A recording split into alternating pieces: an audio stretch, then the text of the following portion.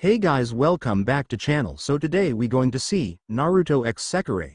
What if Naruto x Oriha x Miya x Kazehana x Homura? Let's start.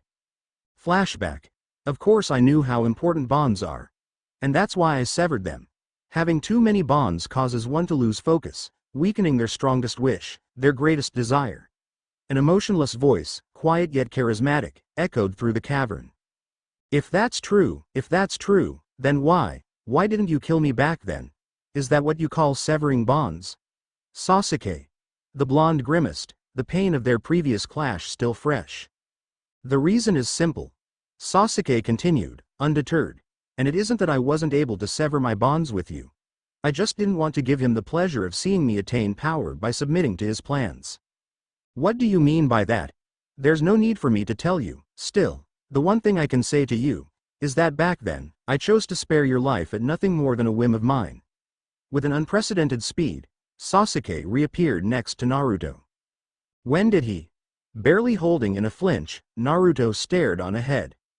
Come to think of it, isn't being Hokage a dream of yours? If you had the time to go around looking for me, you would have been better off training.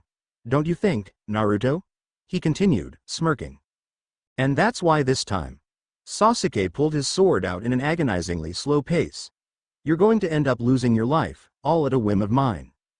Naruto gritted his teeth, speechless. Then he looked straight back at Sasuke, once again showing his undying determination in his eyes. Like there's any chance someone who can't save a friend could become Hokage. Don't you think? Sasuke. Sasuke smirked and swung down his katana toward his ex-teammate. Sai intercepted the blade, allowing the Naruto and Sakura to close in. As they were readying their respective attacks, Sasuke shot out his Chidori Nagashi, bringing all three teens to their knees. Tenzo shot out a branch to bind Sasuke, which he nimbly shunshined out of the way, onto the top of the cliff. Konoha, I'm through with you. Sasuke muttered as he prepared for a long sequence of hand signs. Now things end. Now, no need to use that jutsu here, Sasuke-kun. An eerie voice interrupted, gripping Sasuke's wrist. We shouldn't waste any more time here. After all, there aren't that many that can hold their own with the Akatsuki members, you know. Oroteme, Naruto growled out, standing back up. I won't let you take him away. Oh, but dear, you will. With a hand sign, Orochimaru, along with Sasuke and Kabuto, was embraced in blue fire. Then, toodles, and they left without a trace. Flashback end. Damn it. He punched a log, his makeshift training post, in his backyard. Only the sound of heavy thuds and occasional grunts reverberated throughout the area.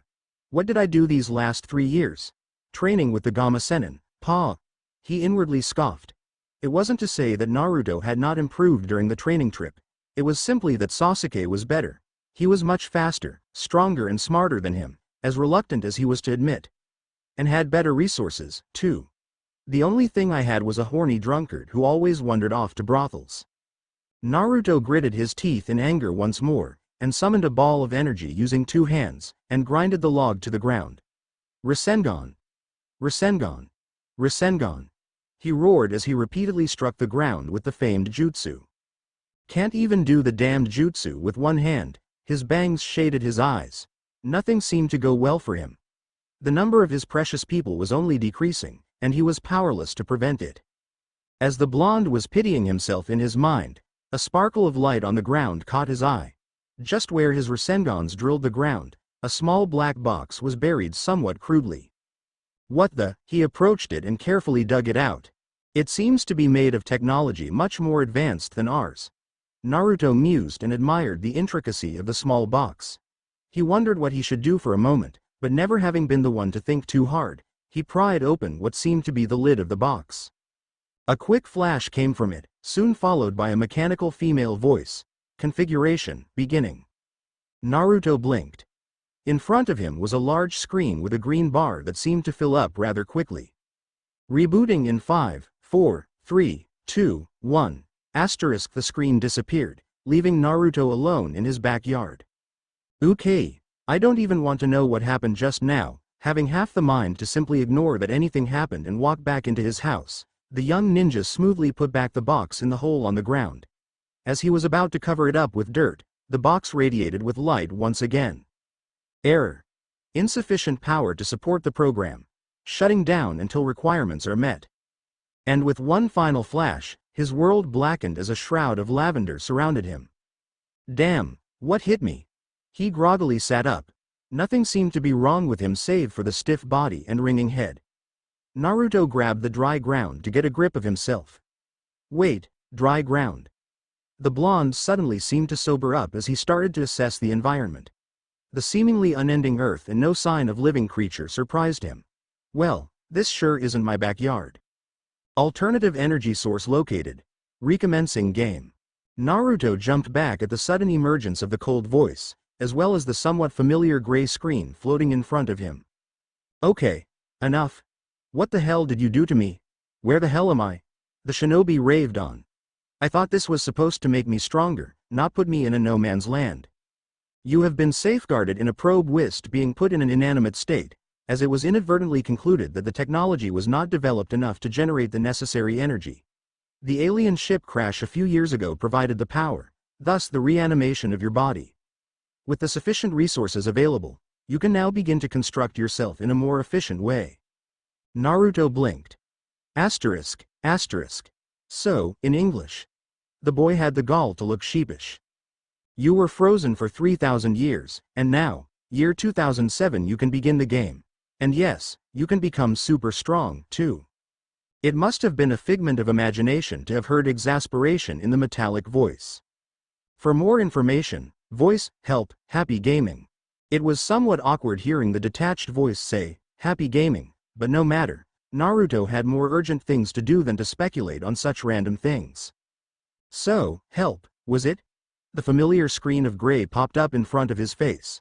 Without flinching this time, he read the words on the sign. Help. Control stats missions, well, that sure is brief. The teen mused. At least it means that it's not complicated, right? On now I'm talking to myself. Great. And they say that talking to yourself is the first sign of madness. I'm probably going mad now all thanks to the no-good gamebox thing. Grr, whatever, controls. Controls. You can gain access to the menu screens by simply calling for it. Once the screen is on, touch the panels to operate. Stats, you can view and adjust the status points here. Your body in real life will be changed to accommodate the changes here. Equipment, you can view what items you have on your person. Inventory, you can view all the items that you have gained. A space-time storage can be accessed here. Your money is also stored here. Skills, you can view all the jutsu and skills you have acquired here. Status points. What are those? So if I flick the screen back like this, the blonde gingerly pushed his fingers onto the surprisingly solid screen and swiped it right. Help. Control stats missions. Stats. I have no friggin' idea what the hell those are. Stats. Status points are gained through leveling up. Each level up allows you to gain 3 status points, which you will be able to invest in any of the categories you choose. Every point will boost your attributes in real life, so choose carefully in what you spend the points on. Intelligence. Increases the speed of learning anything, jutsu, knowledge, mechanics. Speed. Increases speed, jutsu, physical, reflex, strength. Increases raw power, muscle power. What else did ya expect? Dexterity. Increases skills in performing tasks, chakra manipulation, weapons, accuracy, mechanics, cooking. Charisma, attractiveness. Increases the probability of allying others or persuading them, or betting them. Betting them. Why the hell is that a stat? Naruto coughed. I can bet my life that Ero Sennin would invest all his points on this one.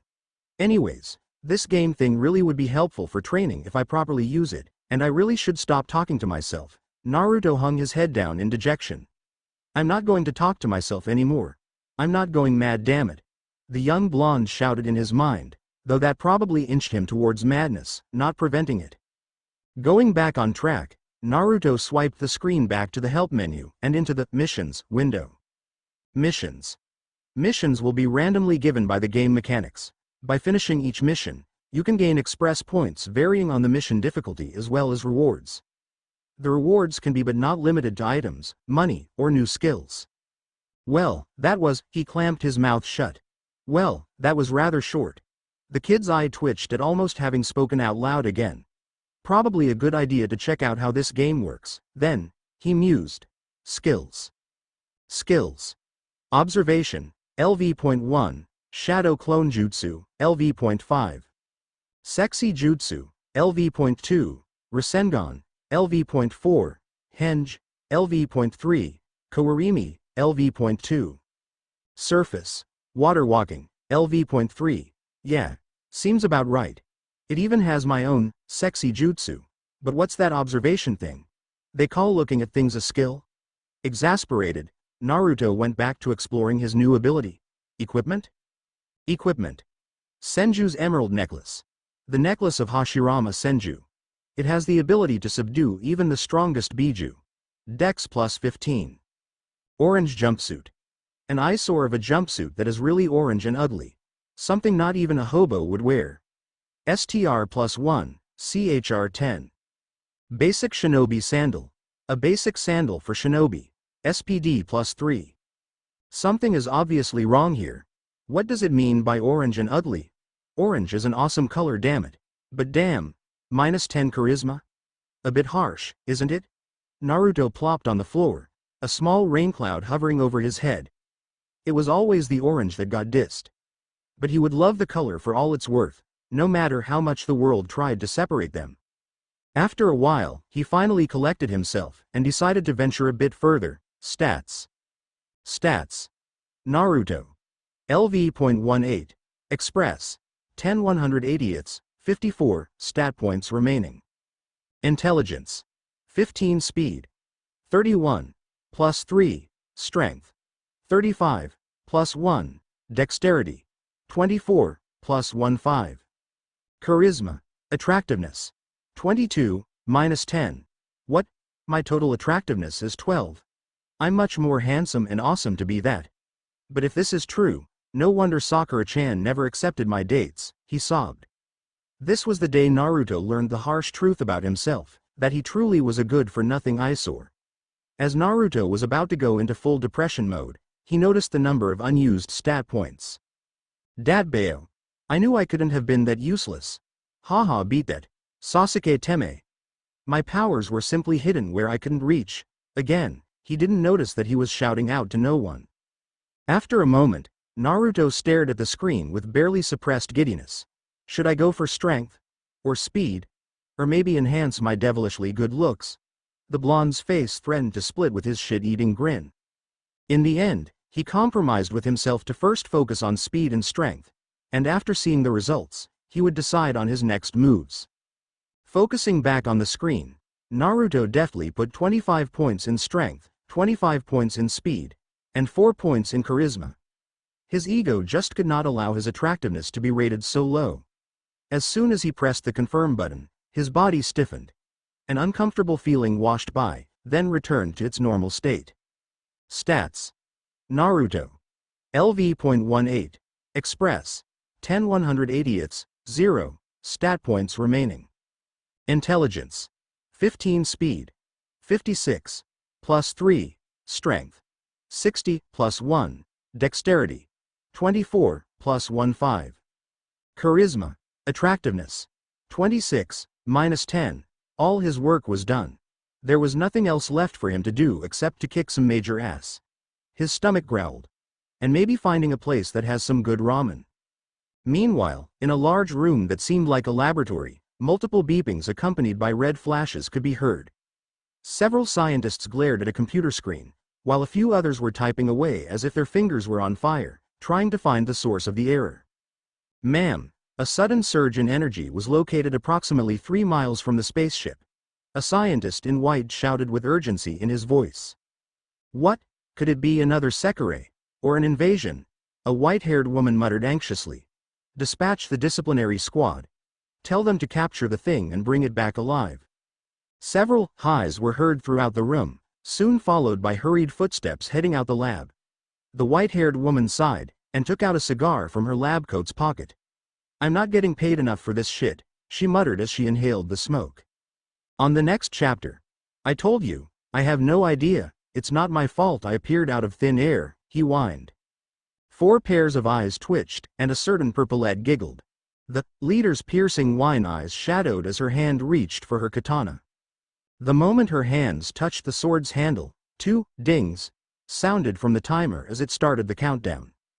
Oh she! Even before he was able to finish swearing in his mind, with a short and swift movement, the woman slashed in the young shinobi's direction. What to do? What to do? A blond boy muttered to himself, lying on the ground with his hands behind his head.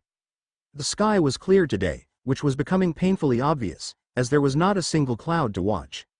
Damn, why Shikamaru bothers looking up the sky, I'll never know. It definitely isn't keeping me out of boredom, he grumbled. Accompanied by a bleep, a message emerged out of thin air, the window slanted to accommodate to the ninja's position. Mission. Survive the onslaught for 2 minutes reward, a shelter. Penalty. Coma for 5 years, onslaught. Not that I'm complaining, but why 2 minutes? Naruto slouched up. Maybe they're super strong like the Akatsuki. The teen couldn't keep himself from grinning as the first battle since the inauguration of the game approached him. I'll finally be able to find out just how much the stat change affected me. He cackled in anticipation for the upcoming battle. As Naruto stretched his arm upwards, groaning at the unexpected stiffness of his body, he noticed a small group heading towards him at an impressive speed, leaving a vestige of smoke behind their trails.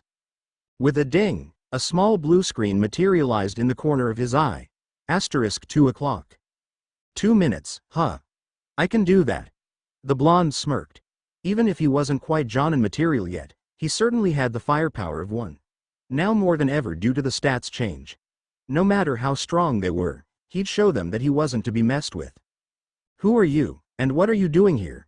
A regal woman with lavender hair approached. 4 others followed behind her. 3 women and 1 man. Each beautiful, or handsome, not that he cared, in their own right. All but the speaker seemed relaxed rather than battle-ready. They put a lot of trust in her, it seemed. Or maybe it's just that she's frickin' scary that they all know that she doesn't need any help. He guessed, which was affirmed by the woman's actions. She was now pointing a katana at him, a glint in her eyes promising pain if he didn't cooperate.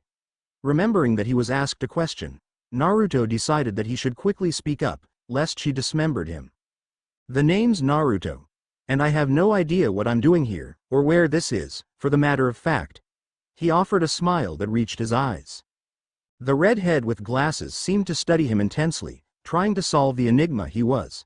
She didn't move from her spot behind the inquirer though. The silver-haired woman seemed to deem him unworthy of her time, as her eyes were closed and her hands were fiddling with her katana. Hopefully she isn't too skillful with that. Who am I kidding? Knowing my luck, she's probably a master swordswoman. Great. He lifted his eyes from the gray-haired beauty to another purple head who was somewhat swaying with sake in her hand.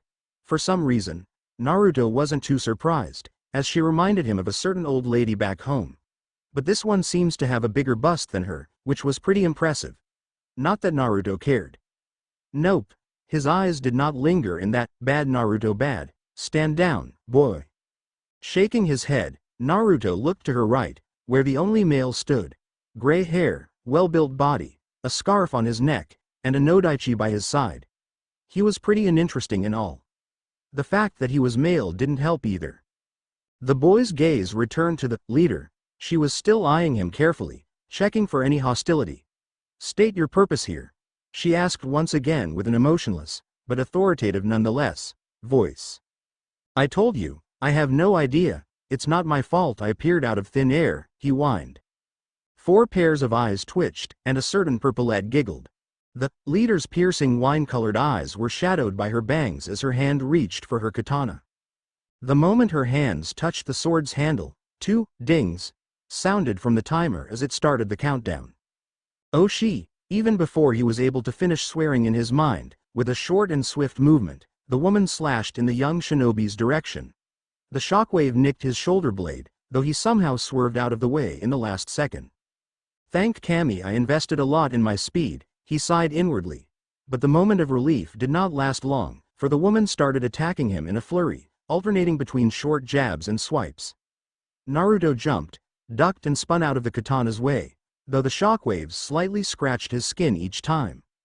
The blonde frantically looked around to formulate a plan to escape, only to be cut short by another slash aimed at his abdomen. Damn, She's too fast for me to Rasengan her hide, so I guess I'll go with the classic then. Kage Bunshin no Jutsu. 10 Naruto appeared around him and scattered instantly. I guess the right saying would be, if it ain't broken, don't fix it, haha. The regal woman stopped in her track for a moment, trying to make sense of the situation. Then she raised her katana once again and swung it horizontally, popping 5 of the clones. And the game of cat and mouse began anew. What an interesting power. Is that an unconfirmed Sekirei power? Perhaps one of duplication. Oh, the sheer possibilities one could have with that? Kukakuku. The redhead giggled creepily, motioning her hands in a rather disturbing manner. I wish to fight him. He seems to be more than your average human. Even for a Sekirei, he seems rather intriguing, does he not? The gray-haired woman smiled, showing off all her teeth. I've been itching to fight all day, you know? Karasuba-chan, we have to bring him back alive, you know. So unless you are willing to hold back immensely, I doubt that's a good idea. Miya-chan seems to be doing fine, anyways. The woman with glasses replied rather uneasily. All I have to do is leave him alive, right? Her smile seemed to become even more bloodthirsty, if that was possible. I'm off, then. My. It's probably best if we bring him down before she gets to him, unless we want him in pieces. The woman with dark purple hair chuckled, jumping towards the skirmish with haste. Back to Naruto. Damn, it's like fighting Kakashi-sensei in the Genin test all over again. Naruto muttered as he ducked a slash. Taju Kage Bunshin no Jutsu.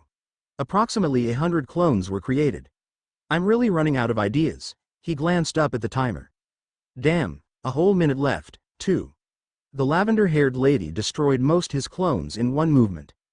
Naruto himself was barely able to dodge it as he jumped high into the air.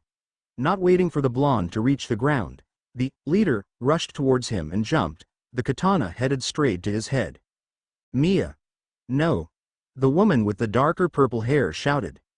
Miya's eyes widened in shock, but the blade was already only inches away from the boy's face, its momentum unalterable. The katana sliced through as if it were cutting butter. Kami, praise the logs, came a voice far behind Miya. She blinked, and finally noticed a log cleanly cut in half, lying on the ground. She couldn't decide whether to be thankful that the boy was alive, or annoyed that he still isn't down after facing her for so long. You really have the lifespan of a cockroach, don't you? The gray-haired woman walked in and licked her lips sensually. I'll be enjoying this, Insect-san. Hope you can be a bit more than just a warm-up. Naruto blanched. Hey lady. Can't you come at me sometime later? He nervously looked upwards. 50 seconds. The woman answered by chucking her blade at him. Unlike Miya, this one was unrestrained in her swings, slashing in full arcs rather than short jabs. It didn't seem as if she was fighting seriously, but she certainly was not going easy on him. Ho! You should learn to focus on your opponent during a battle, boy. The katana grazed his cheek. Or you'll have to face the consequences. Her blade slammed on the floor, barely missing the blonde's head. Naruto jumped back, flipping through the air once and landing on all fours. Didn't really want to whip this out so quickly, but he stood up straight once more and stared defiantly at the incoming attack, both his hands by his side. Rasengan. He bellowed as the two attacks clashed, fighting for dominance. All the spectators seemed surprised at seeing the first offensive move the boy dished out. His opponent's grin seemed to return in full force, though her eyes soon widened in surprise at being pushed back. She decided that this boy would be an interesting one to keep around in the future. Of course, assuming that he survived the battle, that is. As soon as the Rasengan diffused, the bloodthirsty woman regained her stance and aimed straight for his head. Naruto Kawarimi-ed with the sturdiest thing he found, making an escape once again. And the poor, unassuming male with a scarf around his neck had to pay the price for it. The man flew a few feet when the blade connected with his head. Luckily, he seemed to be alive, just sprawled on the ground, bleeding. Poor guy. Meh, he was a possible enemy anyway, better him than me. My, you sure are an interesting one, aren't you?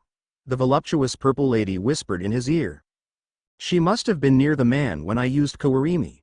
He mused calmly, though not without slight surprise. Oni-sama will play with you this time. Kazehana, I wasn't done with him. Don't touch my prey, the gray-haired woman growled threateningly. Mo. But I want to have a go too. You took him from Miya-chan too, you know? Kazehana whined. Not to mention she'll probably kill him if the chance arises. Can't have her doing that, can I? Her eyes slightly hardened as her thought wandered back to the woman. Fine, the gray-haired one huffed. You're lucky this time, little insect. But don't count on it the next time we clash. She turned and walked away. Naruto let out the breath he didn't know was holding. Although a bit annoyed at the change of opponent once again, he decided that anything was better than the homicidal woman. 15 seconds left. Man, how in the world is 2 minutes this long? He sighed exasperatedly. Let's dance, shall we? The woman, Kazehana, her name was, spoke in a low, sultry tone. Naruto shivered. Because Naruto was readying for another close combat battle, he was surprised to see blades of wind coming at him from afar. Just at the crucial moment, the boy's knees buckled from the constant strain, and he was hit by the wind blades straight in the abdomen.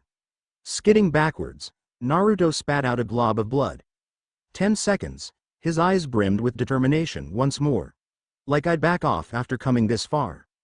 The blonde crossed his hands into a familiar sign and created 5 clones. Let's go. One last attack. He roared. All his clones jumped in the air and threw themselves in Kazehana's direction, each sporting a flying kick or punch.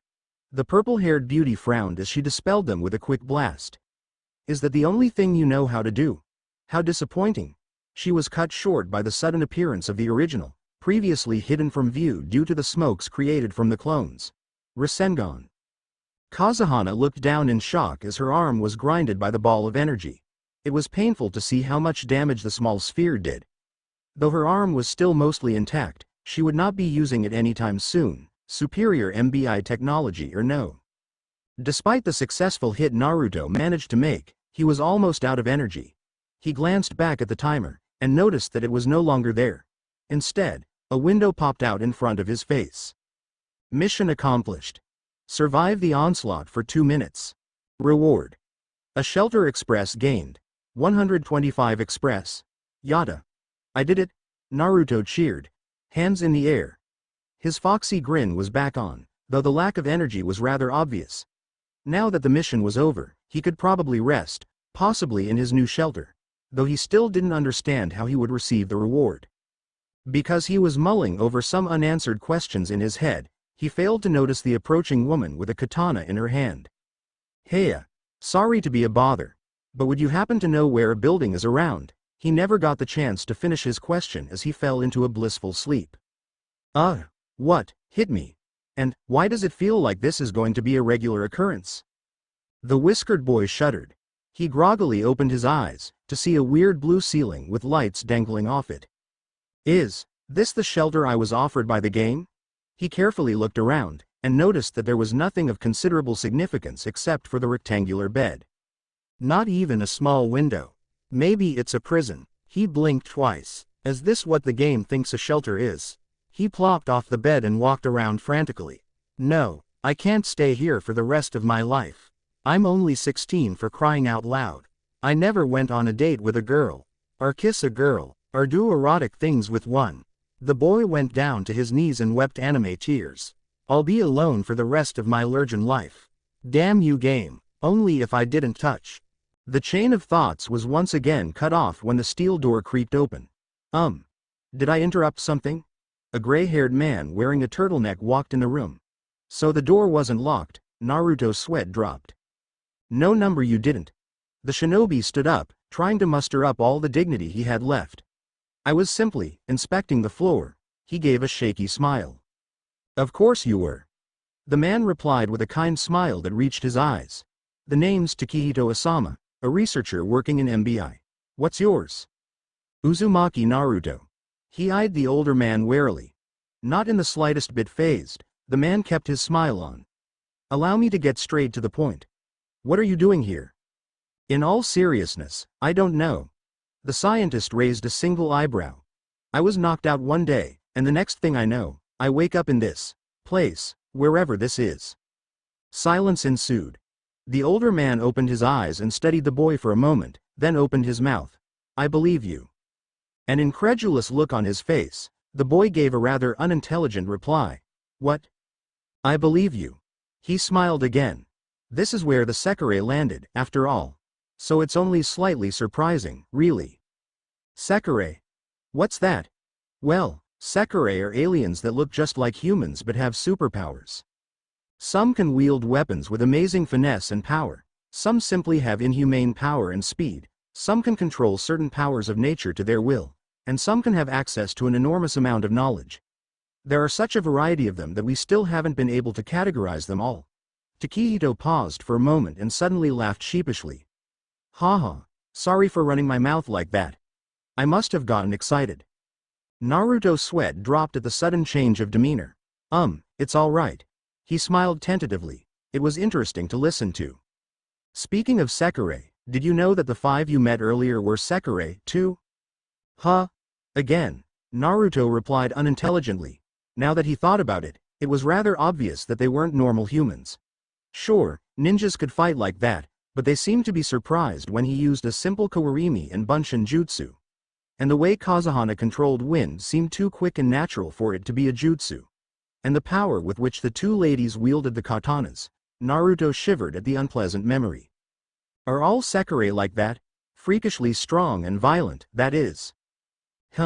I guess they all differ depending on the Sekirei, just like how each human is unique.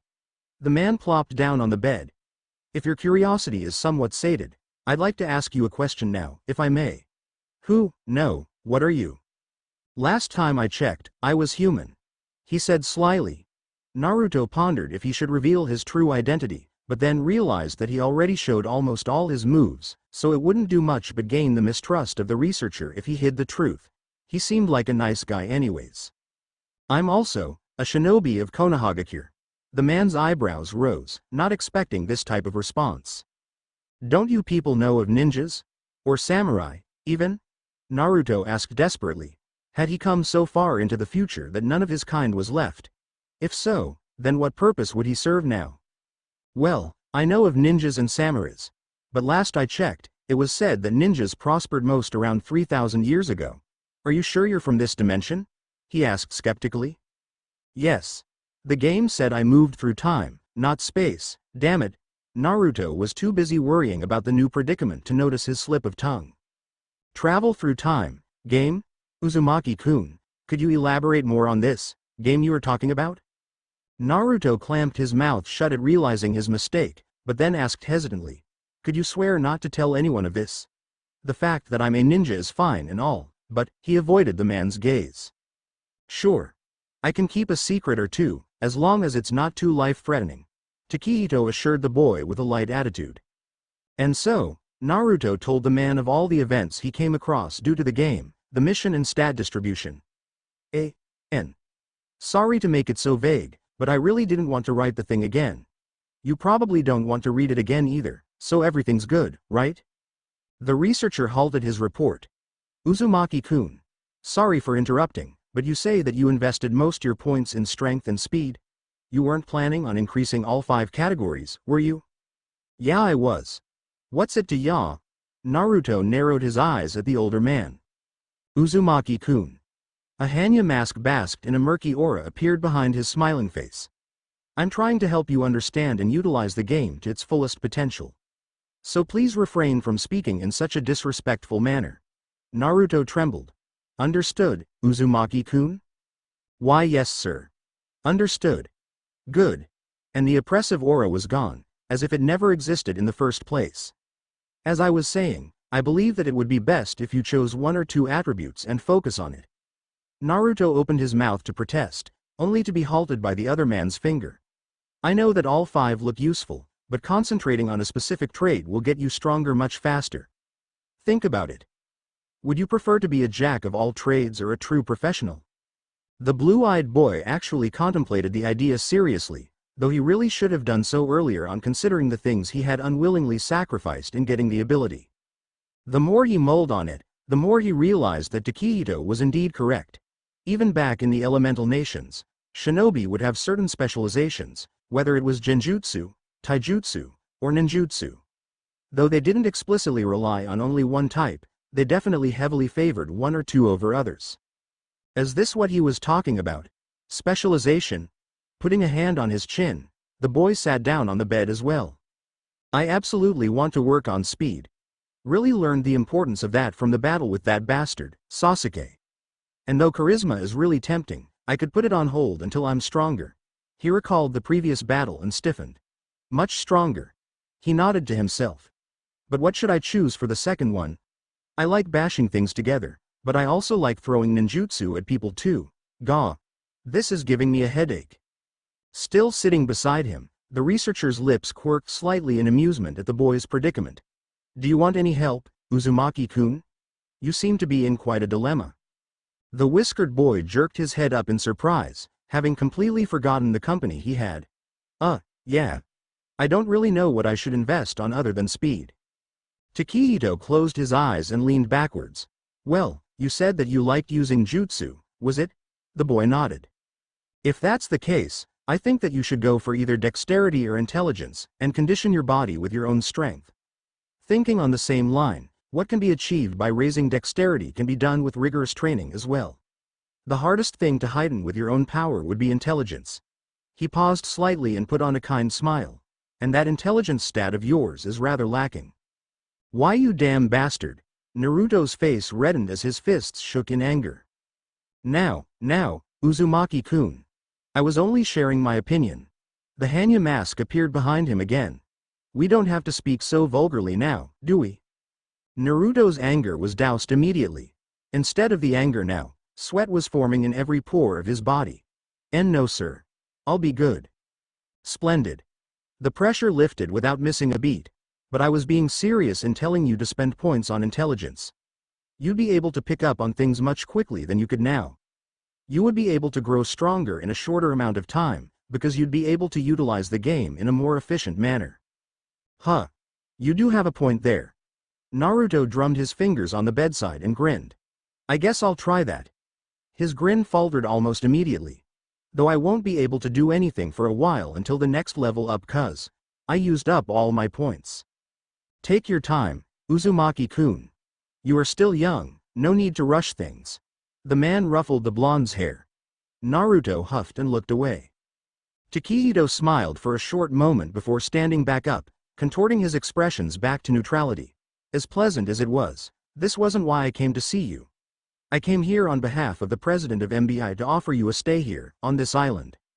Naruto blinked at the sudden change of topic. Then it hit him. Oh, this must be what the mission reward is, huh? A shelter, right? Hopefully it isn't as stuffy as this one. Yes, Uzumaki-kun. You are partially correct, but if you would be a bit more patient, you could hear what the entire deal is. The researcher cut him off with a pleasant tone. As I was saying, you would be staying in one of the rooms provided, and you can renovate it however you want. Every meal will be prepared for you, and you are free to roam around the island as you please. If you'd like, we can even get you a trainer or any other material you might need. But we'd like you to participate in some experiments in return for all this. Naruto bristled at that bit of information.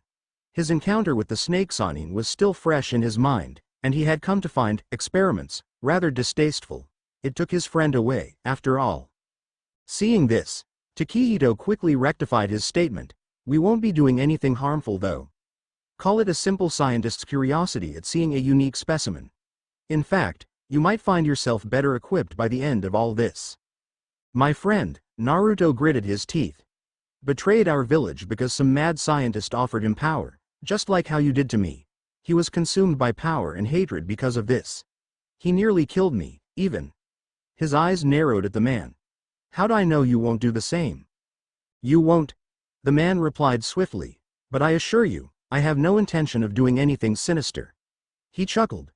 If it makes you feel better, I can be the only one to lay my hand on you. No other people involved. The blonde mulled over this for a while, weighing the pros and cons.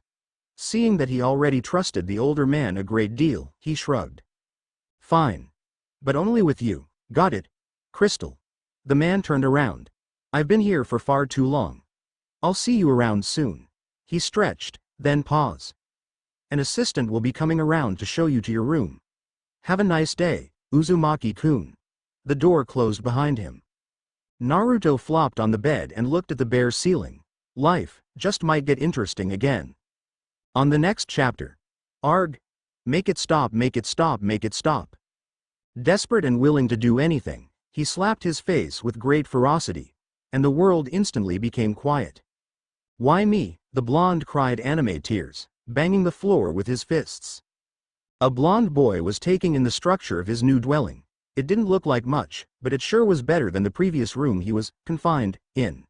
There was a single queen-sized bed by the wall, and a small white desk on the other side of it. It had 2 drawers just underneath it, though he doubted that he would be using those anytime soon. On the left of him was a door that led to a rather luxurious bathroom with a large western tub, or so he heard from the assistant that led him here. Interesting-looking bottles were placed near the tub, which he guessed were used for washing himself with. He would have to ask Takehito later. It was amazing how much changed in the 3,000 years. Water could be accessed with a single flick of a finger, without having to get it all the way from a river. Apparently its temperature could be controlled, too, without the use of any jutsu.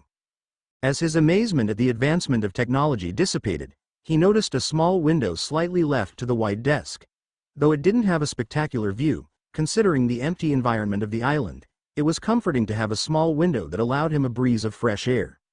The room he stayed in just prior to coming here was a place he never wanted to be in again. When he turned his head to the bed, he noticed that there was a silky nightgown on it, neatly folded.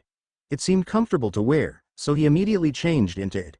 It wasn't orange, but it was better than nothing. He compromised himself. He didn't like sleeping in nude, anyways. It made him feel too vulnerable. The teen slumped on the bed, the day's exhaustion finally catching up to him. But whether it was because the day was too exciting or because he had many things to think about, he simply could not fall asleep. Sitting back up again, he decided to tinker with the game mechanics some more. Stats. Naruto. LV.18. Express. 135 180ths. 0. Stat points remaining. Intelligence. 15 speed. 56. Plus 3. Strength. 60 dexterity. 24. Plus 15. Charisma. Attractiveness. 26. Nothing majorly changed except for the express points and the numbers previously in the parenthesis, he mused. Maybe I really should get a different clothing. I may not know how much these points affect me, but I know for a fact that having a simple nightgown that is more attractive than my normal clothes is a serious problem. A.N.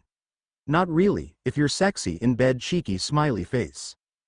Getting back on track, I should probably do some missions or some sort and level up quickly.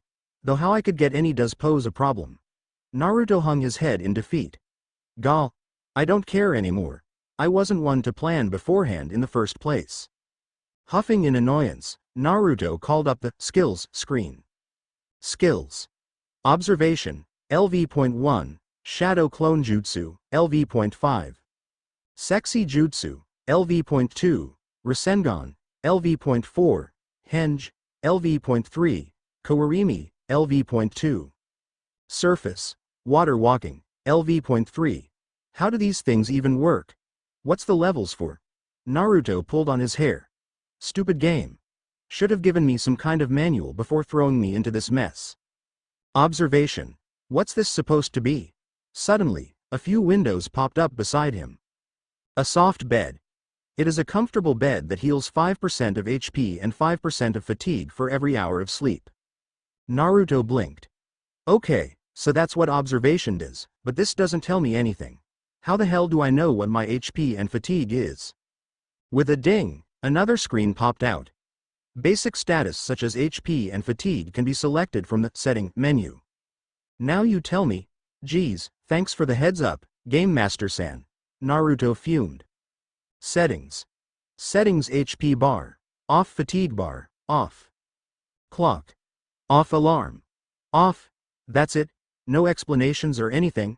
A tick mark grew on his head. Maybe if I press on it. Whoa. When he pressed HP bar, a small blue screen emerged in front of it. Health points. Shows the damage you can take. When it reaches 0, you will die. The shinobi cringed. Well, I'm not going to be doing that anytime soon. He pressed the next one. Fatigue points. Shows the amount of work you can endure. If it fills up completely, you will faint. 1% decreases for every hour of rest. Okay.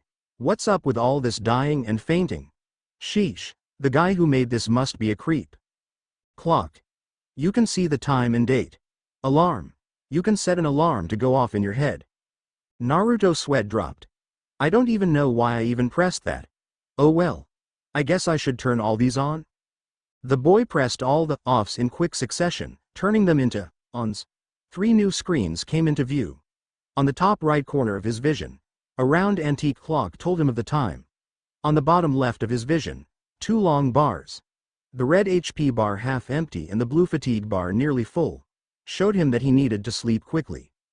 He ignored the revelation as his curiosity piqued. I wonder if this bar is really accurate. Kage Bunshin no Jutsu. A solid clone appeared. Hey clone, hit me. Roger that, boss. And without a moment of hesitation, the clone grinned sinisterly and punched the original in the stomach, hard. The red bar was shaved off slightly. Not enough to call it an obvious change, but just enough to be seen. Cough, I guess the bar's pretty accurate. Taking the original's disarrayed form as a chance, the clone tried to punch him again, though it was hastily dispelled by Naruto's will.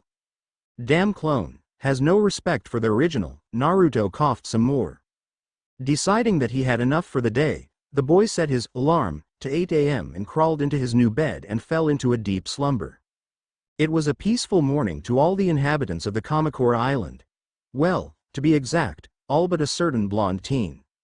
Arg. Make it stop, make it stop, make it stop. An alarm that was louder than the screech of Sasuke's fangirls was ringing in his mind. In other words, the loudest and the most annoying thing he has ever heard. A small screen materialized. Hint. To turn off the alarm, open your eyes and slap your cheek. Desperate and willing to do anything, he slapped his face with great ferocity, and the world instantly became quiet.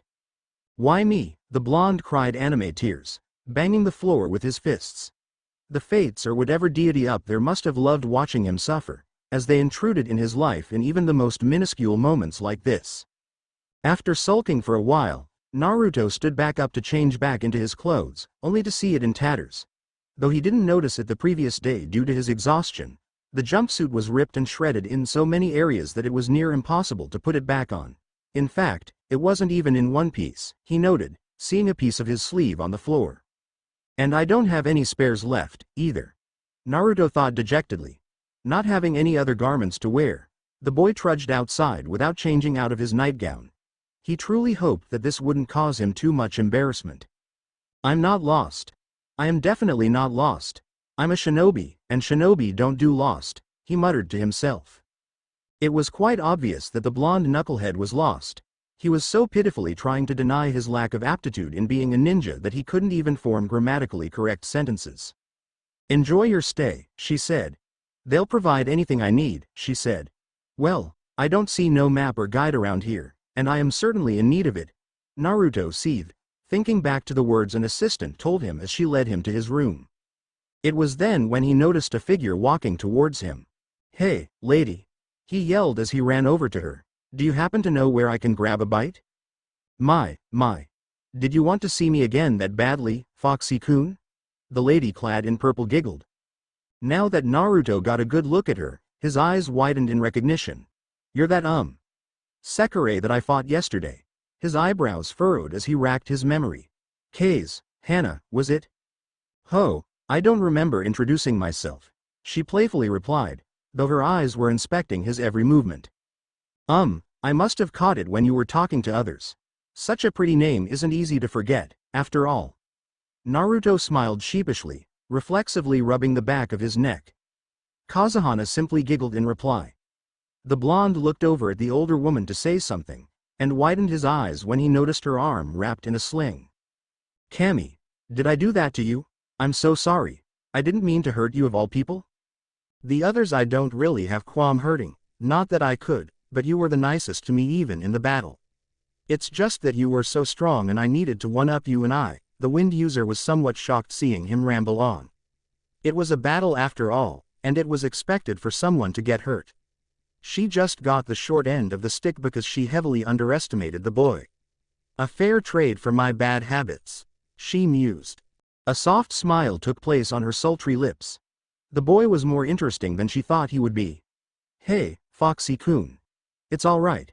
It'll heal soon enough and I'll be able to move around just fine. When I'm in a good condition, we can even spar together if you would like. She purred. Though you seem to be ready for sparring just fine in your current attire. Too bad I can't move around so freely, It took a while for the knucklehead to understand the implication, but his face burned up like a chili when he did. That is. Look at his face. His innocence is so cute that I can just eat him up, she giggled. I'll be enjoying these next few years. Well, the dining room is that way. She pointed to the direction he came from. It's the third room to the right. Can't miss it. She winked at him. See you soon, Foxy-kun, and with a swirl of sakura petals, she left. Naruto stood there dumbfounded for a moment. Damn, I should really up the ante in this area, too, unless I want to become her personal chew toy. He muttered. I mean, I am the student of the self-proclaimed super pervert. Can't be flustered by every little thing, can I? He shook his head sideways and headed for the dining room. We finally meet in person, Naruto Uzumaki-kun. Though it has been slightly delayed, I welcome you to the Kamakura Island. The white-haired man opened his arms wide and laughed rather lengthily, as a villain would do in an anime for kindergarteners. Naruto stared at the man incredulously. Is he always like this? I'm afraid so. The woman next to him sighed. Takami Sahashi, nice to meet you. Naruto Uzumaki, though you probably know that already, if his all-knowing smile is anything to go by. The boy replied gruffly. It was rather unnerving to know that people who he has practically no information on already knew quite a bit about him. I really didn't think things through when I blabbed, didn't I? He regretted his thoughtlessness not for the first time. He could only hope that Takehito kept his part of the promise regarding the gaming device. Good to see you again, Uzumaki-kun. Did you enjoy your breakfast? Takehito asked, his seemingly ever-present smile on his face. The blonde's eye twitched in annoyance. I would have if I weren't eating while wearing a bathrobe in public. It also would have helped if people didn't stare at me the entire time I was eating. I was wondering about that. Why aren't you wearing proper clothing, Uzumaki-kun? He smiled as the Hanya mask appeared. I believe that even ninjas had etiquettes 3,000 years ago. The other two in the room didn't show any surprise to this bit of information, as they were already debriefed just a while ago. Naruto started sweating bullets.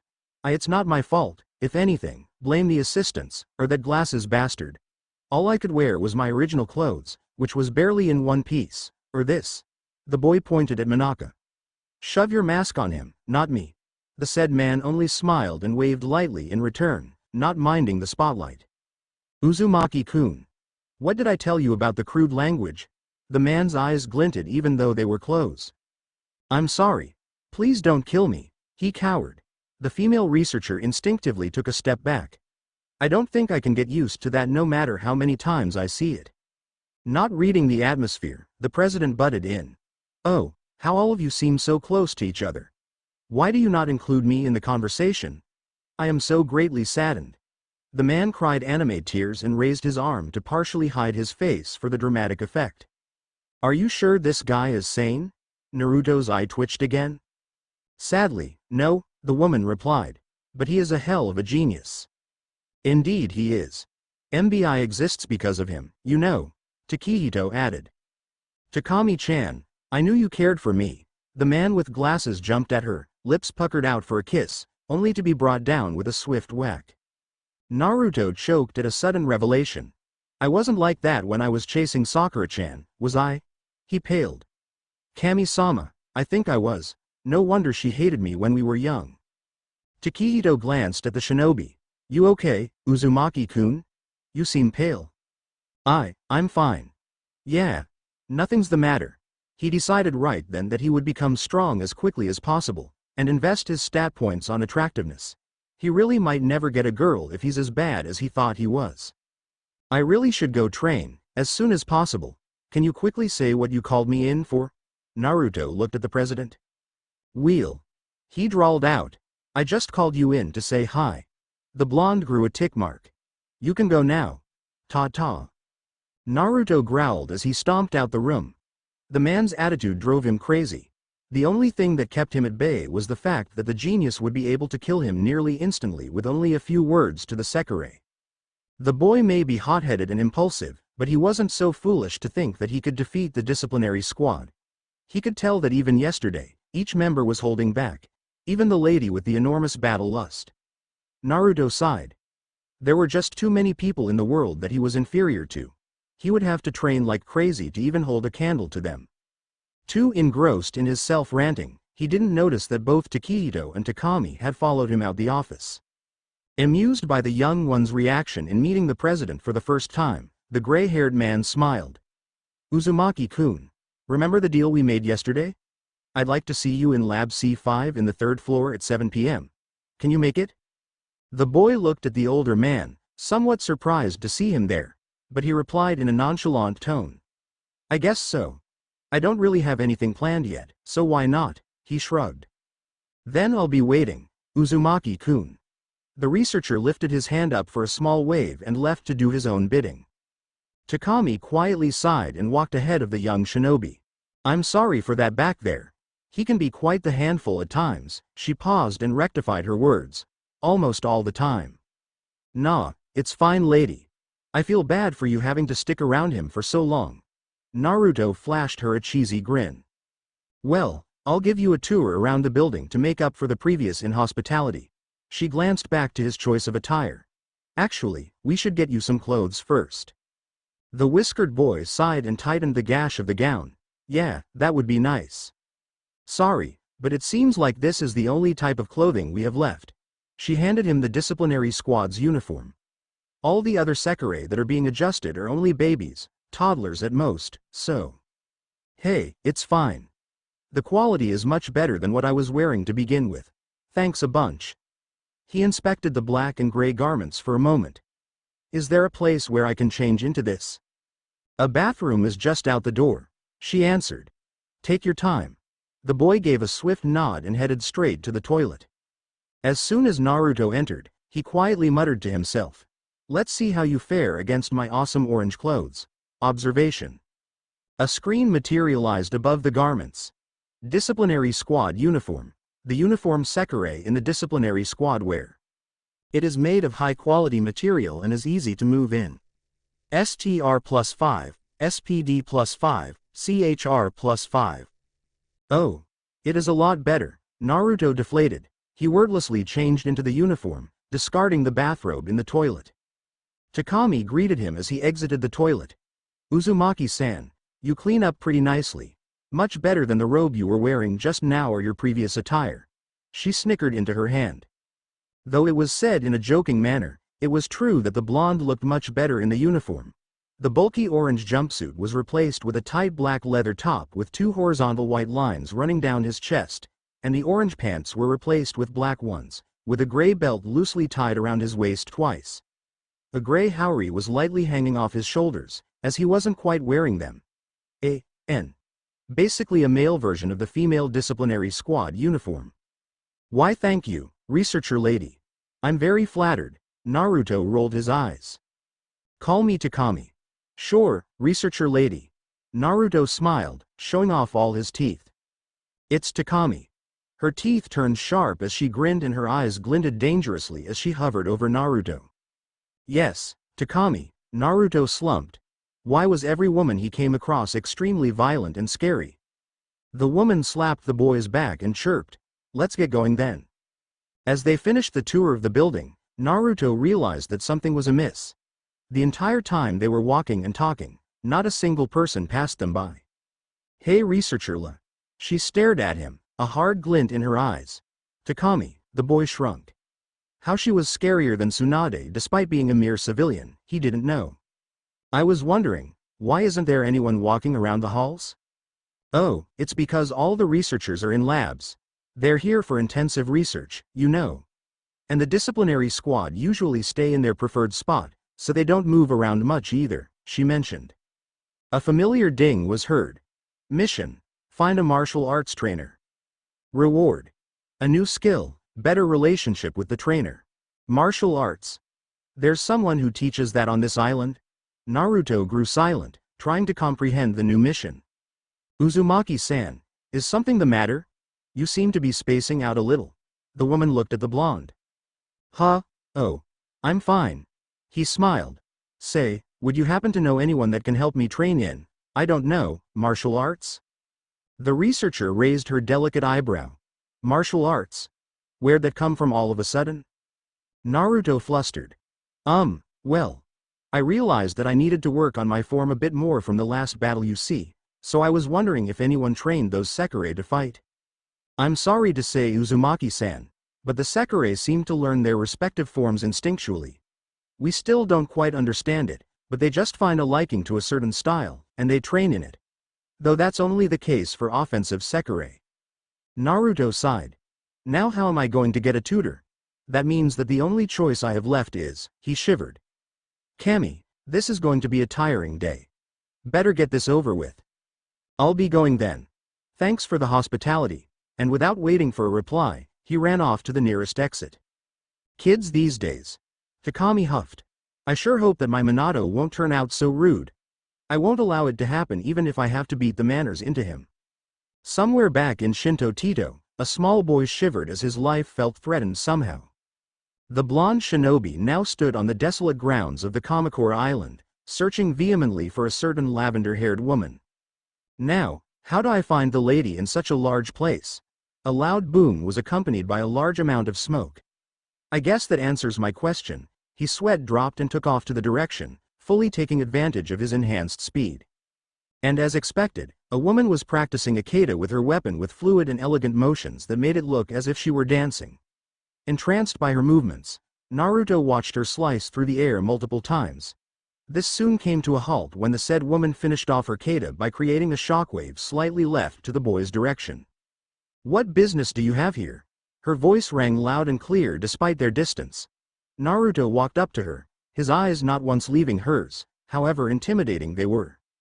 I'm here to ask you a favor, he calmly replied.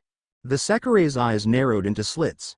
Just because you are no longer an intruder does not mean that I have to show you any hospitality, nor grant you any favors. I know. He backed off slightly, both hands facing towards her in front of his chest in an attempt to douse her anger. It's just that, after the one-sided battle yesterday, I realized how weak I was, again. He sighed. I just don't want to feel that kind of helplessness again. So I was wondering, if you could teach me how to fight in hand-to-hand combat. He smiled shakily, trying his best not to cower down from the obviously superior woman. No, she replied without even contemplating the thought. I don't have time to waste on trivial things like you. I'm already wasting my time as it is, interacting with something that gains me no merit. The lavender-haired woman turned on her heels and started to walk away. Wait. The boy shouted to the woman. I will show you that I'm not a waste of your time. I've done it countless of times before, and I'll do it again. Not showing any signs of having heard the blonde speak, the leader of the disciplinary squad continued walking. A match? Naruto cried. I'll fight you and show you that I have potential. The woman stopped in her steps and spoke without turning to him. You've already proven your worth yesterday, and I doubt anything will change right now. It is a complete waste of time. Train yourself if you have time to pursue such quixotic ideals. Deeming it as the end of the conversation, she resumed walking away from him. Naruto gritted his teeth at the sudden reminder of an unpleasant memory.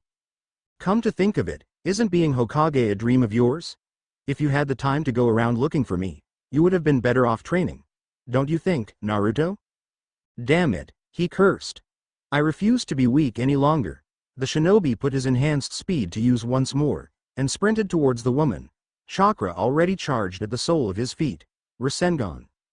Having felt the boy charge, Miya jumped into the air and flipped out of the range of attack. Foolish boy. Do you truly not understand the difference of our skills? Then allow me to demonstrate.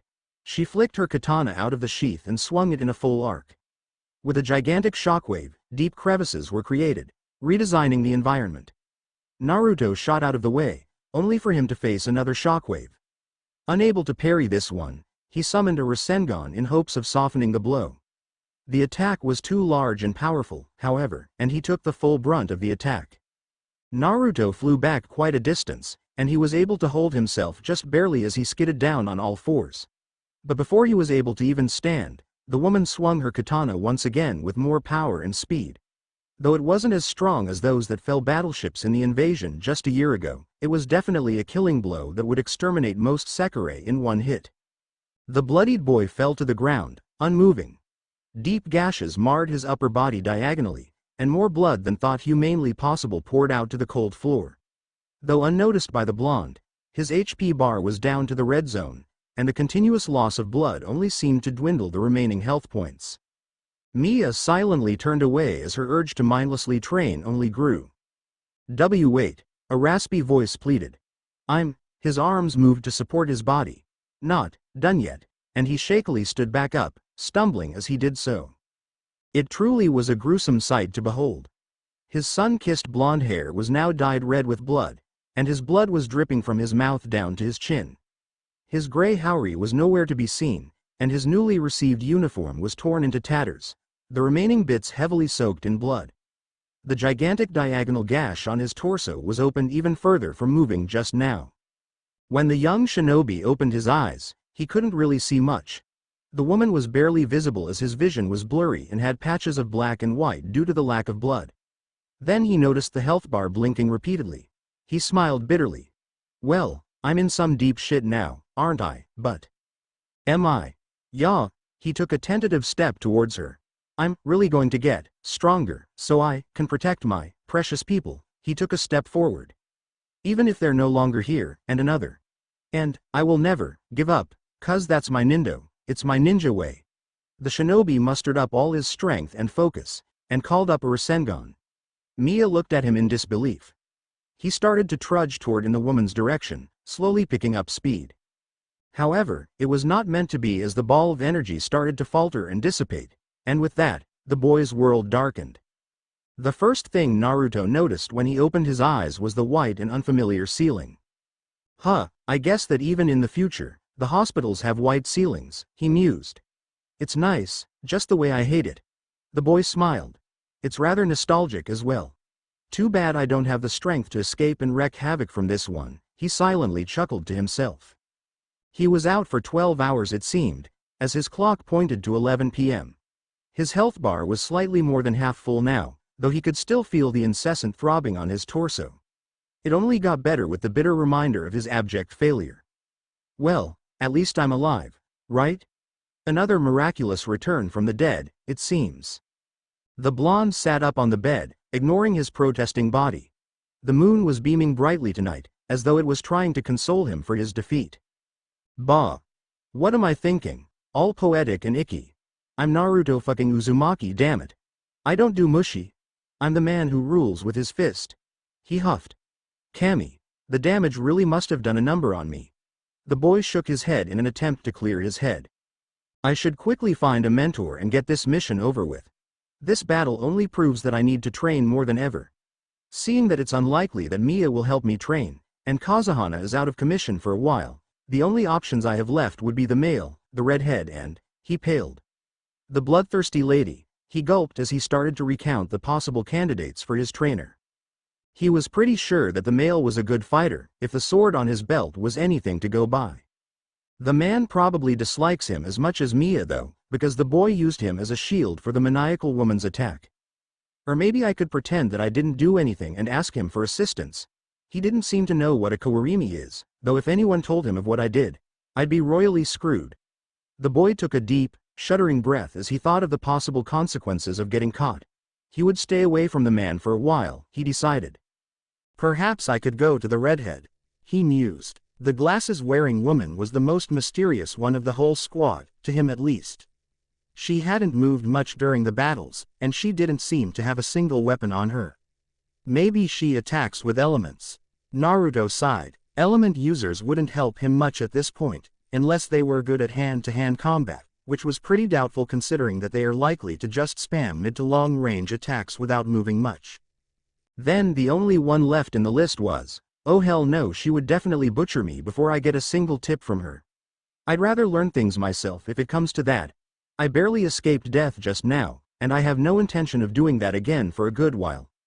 Naruto slumped back on the bed. I thought the game was supposed to make me stronger. How is it going to do that if all it gives me is nearly impossible missions and multiple chances to knock on death's door? The blonde seethed in frustration.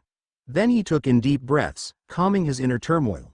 His facial expression softened into a slight look of defeat. Well, no point raging about it now, I guess. He sighed for the umpteenth time that day. Maybe I'll go meet the glasses-wearing girl, and see how it plays from there. It's not like I have any other choice, for that matter. The boy closed his eyes in trying to sleep, but it was a while before he was able to do so. On the next chapter. How about this, Uzumaki-kun? I have the information you need, and you have the resources I want to look into. Two eyes glinted at the boy. This is quite the fair trade, don't you think? Naruto narrowed his eyes at the person standing in front of him. He was cornered. He had nowhere else to run, no one to turn to. He had to do this, even if it meant shaking hands with the devil himself. I'll do it. I'm up. I'm up. The boy practically sprung out of his blanket. He then proceeded to slap his right cheek, hard enough to leave it stinging for a few seconds. An amazing way to start an amazing day, he thought sardonically. He got out of the bed without any troubles, and noticed that none of his body was in pain, save for the tingling on his cheek, which he was sure that it was swollen. Moving on from the small irritation, he took his hospital gown off and ripped the bandage that was constricting his entire torso. As he looked down at his stomach, he noticed that not a single scar marred his skin, save for the star-shaped one near his heart. A goodbye present from his former best friend. Shaking the melancholy thought away, Naruto went back to marveling at the speed of his healing. If my healing wasn't fast before, it sure as hell is now. This game really is something to be able to heal such a wound in less than a day. He did a quick series of stretches to dissolve the clinks in his joints, and was satisfied to find out that his body was back to perfect health. The red bar was full, too, which proved that his notion was indeed correct. On the floor by the bedside, Naruto noticed a neatly folded set of the disciplinary squad's uniform. So they didn't forget this time. He smirked. I guess I won't have to walk around in hospital gown then. The boy quickly got rid of all the bandages on his body and changed into the new set of garments. Then he proceeded to briefly outline the day's schedule in his head. He would first eat breakfast in proper clothes this time, and he would find the red-headed girl to ask for advice or possibly tutelage. The impromptu planning stopped there. He didn't quite know where or how to find the Sekirei, and he couldn't even begin to guess as he did so with Miya. Naruto groaned, his shoulders slumping. The boy really wasn't pleased with the idea of having to waste yet another day, doing nothing constructive. A single day doing nothing was a whole day of training lost. And he really needed training right now. Training that he wouldn't be able to start until he finished the damned mission. So he was back to square one, unless someone could point in her direction. Maybe I could ask Takehito about her. He said he'd be waiting, in Lab C-3. Naruto paled. He had completely forgotten about the meeting with the researcher last night. Needless to say, he couldn't have gone there even if he hadn't forgotten due to his unpleasant physical condition. And this would have been a good enough reason to most people for foregoing a meeting. Takehito was not most people, though. Forget the previous plans. If I don't apologize to him now, who knows what he'll do to me. The young shinobi hastily grabbed his haori and ran out of the clinic, slamming the door behind him. He swerved left and darted down the hallway, only to realize that he was going in the wrong direction and made a U-turn, scurrying off in the opposite direction. The door to a certain lab opened slowly and silently, and a tuft of blonde hair poked out of the small gap. A foot clad in shinobi sandals slid in next, which was soon followed by a head, frantically looking for any sign of people in the lab. When he came to the conclusion that no one was here, he let out a breath he was holding, and walked in confidently. The room was nothing like he'd ever seen. There were large containers filled with green liquid and some bizarre-looking machinery lined up on the floor. Dozens of pipes were connecting who knows what, and lights around the area were flashing in random intervals. On the walls, many bottles and flasks that had different things contained in it were placed on a metal shelf. He didn't really want to know any specifics, but they sure were fascinating to observe. In the middle of the room, a dim light was shining on a single, large desk. The desk wasn't very notable in itself, but the state of it was. There were several thick books sprawled open on the side of the desk, and dozens, perhaps hundreds of paper lying disarrayed on the table. Beside the desk was a small pile of wrappers and food containers that were stacked up in an unstable manner. This place is dirtier than my room back in Konoha, and that's really saying something considering that I'm not one to clean that often. The boy mused. Who would have thought that Takehito was such a messy person? He spoke out his thoughts as he snickered to himself. All of a sudden, the door behind him closed with a slam. The blonde turned his head at such a speed that would have cracked his neck. Holding his breath, he inspected the area. Nothing was out of place save for the closed door. His eyes searched the area, more urgently this time, but nothing came into his vision. Naruto tentatively took a few steps back, though his body was stiffening from the unknown danger. There are no such things as ghosts. There are no such things as ghosts. Who am I kidding? Of course there are ghosts. And I won't be able to hit them even if they attack me. The boy's breaths started to get shorter, almost nearing the state of hyperventilation now. So when a ghastly face silently appeared right beside his shoulder, he did the only logical thing, and screamed like an 8-year-old girl as he sprinted to a corner of the lab. Era, I didn't know you were so afraid of the dark, Uzumaki-kun. I thought that ninjas were supposed to work at nighttime. The now identified Takehito spoke in a calm voice, though mirth was evident in his tone. Takehito, it's only you. And I'm not afraid of the dark. It's only human to be afraid of things that they cannot touch, like ghosts for instance. The boy attempted and failed to defend himself. Well, I can't say I'm sorry for scaring you. After all, it isn't nice to talk bad behind someone's back, you know. The man said, referring to the blonde's previous comment on his messiness. Naruto scuffled his feet. I'm sorry, I guess. I didn't really mean to, 'cause what I really wanted to do was apologize for not coming here last night.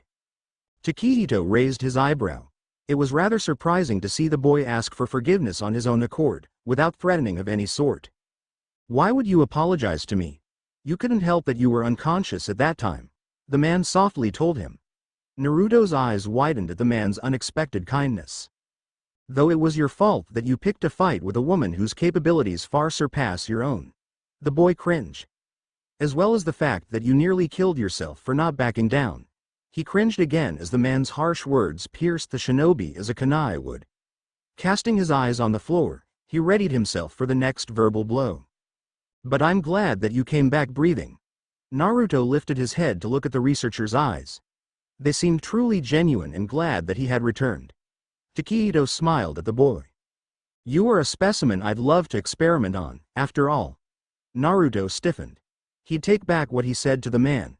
He was evil, a devil incarnate wearing a sheep's skin. Not in the slightest bit fazed by the boy's reaction, he carried on speaking. With that amazing healing ability of yours, I'd be able to do many, many things to you, and you'd be able to jump straight up no matter what I throw at you. Hoo. Ominous lights sparkled from his eyes as he rubbed his hands together. What is he doing? Did he trick me into thinking that he was a nice person to extract information from me and lower my guard around him? Damn, I've got to get out of here. As Naruto panicked and readied himself to run for it, Takehito chuckled softly, his usual expressions returning on his visage. I'm sorry Uzumaki-kun, but I just couldn't forego the chance. It was hilarious, even if you won't admit. That was uncalled for. Naruto crossed his hands over his chest, annoyance and a slight bit of fear still in his eyes.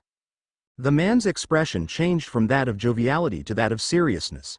But you really have to learn not to overestimate and kill yourself out there. I was really worried when you came back in such a state. He spoke softly. The boy only nodded in response. So, are you fully healed now? A nod. Then can I run a quick scan on you? I want to check out your body status as well as some other things I've wanted to look into. Naruto looked at the man again. It's about the experiments from before, right? Better get this over with, he grumbled. But don't do that evil mad scientist act again, all right? It seriously gives me the creeps. He moved his eyes elsewhere, thinking about a certain snake Sanin. Of course, it was only meant to be a whimsical joke in the first place. Now, come this way. The researcher led Naruto to something that looked akin to a gray clinic bed with an intimidating machine standing beside it. Lie down here, please. He smiled. Okay. Naruto replied, a bit uncertain now. Now if you would stay still. The gray-haired researcher took out multiple patches all with wires attached to them, and stuck them on seemingly random places on the boy's face and body. His eyes glinted as he took out a gigantic syringe. A syringe that would take even Miya out for a good while. Good night, Uzumaki-kun. The last thing the boy could feel before blackening out was a needle piercing his ass. Naruto awoke with a numbing sensation all over his body. Kami. Why'd I faint so much on this island? I probably lost more consciousness here than the rest of my life combined. He sat up and looked around the room. Takehito was by a desk not too far away from him, furiously scribbling down while muttering something. Freaky. Seeing as the weird patches were still on his arms, he deduced that they were still all over his body. He would have to interrupt the researcher from his mutterings. He was getting itchy and uncomfortable, after all. Hey, Takehito. Mind if I take these off? He called for the man.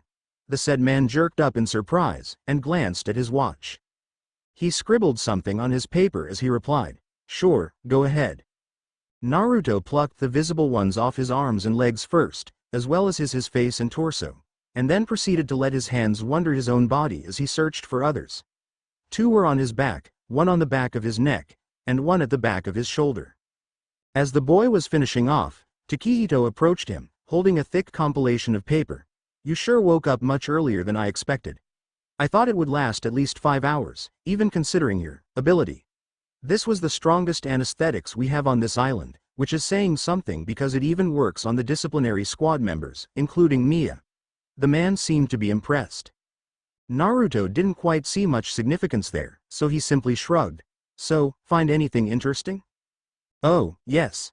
His tone changed to that of an excited child's. You aren't quite similar to the Sekirei as I've expected. There is a core of energy a bit above your stomach, but it seems to be more developed than the Sekirei core somehow. And more potent, too. The man looked at Naruto. Not only that, but you seem to have 2 different types of energy in your body, which confused me a little. One was almost dormant in your stomach, while the other one was circulating through your entire body. I'm going to have to research this a bit further. He scribbled on the paper he was holding, and started to mutter to himself again.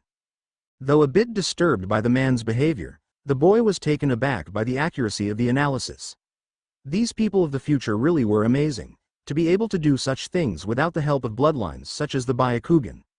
Not that he cared for the specifics. He had better things to do, like training. Hey, so are you satisfied now? The man stopped mid-rant and looked up with a curious glance. 'Cause I have some questions I want to ask you too. It's quite urgent. What are they? He asked. Well, remember the missions I told you about? The man nodded. I got a new one yesterday. Naruto shifted his position to directly look at Takehito. It told me to get a martial arts teacher. I thought it was easy enough at first, but there seems to be no martial artist other than Sekirei here. The man interrupted him mid-speech. Is that why you fought Miya yesterday? Strange, she usually isn't the type to instigate any fights, no matter how violent she seems.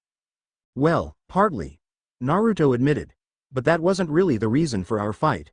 I was a bit pissed at her attitude, and I may have attacked her first, he smiled sheepishly. Ah, that explains it. The man said. Well, you'd have to excuse her, Uzumaki-kun. She isn't one for expressing her feelings. Miya was entrusted with a serious responsibility since she was young, so she's not quite like the others, he explained. Though it was interesting how she seemed to be distressed when she brought you in, the man muttered under his breath. What was that? Naruto questioned, having missed what the man said to himself. It's nothing, just an interesting speculation of mine, he smiled. The boy looked at him weirdly, then continued pouring out his ruminations. Anyways, I don't know what to do anymore. Kazehana seemed nice enough, but she probably wouldn't be able to help me even if she wasn't hurt. And that bloodthirsty one promised that she'd kill me the next time we meet.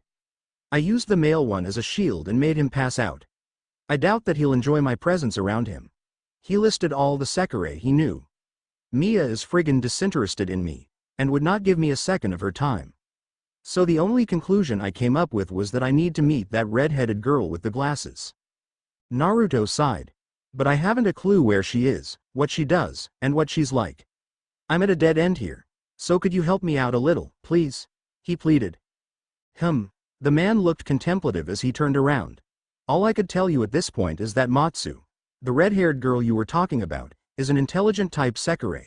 So she probably can't help much with the physical department if you're searching for a hand-on-approach kind of teacher. Takehito stopped for a moment to think if he missed anything. Remembering a crucial point to his argument, he slapped his fist onto his palm. Oh, and for fair warning, she only acts and cares for things she finds interesting. So if you aren't able to catch her attention, your chance of having a civil conversation with her will be terminated. He paused. And that's all I can tell you. Wait. What do you mean by that's all you can tell me? You can spare some things that can be useful, can't you? Naruto asked frantically. The man turned and faced the shinobi again. Well, I can tell you. But I won't. It is their personal information we're talking about, he smiled. I'm afraid I won't be helping you in this aspect unless you have anything of equal value to offer. I can't spoon-feed you all the time, after all. Otherwise, you can try the old-fashioned way of trial and error until the girl accepts you. The man said off-handedly. Why you? I've already told you a lot about myself, didn't I? What else do you want to extract out of me? He almost yelled in frustration. Takehito tapped his chin in mock thinking. I won't ask for much. You really seem to need the information on the entire disciplinary squad to save the time you've already lost so much of. Naruto winced at the reminder. All I ask from you is to participate in some of the more daring experiments dealing with your energy source. You mean my chakra? Naruto inquired. That's rather risky, isn't it? Especially in the hands of someone who barely knows about shinobi. You shouldn't have to worry too much about it though. The man intervened in his rebuttal. Our technology developed a great deal in 3,000 years. It can do the things you never would have imagined. Naruto still looked skeptical. Think about it this way, Uzumaki-kun. I have the information you need, and you have the resources I want to look into. Two eyes glinted at the boy. All I'm asking for is permission to go a little deeper than we previously agreed we would. This is quite the fair trade, don't you think? Naruto narrowed his eyes at the person standing in front of him. He was cornered. He had nowhere else to run, no one to turn to. He had to do this, even if it meant shaking hands with the devil himself, as long as his body and soul was safe, of course. Fine. I'll do it. Just don't cripple my body, he sighed. Splendid. The older man clasped his hands together and smiled. Now, the information? Naruto placed his hand out, gesturing to give it to him. Impatient, are we?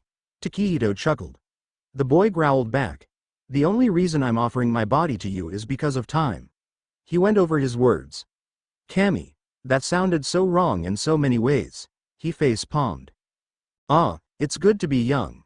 Takehito crooned. Naruto glared. Just sit here and wait. It won't take long. The man stated and left the room, leaving the blonde to himself. Truth to be said, Naruto wasn't too worried about the turn of events. No matter how risky tinkering with chakra and its core can be, he was sure that the game system wouldn't allow anything to be too threatening. If worst came to worst, the Kyuubi would probably be able to do something about it, though he didn't quite want to resort to using the fox's power. What he was concerned with was how much he would change in the time he stayed on the island. Now that the shinobi world was gone, he couldn't become Hokage anymore. And since all his friends and precious people weren't here, he wasn't able to socialize and play the fool, making them laugh at the stupidity of his actions. The boy's eyes hardened. He didn't have any lifelong goal in his mind but to get stronger than those Sekirei and Sasuke by default. He was afraid. Afraid that he would turn into a narrow-minded fool who cares for nothing other than gaining power. He knew that the only reason he did not go crazy in the first place was because he had his precious people. Now that they are no longer here, he would be more susceptible to hatred than he has ever been. His brooding was cut short by the opening of the lab door, which Naruto was thankful for. He didn't need any more negative thoughts. True to his words, Takehito only took a short while to return. Here you go. The profile of the disciplinary squad members. The man handed the stapled pile of paper to Naruto. I hope you can use it to its fullest potential, he smiled. The blonde glanced at the profile, before calling out and putting it in his inventory. He didn't want to explain what he was doing with this kind of information when he bumped into anyone in the corridors. Takehito's eyes widened at the boy's nonchalant use of a time-space storage. I'd love to get my hands that. All the possible experiments I could try. He darkly muttered about a pearl necklace on pigs, which Naruto promptly decided to ignore. I'll be going, then. Naruto stood up and started for the door. Don't forget the weekly meetings here on Wednesdays, Takehito called back. The blonde merely raised his hand as an affirmative. 3 short knocks alerted the Sekirei of his presence. Excuse me. Naruto spoke as he let himself in the auxiliary control room. It was a small room with many screens with different rooms and hallways portrayed in them. What truly surprised him was that some of them had what looked like people moving in them. Dazed by the mind-blowing discovery, he temporarily forgot the main reason he came to this room. "I've been expecting you." He didn't show any response to the girl. Instead, he seemed to be closing in to the screens. Ahem. The girl cleared her throat. This finally caught Naruto's attention, as he turned his head to meet her eyes. His eyes held a slight amount of shock at seeing the girl and a bit of embarrassment for forgetting about her, though he quickly hid it so that she wouldn't notice. Naruto opened his mouth to offer an apology, but the girl beat him to it. "I've been expecting you, Naruto Uzumaki." She smiled as if she hadn't just said the same corny lines twice. Okay," came the intelligent reply from the blonde. The redhead's glasses glinted. Naruto Uzumaki, approximated to be 16 years old, is 166 centimeters tall, weighs 50.9 kilograms, blood type B. Suddenly appeared in the middle of Kamakura Island in June 7, 2007. Is not yet identified whether his home planet is Earth, but is definitely not of the current world. Occupation, shinobi. She readjusted her glasses as she said the last part. And by the way she was looking at him, she was obviously expecting him to be astonished by her ability to collect information. Naruto raised his eyebrow in mock surprise. "You certainly are well informed." Then he smirked. "But two can play at that game, number 2 Matsu." He inhaled slightly, and began listing what he had read just prior to coming to this room. Matsu, Sekirei number 2. A. Brain type, Sekirei, and has ability that can access electronic devices in a telepathic manner. Height, 161 centimeters, weight, 47 kilogram 3 sizes, 955891. He smirked at the sight of Matsu's stunned face. Hobbies. Watching anime and soap opera, but seems to take a special liking towards R-rated ones. On a side note, you wear glasses even though you're a Sekirei because a slight accident occurred during your adjustment. He paused. That is all, and gave her a victorious smile. She blinked, unable to comprehend that her plan to greet and overawe the boy was sabotaged by none other than the boy himself. "Well, you're certainly a lot more interesting than I first thought you'd be." Naruto grinned once again. "Why thank you. Naruto Uzumaki, at your service, ma'am." He bowed to her dramatically. He was satisfied to get the intended effect when the girl giggled. "Though I'd love to chit-chat, I'm not really here for that today." He stood up straight again, showing that he was now being serious. "I've come here to ask you a favor, Matsu." The girl was intrigued once by his sudden change of character, and twice by his lack of honorifics for her. "I'm listening. Though it embarrasses me to admit it, I am in need of more training, especially in the physical department. And I've been searching all over the island for a possible martial arts trainer, but I haven't been able to find one yet." His cerulean eyes met her red ones.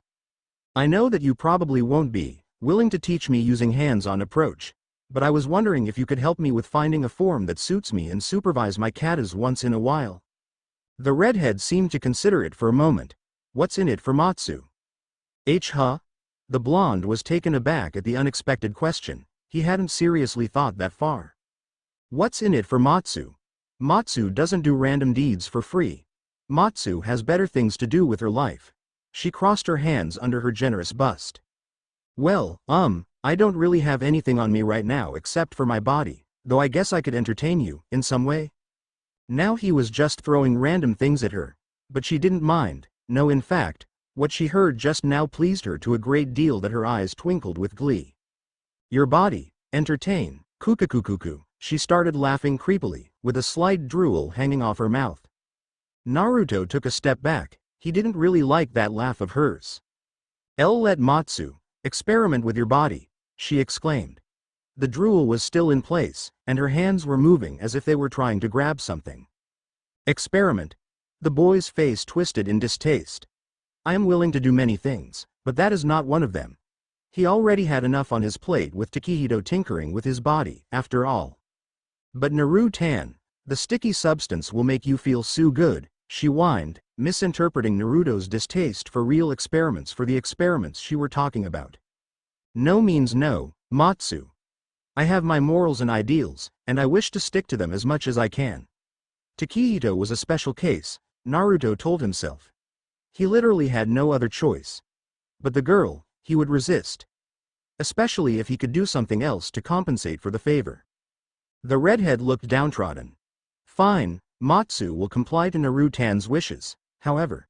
She raised a finger. Naruto-tan will grant Matsu a wish, too. Matsu will not ask for one right now, but Naruto-tan will have to do whatever Matsu wants him to do later. She looked satisfied with herself. The proposal came as a relief to the blonde, as he believed it was reasonable. It was a plus that he didn't have to deal with it right now. Naruto brought his hand out for a shake. Deal. Matsu smiled at him and grabbed his hand. Naruto happily shook it with great vigor. It was a great moment for the shinobi. He was finally able to get a Sekirei to help him learn a martial arts style. Matsu was having her own moment of delight. She hadn't touched such a warm hand in a long time. His durable grip on her hand was heartwarming. So she slightly frowned when the shake ended so quickly. So how do we do this? Naruto inquired. The girl seemed to me in thought, as she went into a thinking position. Well, the best route to do this is to find the arts that are best suited for your body type and fighting style. She paused for a moment. I guess that I could somewhat teach you the katas, but it would be best if you changed the forms around to make them fit you better, or incorporate those special moves better. Naruto blinked at such a concise answer. I guess that would work. That would work really well, he nodded to himself slowly. The redhead drew a V sign and smiled. Of course it would. It's Matsu's plan after all. The boy smiled in return. But Matsu will need some time to search for the different arts. Still, it won't take too long because Matsu already finished analyzing Naruto-kun's fighting style the first day we fought. That is amazing, Matsu. You're quite the Sekirei, aren't you? He exclaimed. Why yeah. The girl only blushed in embarrassment at his explicit praise. She then pushed her glasses up and asked, so shall we meet every day starting tomorrow? I guess? Naruto tilted his head to the left. That probably would be the best. Understood. She turned her chair to face the screens again and started tapping a board. Naruto sighed. He really needed to catch up to the modern technology, lest he look like a fool. A bigger fool. Though her eyes were still on the screen, Matsu seemed to detect the boy's distress. Is something the matter, Naruto-tan? Nothing. He shook his hands. If you're busy now, I'd better get going. The girl stopped typing and turned her chair halfway to glance at him once again. You don't have to leave, you know. Matsu doesn't mind you watching her work, she replied shyly. No, it's fine. I don't seem to be of any help here, he responded almost immediately. Matsu pouted. You could have at least given it some thought. It was Naruto's turn to look sheepish. Sorry, but I just thought that lounging about was not the best way to use my time. He continued. I have some material I wanted to look over too, so. Yeah. Matsu can understand when she's not wanted. That's not what I mean. She cut him off and poked her tongue out. I know. Teehee. Naruto drooped his head in part relief and part exasperation. Just make sure you get here by 2 after lunch, she told him in a jovial tone. Sure thing, Matsu-chan. He gave her his foxy grin, not realizing his change in honorifics. Then he swiftly closed the door behind him, leaving a flabbergasted girl behind. Matsu-chan, huh? No one's called me that before. She fiddled her hands. I think I like the sound of that. On the next chapter. As embarrassing as it is to admit, I have contemplated hard and long on what you have told me that day, and. Her hands gingerly touched Naruto's chin and guided it to face her. I want to know, what drives you so? She stared at him intensely again. If I agreed to train you, would you be willing to teach me? Naruto was walking down the hallway at a leisurely pace, with both hands behind his head. He was very satisfied with himself today. It was barely noon and he had already got himself a body check, the disciplinary squad's profile and a martial arts teacher. Though he couldn't shake off the feeling that he's forgotten something. Oh well, I'll get to it when it happens. It's probably nothing too serious, he shrugged. Just as he was about to turn a corner, he saw a lavender-haired woman leaning on the wall right next to his room's door. Her eyes were closed and her arms were crossed. She seemed to be in deep thought. But why is she inside the building and not training? Or specifically, why is she in front of my room? The young shinobi cautiously approached the woman. Before he was able to announce his presence, Miya snapped open her eyes and stared into his azure ones. She was at a loss for words for a short while, though she shook herself out of trance and was able to briskly straighten herself with much dignity. Uzumaki-san. I came here to apologize for my behavior the previous afternoon, she started, her steady gaze still not leaving his eyes. Naruto, on the other hand, widened his eyes in surprise at the unexpected apology, and looked at anywhere but her eyes the moment he felt her eyes staring into his. As embarrassing as it is to admit, I have contemplated hard and long on what you have told me that day, and... Her hands gingerly touched Naruto's chin and guided it to face her. I want to know, what drives you so? She stared at him intensely again. Takehito-san told me to live my life, to find the joy of companionship, but I still do not quite understand what that means. She paused slightly and looked away. I did not care to adhere to his advice, until yesterday. Now I cannot help but wonder what it would be like to feel those emotions. If I agreed to train you, would you be willing to teach me? She inquired, her hand still on his chin. What? Naruto couldn't believe his ears. This was the woman, who not too long ago, only a day ago in fact, almost killed him for asking her a favor. She was the same woman who treated him unworthy of even speaking to her. And now she suddenly wanted to train him. Either that he must have overlooked some real critical point, or she was a bipolar crazy bitch. Hopefully it's the former, he mused. Of course, he didn't realize that his famous talk no jutsu, that was used to change Zabuza, Neji, Gaara and Tsunade, had been activated. Uzumaki-san. It sounded as if the woman was almost pleading him, although her voice was still emotionless. She's serious about this, Naruto noticed. Okay. I'll help you, though I'm not sure what exactly I can do. But you have to help me train, too. All right? The blonde offered her his hand. It was Miya's turn to be surprised. Even if he was the one to ask her to train in the first place, she didn't think he'd accept her offer so easily, especially after what she'd done to him. He's more interesting than I had originally thought. Hey, don't leave me hanging. He whined playfully. Miya only blinked in confusion at his gesture. Naruto sighed dramatically, shaking his head and slumping his shoulders. It's what people do when they make an agreement. You shake their hand and smile. The boy took her hand and shook it vigorously. Like this. "'Kay?" She nodded in silence. When the handshake was adjourned, Naruto had to force himself to keep calm as a screen emerged in front of his face, exactly midway between the two's faces. She didn't seem to notice anything, though. Mission accomplished. Find a martial arts trainer. Reward. Beginner's Guide to Wind Manipulation, increased relationship with Miya. Hidden bonus reward. Double Chakra Daggers Express gained. 150 Express. Another screen followed, materializing slightly in front of the first. Level up. LV.18 LV.19 Naruto didn't know how he should respond to the sudden appearance of the screens.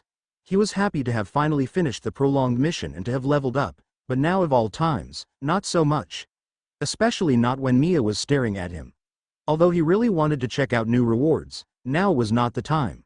He would think about it later, when he was alone and didn't look like a mentally ill person who could see things others couldn't. The shinobi raised his hand and pressed the close button. To Miya, however, it seemed like Naruto was pointing at her for no reason. She raised her delicate eyebrow at the boy. Is this another of you humans' gestures? She looked at him inquisitively, her head slightly cocked to the side. It would have been very cute had it not been for her emotionless facade. No, that was just me being weird. His sweat dropped. Luckily she didn't think too much of his actions. Though it was a bit disturbing that she was now nodding as if that explained everything. He wasn't that bad, was he? If you don't have anything else to do here, we should go outside and begin training, Miya suddenly declared. Right now? The blonde was startled by the sudden change in subject. Not that I'm complaining. He quickly rectified his stance, lest the woman deemed him unworthy of being her disciple again. Actually, Naruto quickly glanced at his inner clock. Isn't it almost time to have lunch? Miya pondered for a moment. We shall take our lunch and eat it outside after the training is finished. It is most inefficient to train after eating, after all, she offered. Okay. The boy chirped. Let's go to the cafeteria then. The two turned back the way Naruto came from, heading towards the dining room at a leisurely pace. Neither spoke, as both basked in the pleasantness of the silence.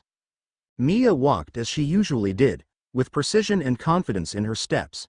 But her normally stoic face had a hint of relief, or was it happiness? He couldn't really tell, but she was in a happier mood than all the other times he'd seen her. Naruto himself was in good spirits, as it was plainly shown on his content smile. How could he not be?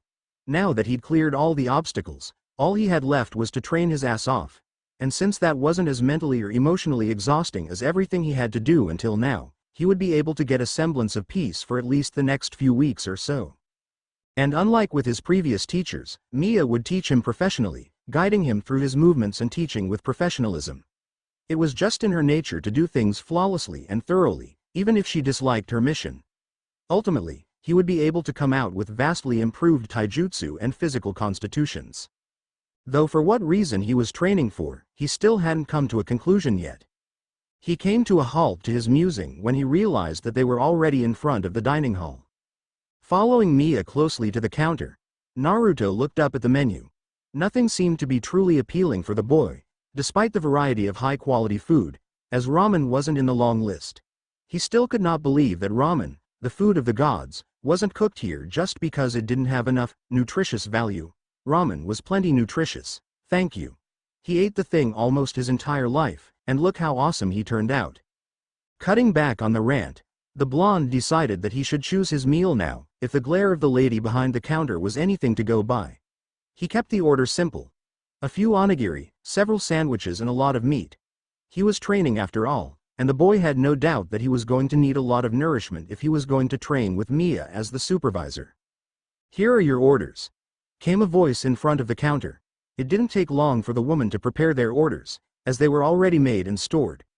Miya took hers silently and walked towards the exit, while Naruto muttered a thanks as he grabbed his lunch and went after the lavender-haired woman. Ha! A male's yell was heard throughout the desolate land. Again, a cold, succinct female voice commanded. Ha! Again. The two were training in the middle of nowhere, where nothing but dirt spread for a few miles radius.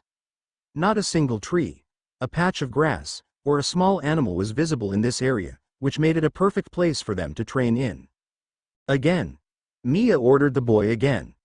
True to her character, the woman was unrelenting when it came to training. For the past few hours since they've arrived, Naruto had been doing nothing but trying to hit her with his fists. He was forbidden from using any of his jutsu, especially his Kage Bunshin no jutsu, to attack her. And so far, he was failing to land a single hit on the woman. Your form isn't too sloppy, but you're wasting too much of your movement. You move your arm in too wide of an arc. Your shoulders twist too much. If you don't correct these small subtle nuances, your combat abilities will not be able to reach its full potential, increased power and speed or no. The regal woman corrected his stances with her sheathed katana, tapping wherever she deemed incorrect. It was mostly concentrated on his arms and hands, however, as he was focusing on punching for today. Again. As soon as the word left her mouth, Naruto came charging at her with his fist cocked. Miya casually blocked it with her katana again. Though she didn't say anything, she was quite impressed with the boy's power behind his strikes. For a human, that was. Though not yet able to make her stagger backwards, she was almost certain that with proper training, the boy would soon be a force to reckon with. But at his current state, he had a long way to go. Uzumaki. You have to keep your fist cocked at this angle. Miya used her hand to yank his fist back to the side of his chest. And you spin your fist and start putting pressure around here. Her firm hand guided the boys with confidence. Now, again. For the 200th time, possibly more as he lost count at the 55th, Naruto attacked the woman. And like the previous 200 times, Miya lightly blocked it with her sheathed katana. Naruto sighed. Why can't I fight using Kage Bunshin? My fighting style itself revolves around that, you know. Naruto grumbled as Miya corrected his unmoving form. Though he wasn't exactly a taijutsu specialist, he himself knew that he didn't fall behind any of his other peers. By using his clones, he was able to barrage his opponents with attacks. And even if that didn't work, he could use clones in creative ways to help him outmaneuver his adversaries. So not being able to use the clones was like losing his right arm in battle. In other words, it sucked. Still, Miya paid no heed to his protests. You may have been able to overwhelm the weak with numbers in the past, Uzumaki. But 0 times 100 is still 0. Your numbers will mean nothing to the stronger opponents unless each clone can do some extensive damage individually. So unless you can improve your basic form and skills, your opponent will plow through you like we did so the other day. The young shinobi had no comeback for that statement, so he quietly obliged without complaint when the woman shouted, again. Let us pause here. For once, Miya's voice was welcome to Naruto, who was starting to tire from repeatedly punching and kicking for a few hours straight. But the result was satisfying, as vast improvement were already seen in his posture when fighting. Useless movements have been cut off, his speed in preparing attacks hastened, and accuracy improved. Out of nowhere, a small screen appeared in front of Naruto. Due to rigorous training, dexterity has increased by 1. Naruto blinked at the sudden intrusion. It was exactly as Takehito told him before, that his other attributes would naturally increase as long as he kept up his training. Despite already having accepted that as a fact, what Naruto did not expect was for the base stat itself to increase as he trained. This meant that he would be able to increase the stats for strength, speed and dexterity by training by himself or with Miya, without the aid of leveling up. Sit down and eat. Miya interrupted his thought process, again. He really needed to find some time for himself to think through these things. Looking at the woman, Naruto saw that she already had an abundance of food laid in front of her. She had curry, fried chicken and a large sandwich. She brought even more food than he did, and she was eating it as if it were normal. But despite the amount of the food and the amazing speed she was eating in, she was somehow able to keep the noble and majestic ambience around her. Unlike the woman, however, the blonde was scarfing his food down his throat. With a sandwich in one hand and onigiri in another, the boy ate as he alternated between his hands, not caring even when the food smeared over to his cheeks. But even as he ate barbarously, he noticed the older woman stare and stared to get slightly unnerved. So, Naruto said in an attempt to dispel the awkward silence, "What do you think?" The woman stared at him impassively, all the while continuing to eat her food. Nothing was said for a while until she opened her mouth. "It is mediocre. Especially without any of your tricks," she replied tersely. Naruto's sweat dropped. She was definitely a harsher and more demanding teacher than Kakashi or Jiraiya. He remembered that it was quite recent when his taijutsu and battle skills were complimented by his teachers, or was it a long time ago? It didn't really matter to him. Everything that had been happening to him recently was too unrealistic that he didn't feel any sorrow or anger. Rather, it felt like he was just going with the flow. He felt disturbed by this train of thought. Surely Konoha, his entire life, didn't mean this little to him. Naruto halted his eating spree at the revelation and frowned. Miya, who was staring at the boy's face the entire time they were eating, noted the boy's changes in expression with interest. "Uzumaki, what makes your expression so turbulent?" she suddenly asked out of nowhere. "My expression?" Naruto raised his eyebrow. Then he breathed out loudly. "It's nothing, really. I was just thinking about my home." She cocked her head. "Is that the reason for your drive? Your homeland?" "Of course. I'm going to be the next Hokage. I have to look out for all the people." Naruto stopped his usual Hokage speech at realizing his blunder. Or rather, I wanted to in the past. Naruto's mood soured again. "You want to know what drives me even past my limit?" The boy quietly inquired Miya, but without waiting for her to answer, he laid his hands on the ground to support his weight and looked towards the sky. "It's my special people. I want to see their smiles. I want to make them happy. And I want to protect them with my life. To do that, I need to get much stronger." He looked at Miya again with a forlorn smile on his face. "Though it seems like I won't be able to see any of them anymore." "Ah, what am I saying? Sorry for the sudden randomness." He smiled widely, squinting his eyes and showing all his teeth to her. "Having precious people is awesome. You can feel happiness and a sense of accomplishment multiple times that of what you would feel when you're all alone. Don't you have anyone you care for, Miya?" The said woman pondered in silence for a few seconds. She didn't think that she had anyone special to her. After all, she left her homeland when she was but a child. And even then, barely anyone was close to her. Not that she ever cared. Seeing that she didn't come up with anything, Naruto decided to change his question. "Do you have anyone that you want to protect? The reason for your harsh training?" This time, Miya answered after a short pause. "I train to protect the younger Sekirei. They are my kin. And I have responsibility to look over them, at least until they can protect themselves. Naruto smiled softly and spoke. It's nice that you have something you want to protect, though it would be better if you did it out of your heart rather than out of duty. Miya said nothing in response. Instead, she opted to stare at the boy impassively. Naruto quietly sighed to himself. He really couldn't get the woman to express any feelings. He would really have to work on her as he would do a long-term project. It wasn't as if he was lacking time, considering that he'd be seeing her every day for at least the next few months. Well, if you're done eating, shall we go back to train? The blonde offered as he picked himself up from the ground. Yes. The woman replied laconically. She briskly packed the food containers into the basket and stood up elegantly. We shall work on your stance again. Naruto silently groaned to himself at the never-ending, repetitive training. Nothing like lying on the bed after a long training session. Naruto exclaimed as he flopped down head first on his bed. He had been training for more than 6 hours with the lady, continuously working on his form, punching, and dodging. The last section of the training had hurt, a lot. Even if she didn't do much damage to him according to the HP bar, she somehow made it ache like crazy. If it weren't for the fact that she didn't show much emotion, he would have thought that she took pleasure in training his dodging instincts from the way she was dishing out her attacks.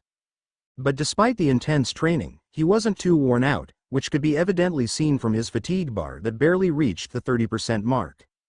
Since he wasn't too tired, he might as well get on to all the things he'd been putting off for a while. Status. The blonde mumbled under his breath. A screen quickly materialized in front of him. Stats. Naruto. LV.19. Express. 105 190ths. 3 stat points remaining. Intelligence. 15 speed. 56. Plus 8. Strength. 60. Plus 5. Dexterity. 26. Plus 15. Charisma. Attractiveness. 26. Plus 5. During the training with Miya, his dexterity increased by 2. He still didn't quite understand what these numbers meant in real life, but he supposed 2 points were always more welcome than nothing at all. Without thinking any further, Naruto raised his intelligence points by 3. As soon as he pressed the confirm button, what it felt like a cool breeze caressed the inside of his head, making him feel slightly lightheaded for a second or two. When he regained his composure, he was disappointed to find that nothing felt different. Maybe it was because I only spent 3 points on it, he wondered. Shrugging it off, he decided that he wouldn't let this bother him. He had plenty of time to raise his stats, so he would tackle it step by step, patiently. Though patience was never really his strongest suit, he didn't have any other choice, so he'd have to suck it up. Inventory. The blonde muttered after manually closing the status screen. A gridded large screen appeared in front of the boy. Only 3 items were stored, shown as a minimized version of the item's pictures. The item on the first grid showed a small pile of papers, the profile he received from Takehito in the morning. He still needed to read over the rest of the profiles. When he had just received it, he was in a hurry to meet Matsu that he perused her profile to catch her interest with his extensive knowledge on her, so he didn't really bother to even skim through the rest of the profiles. Now that he was going to be seeing Miya every day, it would be beneficial to read hers as soon as possible to get a better grasp of her character. But since he had more important things to go through, he would hold off the reading for now. In the next slot of the inventory was an image of a book. It was obviously the reward he'd received this afternoon for completing the mission by having Miya agree to teach him about martial arts. The game must have delivered it straight to his inventory. He was really thankful that the reward didn't appear out of thin air as soon as the mission was accomplished. It would have been extremely hard to explain his way out of it if Miya were to catch sight of it.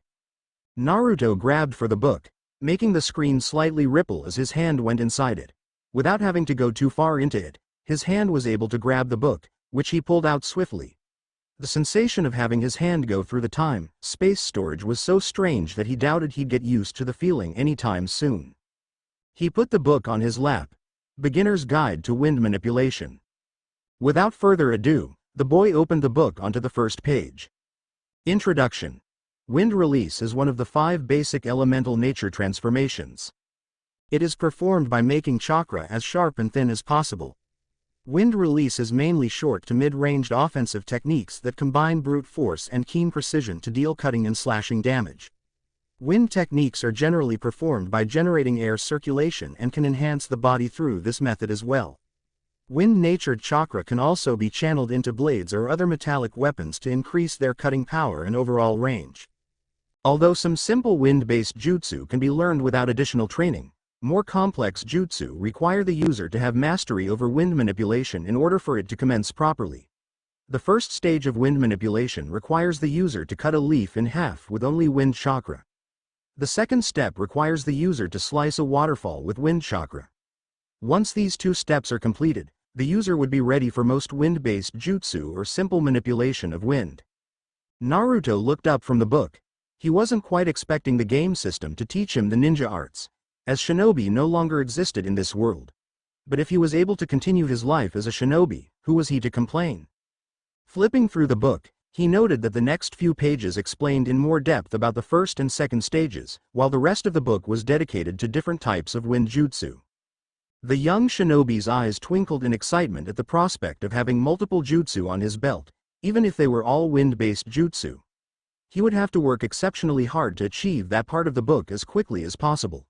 In fact, he would start training straight after he finished checking out his other reward. Naruto closed the book and put it back in the inventory, and reached for the double chakra daggers he received as a bonus reward. Speaking of bonus rewards, after a moment of contemplation, Naruto came to a conclusion that it probably came from his doing additional work on the mission or from a simple whim of the game system. He'd like to believe that it was the latter. That way, he would be able to exploit the fact and collect as many rewards as possible. It was rather uncertain when and how often missions would be given, so it would be most rational to stockpile rewards when they are available. If this was the case, then the only additional work he did related to the mission was asking Matsu to be his tutor as well. When she had agreed to be his teacher, the game had not recognized it as a completion of the mission. Instead, it waited until Miya accepted the offer to give a mission accomplished with an additional reward. That probably meant that the game acknowledged Matsu as a teacher as well, and gave me an extra reward for going a step further. The blonde smiled as he mentally patted himself on the back for deducing so well. His intelligence increase was paying off after all. Though he didn't know the extent of the extra work he'd have to do, he would eventually work it out. Naruto yanked the two daggers out in between his fingers and examined it, putting each one on his hands. The dagger he was holding on his right hand had a slightly curved blade that was silver with a hint of blue. Running down the middle of the blade was a thin curve of sapphire secured with midnight black metal. The edge of the blade was extremely sharp, and the tip made the dagger look so stabbable. Naruto lightly touched the tip with his index finger. Without any resistance, the blade tore through his skin and released a stream of blood despite the lack of force he put onto it. It didn't even compare to the ordinary kunai shinobi used. Its sharpness was extraordinary. He would have fun using the weapon in the future. The blonde proceeded to scrutinize the dagger on his left hand. Unlike the other dagger, this one was thin and straight. It was mostly whitish silver in color, and had gold stemming from the middle of the handle to nearly the end of the blade. A pair of silver wings sprouted from the guard between the hilt and the blade. It was slightly longer but nonetheless lighter than the curved one. Observe. He spoke after he finished his brief examination of the dual blades. Double chakra daggers. Daggers that are used in tandem for amplified power and speed. These daggers can be encased in different chakra natures for increased power, range, speed or supplementary effects. These daggers are special in that they will evolve as the user becomes stronger. STR +5, SPD +5.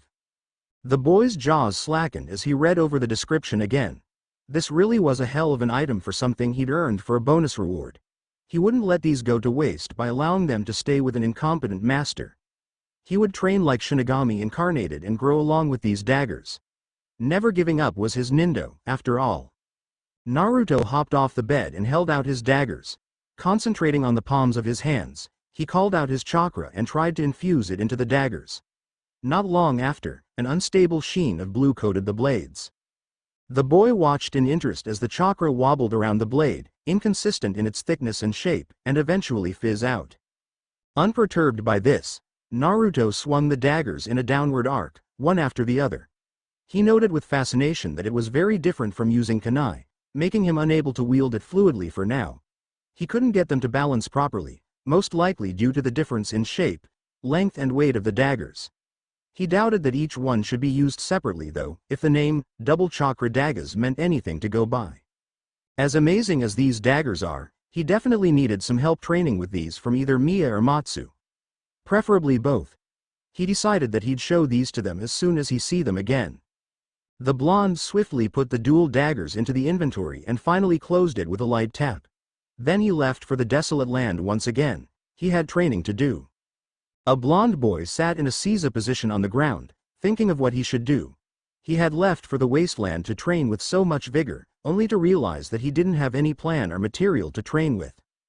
And even though he wanted to train his wind manipulation, he realized that there weren't any trees or leaves for him to use whatsoever. Not to mention the lack of waterfalls if he managed to get to the second stage. His sweat dropped at his lack of foresight. The only thing he could work on now other than his taijutsu was his Rasengan. As he didn't feel like going for another tedious round of punches and kicks, he decided to practice mastering his Rasengan.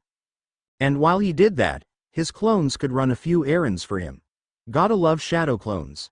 He chuckled to himself. The young shinobi made a simple cross with his hands and called out the name of his favorite jutsu, making 5 clones pop out. You, go to Takami and ask for a shitload of paper. You go get me some dinner. You go get me some drinks or water, whatever you want. And you two will stay with me and help me fix and improve my Rasengan. He pointed and ordered at each clone. The first 3 saluted and jumped away in the direction of the MBI building. Yosh! Let's do this!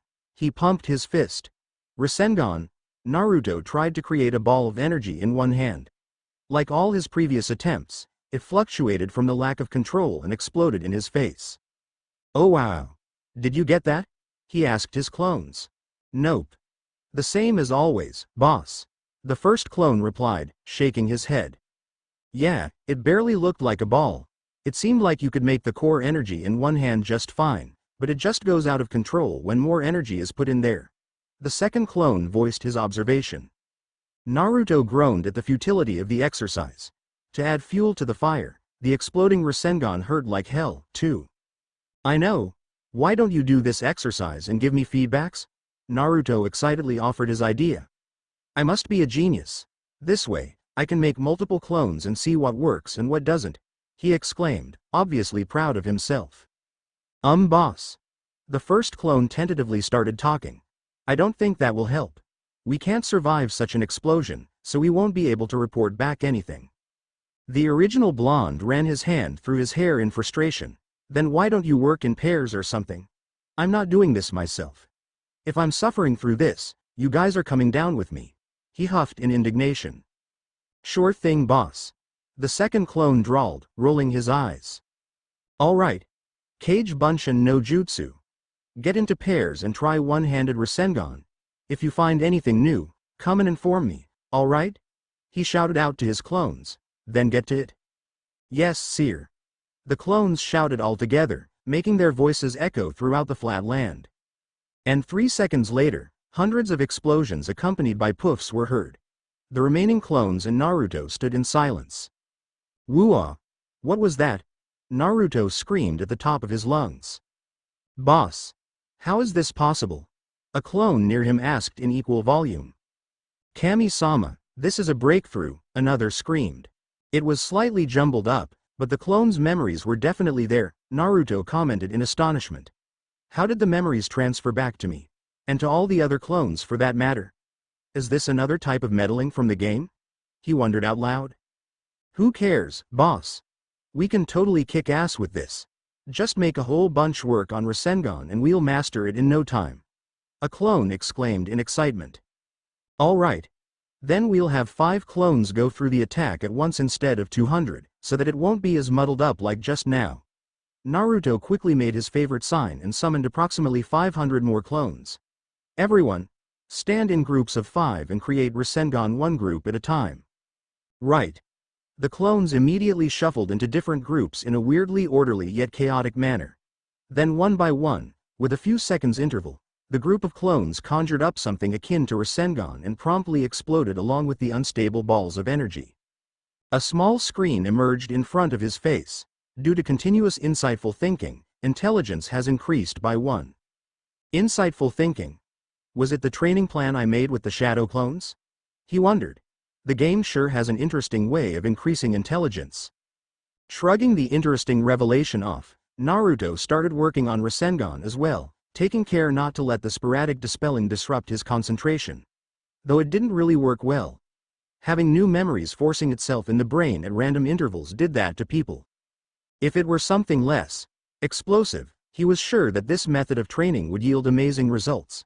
But that will have to wait until later. For now, he had a Rasengan to master. Which meant more migraine for him, yay. As he was pitying himself, two small windows popped up. Level up. Kage Bunshin no Jutsu level up, Rasengan. A few seconds later, the screens disappeared by themselves.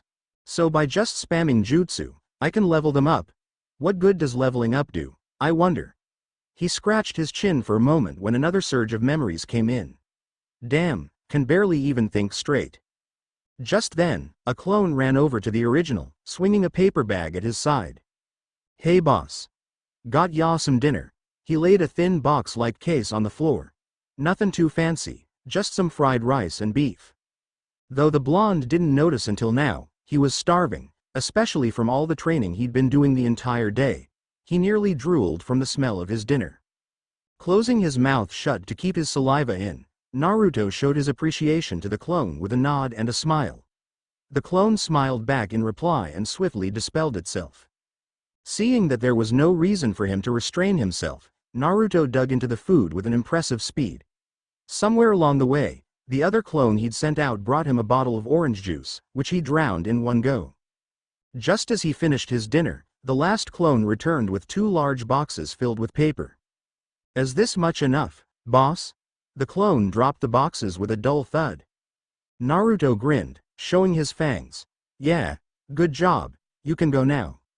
Oh yeah, boss, I bumped into Takedo on my way there, and I found something interesting. The clone paused for a moment. You know what? Why don't you just find out for yourself? And with a brief wave of his hand, the clone dispelled himself, bringing in a new set of memories. The boy widened his eyes. Observation on, people. This is interesting, he muttered to himself. Though it was indeed intriguing, he had more urgent matters to attend to, so he filed it away for later. Kage Bunshin no Jutsu. The blonde summoned approximately 500 clones again. Everyone grab a few papers and get to work on stage 1. Make a group of 5 again and dispel each group with 10 minutes interval. When the army of clones started to work on cutting the paper, Naruto also grabbed a few and sat on the floor again. He stared at the paper and concentrated his chakra on his hands.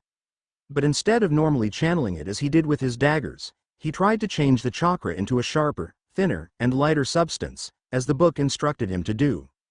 For the first few seconds, wisps of blue emitted from his hands to the paper, but as more time passed, the blue hue slowly disappeared, turning into white, almost invisible, force. As it became less visible, the paper he was holding started to rattle and showed signs of getting battered from the wind chakra. Enthralled, Naruto imagined his chakra forming a blade of wind and tried enforcing it on the paper. Unlike the previous attempt, it made a small yet straight slice at the edge of the paper. He grinned furiously, finally getting the grasp of how wind manipulation worked. Giving himself a mental pat on the back, the boy started to work on his training again. Time passed by really quickly for the blonde, and before he knew it, it was nearly midnight. Now that he looked at his status bars, his health bar was nearly full, but it seemed like the fatigue bar was slightly more than 3/4 filled.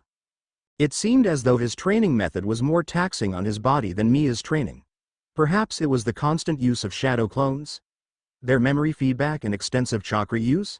He didn't quite know yet. One thing he did know was that he needed to finish off his training here. He didn't want to be half dead when training with Miya the next day, after all. And she probably wouldn't go easy on him even if he were. In fact, she'd probably push him harder. That damned lady. The boy looked out to the field to find a single problem. There were still 10 groups of clones left. If he carried on the regime at the same pace he was going at the whole night, it would take nearly 2 hours. That's 10% of his fatigue bar he wouldn't be able to recharge on his bed. Then the only choice he had was to speed it up. He was in no way going to dispel all of them at once. It was most likely going to hurt like hell and he might lose some efficiency because 206 hours worth of memories may. Strike that. almost definitely get jumbled up out of comprehension. He grimaced at the thought. He wasn't going to do that anytime soon. Hey guys. Change of plans. Every group dispel with 1-minute interval. Get it? Naruto cupped his mouth with his hands and let the training clones know. He quickly sat back in a seiza position and closed his eyes, trying to prepare himself for the incoming barrage of memories. Although he had been training like this for the past 6 hours, it didn't seem to get any easier on his brain. As a matter of fact, it seemed to get even more taxing as time progressed. He guessed that it had to do with his fatigue as well as the increasing amount of memories each clone held. A surge of memory rushed into his brain. Flashes of memories passed by his eyes, all coming from different directions. And before he could comprehend them all, another surge flowed in. Another. And another. Damn, he didn't think it through when he set the intervals to 1 minute. He was becoming nauseous, dizzy and even slightly faint. He cracked open his left eye to look at his fatigue bar. It was filling up at an incredible speed, getting faster as more clones dispelled. 85%, 90%, 97%. He wasn't going to make it, and he was so close, too. He glanced at the remaining 2 groups of clones. Stop dispelling. That's enough. Naruto weakly said to the clones. You can dispel after I reach my bed. Need to get healed up for tomorrow, ya know? The clones worriedly looked at the original, then at themselves. After exchanging a short conversation with others, a clone approached Naruto to piggyback him. I'll get boss to his bed, then dispel. You can dispel after that. He told the others. Get on, boss. Naruto didn't say anything as he acquiesced to the clone's order and allowed himself to drift off. How could you do this to me? Didn't you say that you loved me? Then why? A pink-haired girl screamed as tears streamed down her eyes. First Sasuke and now you? Did you want to leave me wallowing in sorrow for my entire life? She sobbed. No, no Sakura-chan. You know that I wouldn't. He tried to reason with her, but she distanced herself from him, getting out of his reach. Before he could chase her, another voice entered. Naruto. Those who break the rules are trash, but those who abandon comrades are worse than trash. To abandon your comrades and your village for some power, aren't you as bad as Sasuke now? A gray-haired man wearing a mask glared at him with his sole eye. Yondaime was wrong to entrust the Kyuubi with you. You weren't good enough after all, he growled. Kakashi-sensei, it wasn't my fault. I didn't betray the village. All I wanted to do was help protect it. Naruto desperately tried to tell him, but he too backed away from the blonde with an impossible speed. Damn Gaki, you dare leave me with this despicable Hokage seat? As I expected, you only wanted to burden the others, dragging people out of their shells just to drop them into acid and run away by yourself. A blonde woman with a diamond-shaped seal on her head spoke venomously. I never should have thought of you as a grandson, you manipulative fox bastard, she growled. Ba-chan, no, Naruto screamed, now tears glistening at his eyes. It's not like that, his voice turned into a whisper. Naruto. Must I believe that I trained you for 3 years just so you could run away? The Toad Sage asked. Instead of the lecherous or humorous smile he always wore, he had a stony look that seemed to contain disbelief, contempt, and disappointment. When have you stooped so low, Gaki? Ero Sennin, not you too. Naruto no longer had the will or the strength to defend himself. I always knew you were incompetent, Dobi. Even after giving up all your precious bonds, you are still weaker than me. A raven-haired man sneered at him. You never had skills to begin with. But now, you don't even have any of those bonds that you spoke so highly of. You truly have nothing now. The man looked down on him with fully matured Sharingan. And like everyone else, he floated away to the back. I'll never forgive you, you traitor, monster. Trash. Incompetent fool. You disappoint me. I'll despise you even after my death. They all approached and encircled him, throwing scathing remarks and scowls at him. And soon, more and more people joined them. Shikamaru, Choji, Ino, Neji, Gaara, Konoha's villagers. Before he knew it, he was surrounded by hundreds of people, all glowering at him. No, no, no. Naruto backed away only to bump into a wall of people with hate in their eyes. I didn't do anything. It wasn't my fault. No. The boy clasped his ears and closed his eyes in an attempt to ignore the crowd. Get away from me. I'm not the bad guy. Go away. He kneeled down on the floor, his fringe covering his eyes. No. Naruto jerked out of his bead, throwing his blanket away from him. His eyes were dilated, his breath labored, and his heart thumping loudly in his ears. It was a dream. Just a dream. A figment of imagination. A fake. None of those people would say such things to him. The troubled boy tried to calm himself down by deeply breathing in and out, a trick he'd learned from Ero Sennin. It was slightly over 8, which meant that he had a bit less than 2 hours until he had to meet Miya. His health was fully charged, and his fatigue bar was slightly more than half filled. There was no point in staying in the bed, though, because he wouldn't be able to sleep after that dream. Might as well check on my stats and skills growth, he mused. Stats. He quietly muttered. Stats. Naruto. LV.19, Express. 105 190ths.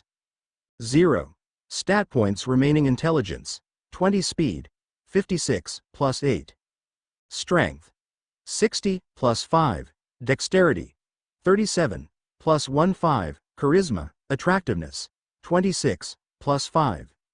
From the training, he didn't gain any express, but his intelligence increased by 2, and dexterity by 13, including the time he spent training with Miya.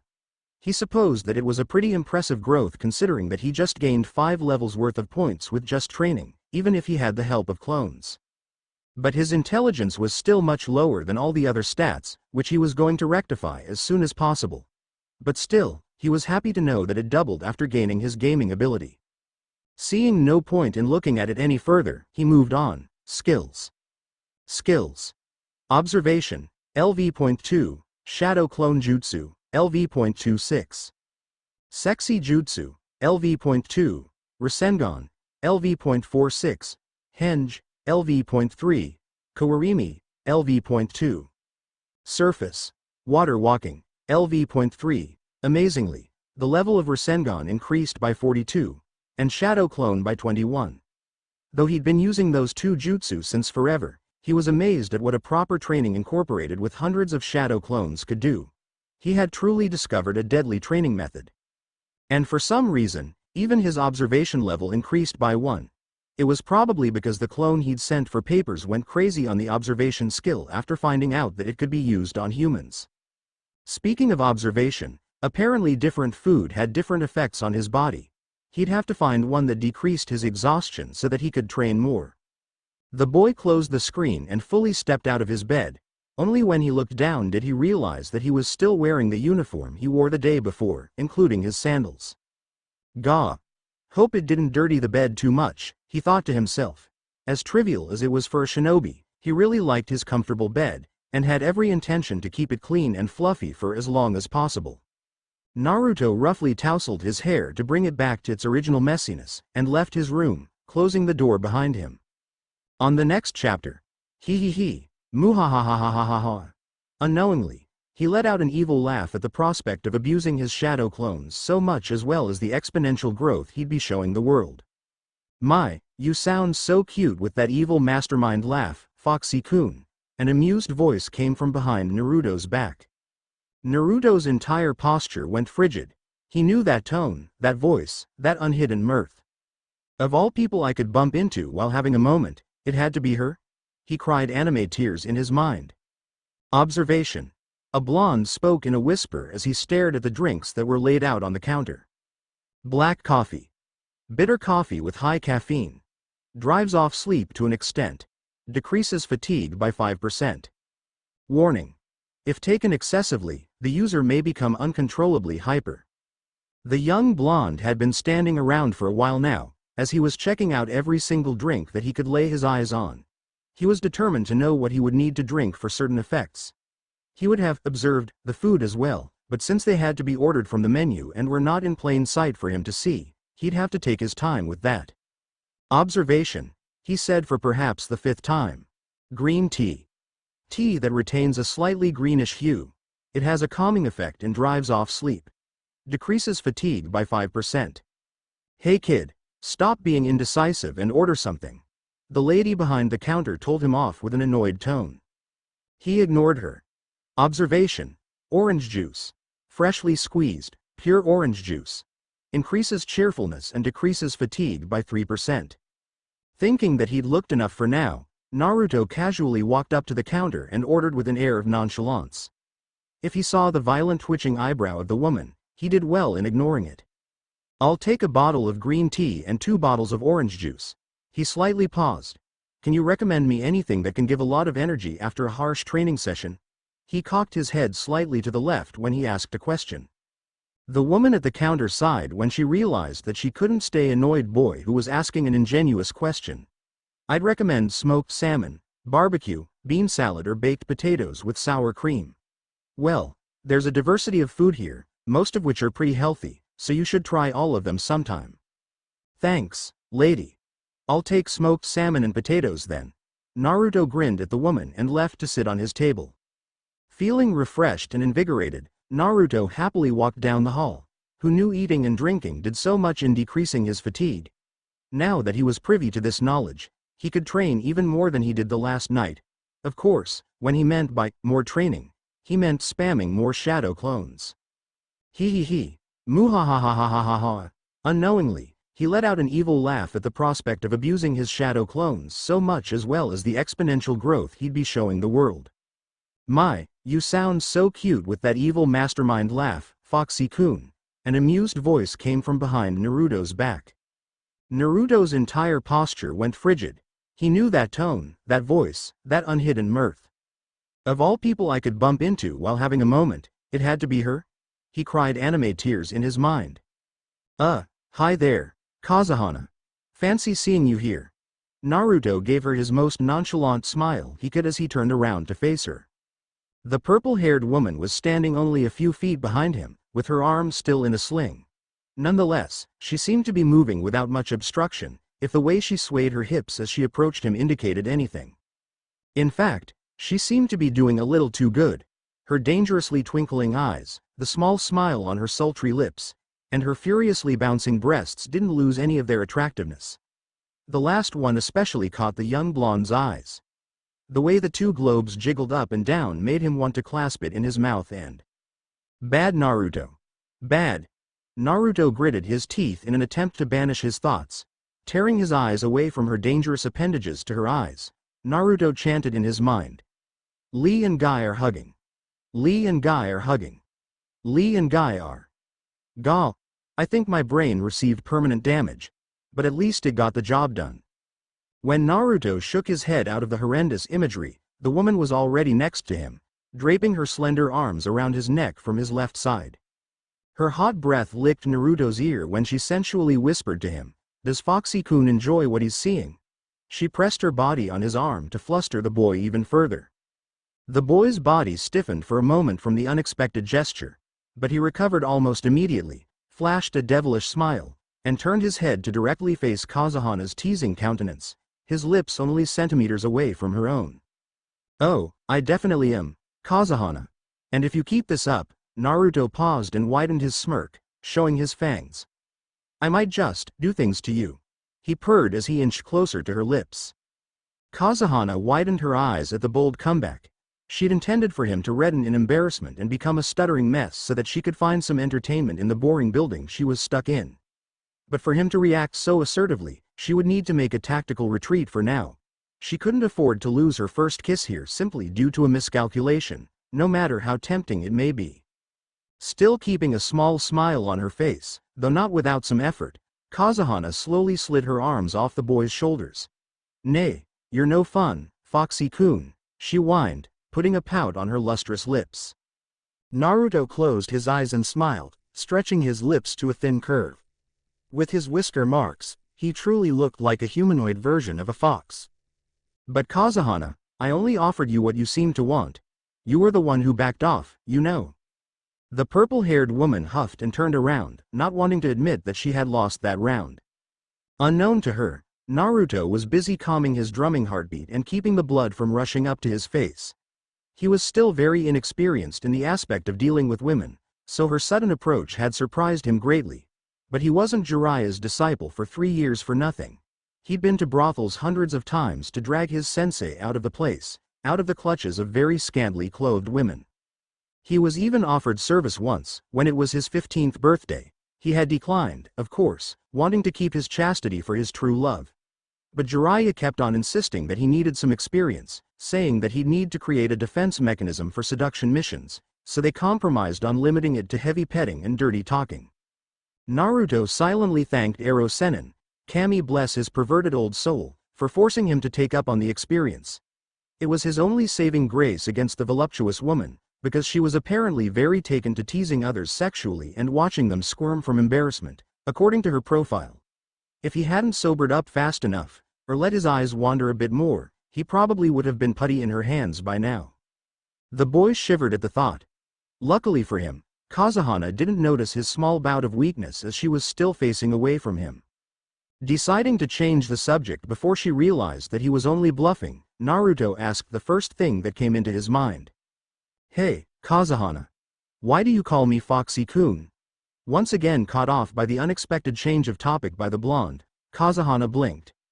Then putting on a smile, she swerved her body to face Naruto again and pointed her index finger at his face to make her point. "It's because of your whisker marks, of course, and the way you act and smile. It just reminded me of a fox the first day we met," she replied in a chipper tone. Naruto shrugged. He guessed that it would be something along those lines.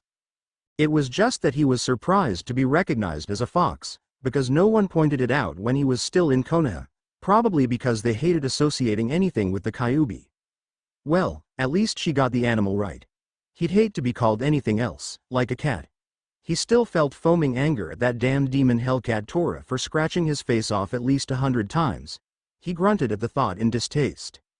Mistaking his grunt for a disapproval of her answer, Kazehana quickly added on to her answer, though in a cheeky manner. "There's also the fact that you never gave me your name, Foxy-kun. How is a lady supposed to call you when she doesn't know the man's name?" Oh, he didn't know that, nor did he expect it. He had simply chalked it up to her flirtatious character or her weird quirk of calling others by their nicknames. "It's Naruto. Naruto Uzumaki." The boy looked at Kazehana's eyes as he introduced himself. "You'd better remember it now that I personally told you my name." "Fishcake? Your name is Fishcake?" Kazehana giggled as she watched the blonde boy's face twitch in annoyance. It seemed as though this wasn't the first time he'd heard the joke, but she wasn't going to let go of the blatant chance to embarrass the boy. She was going to milk this for all it's worth, more so because her first attempt at teasing the blonde backfired. "It's Maelstrom, damn it. It's a totally awesome name. Why don't people just get it?" he barked in indignation. Now I'm having a dilemma of choosing between calling you Fishcake-kun and Foxy-kun."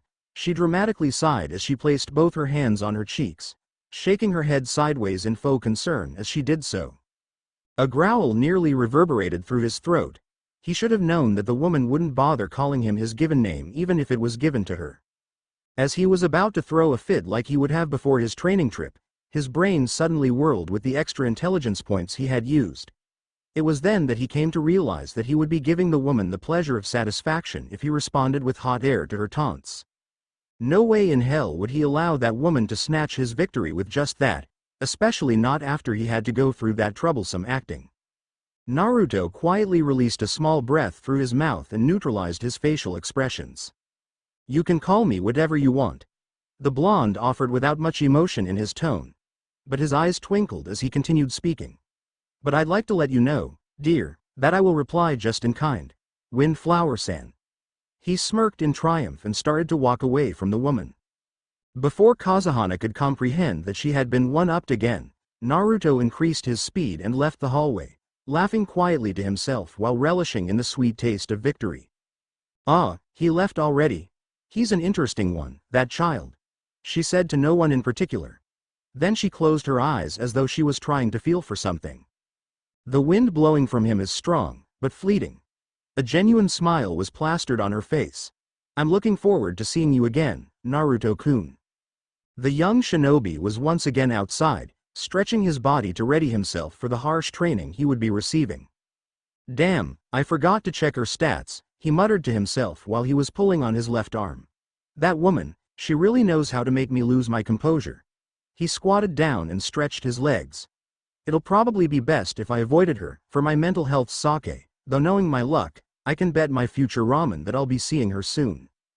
While he was muttering to himself, A certain Sekirei noticed the boy and walked towards him. If you took the pains to arrive early, would it not be more efficient to start training properly, Uzumaki? Miya admonished disapprovingly. With you as the trainer? No thanks, I'll stick to warming up my body. He grinned at her as he stood back up. I want to return to my room with my body intact, you see. Miya didn't know why, but she suddenly had an urge to grab the boy's whiskered cheeks and drag him across the ground.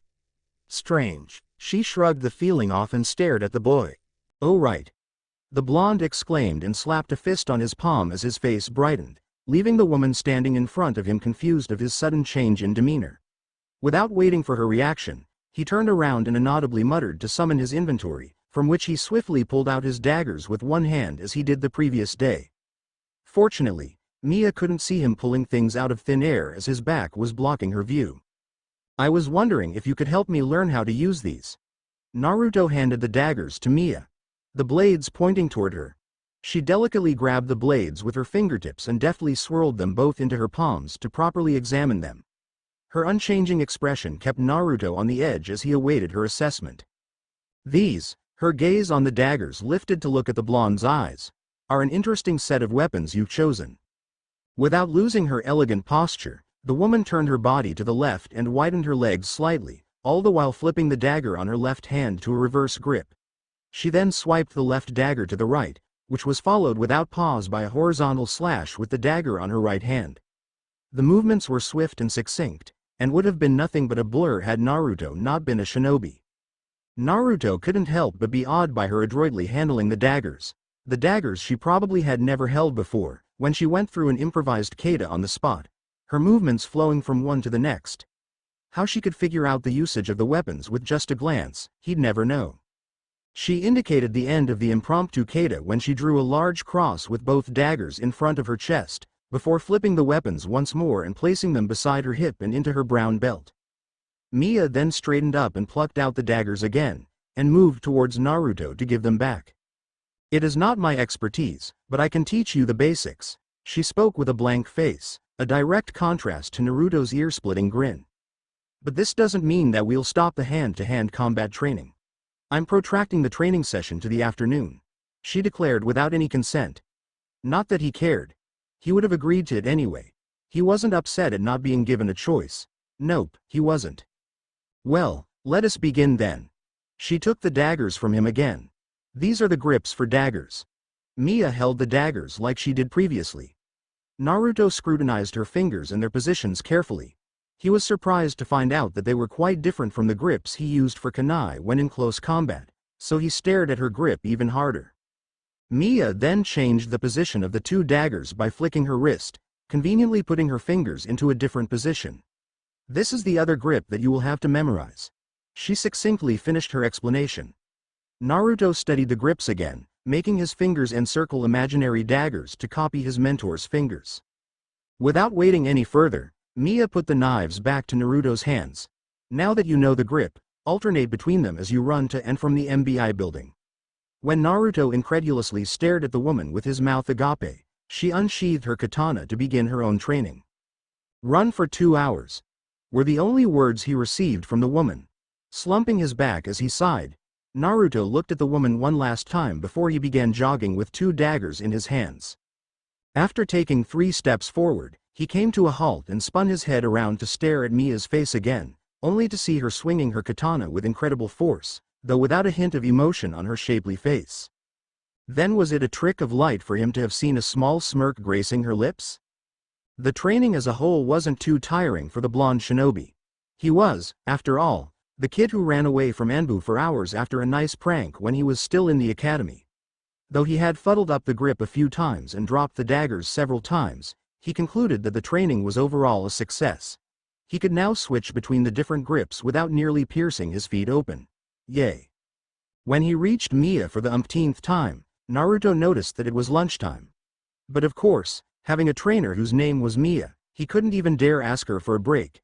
And so, they moved on to the next course of the agenda. Dodging training, aka survival training, his all-time favorite. She was much fiercer than she was the previous day, striking him at joints and vulnerable places like his abdomen and his unmentionables down below. He wasn't really able to get up for a while after that hit. But it proved to be an efficient lesson, whether she meant for it to be or not, as his reflexes increased by a tenfold. Even his speed stat increased. He wasn't really sure if he was supposed to be happy or not, after experiencing so many near-death situations. After somehow dodging most her attacks for slightly over an hour, Miya finally gave him a lunch break. Whooping in joy, Naruto plopped down to the floor to rest his aching muscles and bones. As he was about to slump down into a more relaxing position, Miya pulled out a large multi-layered bento box from the gray haori she was wearing, and proceeded to lay it out on the floor. The blonde was absent-mindedly wondering how such a slender woman could eat so much, before he did a spit take at realizing something. Where the hell did she pull that ginormous thing from? Does she know Fuiinjutsu? Or does she have access to a space-time inventory like I do? He stopped moving to stare intensely at the woman, which resulted in his awkward position of something that was halfway between sitting and laying belly down. Realizing this, he changed back to his previous posture of sitting down with his legs crossed. How did you make that huge bento appear out of nowhere? He queried with a finger pointing at her haori. What are you saying, Uzumaki? I was holding on to this the entire time, she replied nonchalantly. All you were holding in your hands was your katana, Naruto stated with certainty. It is because I was holding it inside my haori. It's common sense, Uzumaki. Though he wanted to protest otherwise, the young shinobi decided to leave things be for his mentality's sake. When he opened up the inventory to pull out his own lunch, he realized that he forgot to bring any because he was having too much fun playing around with his observation skill. Naruto sighed. Kami must seriously hate him to put all his luck into useless gambling skills and leave the societal luck, which he desperately needed, almost completely void. It would be impossible for him to survive another round of Miya's training in an empty stomach, meaning that he had to somehow get food for himself. Problem. It took nearly 20 minutes to go to and return from the MBI building and a bit more for the staffs to pack lunch, which by then the break would be over. Then the only choice I have is, Naruto glanced at Miya, who inhaling the food at the speed he ate ramen, elegantly. It was an interesting combination, he mused. He shook his head at getting off track, before tentatively approaching Miya's eating form. Hey, Miya? The only indication of her having heard Naruto's call was her violet eyes that now flickered up to stare at his face. The rest of her body, even her face, did not move a single inch from the previous position, as she continued eating at the same pace. I kind of forgot to bring my lunch today, haha, Naruto rubbed the back of his neck in embarrassment. So could you perhaps spare some food for me, please? He bowed his head and clasped his hands together to show her how desperate he was. Miya's eyes flickered back to her lunch before swallowing what was left in her mouth. Then she briskly replied, no, and she continued eating as if nothing had happened. Oh, okay. Sorry. Naruto replied in a dejected tone. He then returned to the spot he had occupied previously with his head hung down in depression and his feet dragging. Though he had been expecting that answer, he couldn't deny that he had a sliver of hope in receiving a bit of her lunch. And because of that small hope, the rejection bothered him a tad more than he thought it would. But he'd survive. Such feelings of dejection or hunger were not foreign to him. As Naruto was busy brooding by himself, he didn't notice a certain lavender-haired woman giving him furtive glances. The said woman was in quite a dilemma herself. Though the reason was unknown to her, she wanted to bring back the blonde boy and feed him herself. Miya furrowed her delicate eyebrows in confusion. This emotional business was more complicated than she had previously thought, she decided. She thought of calling the boy over, or going there herself. But in the end, she concluded that he would be able to take care of himself. This would also teach him not to be forgetful. Miya continued to eat her lunch, though not without glancing at Naruto every now and then. You're late, Matsu stated, her arms crossed and eyes narrowed in annoyance. Sorry Matsu, but the training with Miya got extended due to certain circumstances. Naruto sighed. But if it makes you feel any better, I still didn't have anything for lunch. He grimaced. Damn his desires to keep promises. He should have eaten something on the way there. Nay, are you all right, Naru-tan? She seemed to worry for his sake for a moment, before her mouth widened into a dopey smile, a slight drool hanging off it. There's no food here, but if it's nourishment, Matsu can provide it especially for Naru-tan. Kukakukukukuku. She started giggling like a perverted old man. Just give Matsu your finger and Matsu will prepare everything for Naruto. Kukakukukukukukukukukuku. Naruto stood still for a second, confused. Then when he finally understood the innuendo, he jerked his hands behind his back and growled. Keep your hands off me, you dirty woman. Undeterred in the slightest, Matsu advanced toward Naruto, hands moving in disturbing motions once again. Come here, Naruto. Matsu will give you something tasty. Acting on pure reflex that was literally beaten into him by Miya, Naruto lashed out a quick jab at the threat that was approaching him. Before Matsu was able to continue her perverse invitation, the words were caught in her throat with a soundless gasp as Naruto's fist met her solar plexus. Her eyes widened in shock at the sudden assault, but she was left unable to analyze the situation when her body skidded across the room and her head slammed on the wall with a dull thud. The redhead was instantly knocked out cold. Oops. Naruto winced at the woman's now limp form, realizing the damage he'd done to her. He then approached her before crouching down to look into her face, and poked her cheeks repetitively with his index finger. Hope you learned your lesson, Matsu. You never sexually assault people who can kick your ass, he chuckled quietly to himself. But, knowing the nature of openly perverted perverts, she'll probably sexually harass almost everyone she comes across. Damn open perverts and their resilience. Naruto shook his head in exasperation, thinking of a certain white-haired man who never gave up on peeking on women even if he was beaten to the brink of death multiple times. Oh right, almost forgot to do this, again. He stood back up, though his eyes didn't leave Matsu's body. It was bad enough that I missed out on checking out Miya and Kazehana. He blinked twice, rewinding what he just said in his mind. Okay, that sounded wrong. Meh. At least no one heard it. Naruto shrugged his shoulders dismissively. Observation. Name. Matsu, number 02 level, 51 specialty, technology. Gender. Female species. Sekirei condition, fainted. Intelligence. 92 speed, 18 strength, 16 dexterity, 56. Whoa, that's some high intelligence right there. The blonde exclaimed with mouth agape. He had already surmised that she was a Sekirei with high intelligence considering her abilities and the perks they bring her, but for it to be such a high number, and for it to exceed the standard distribution of 3 stat points per level by 29 points. There was much more to the pervert than she appeared to be. As he suspected, it would be beneficial for him to stay near her and get some guidance, though he would have to be cautious of some of her extreme tendencies. It wasn't long before the redhead began to stir awake.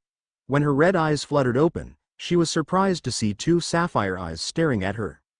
Naruto. She lifted her head off the wall and gingerly felt the back of her head with her fingertips. She cringed in surprise at the large bump on the back of her head, which resonated with a dull ache when her hand breached it. What happened? Sorry about that.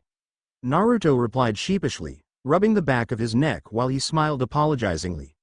That would be my fault. I accidentally may have punched you in the gut, sorry. Neither spoke for a while, creating an uncomfortable silence in the room. You don't need to worry about it, Naruto. Having rebooted her system, Matsu spoke in her usual chipper tone. I'm a Sekirei, after all.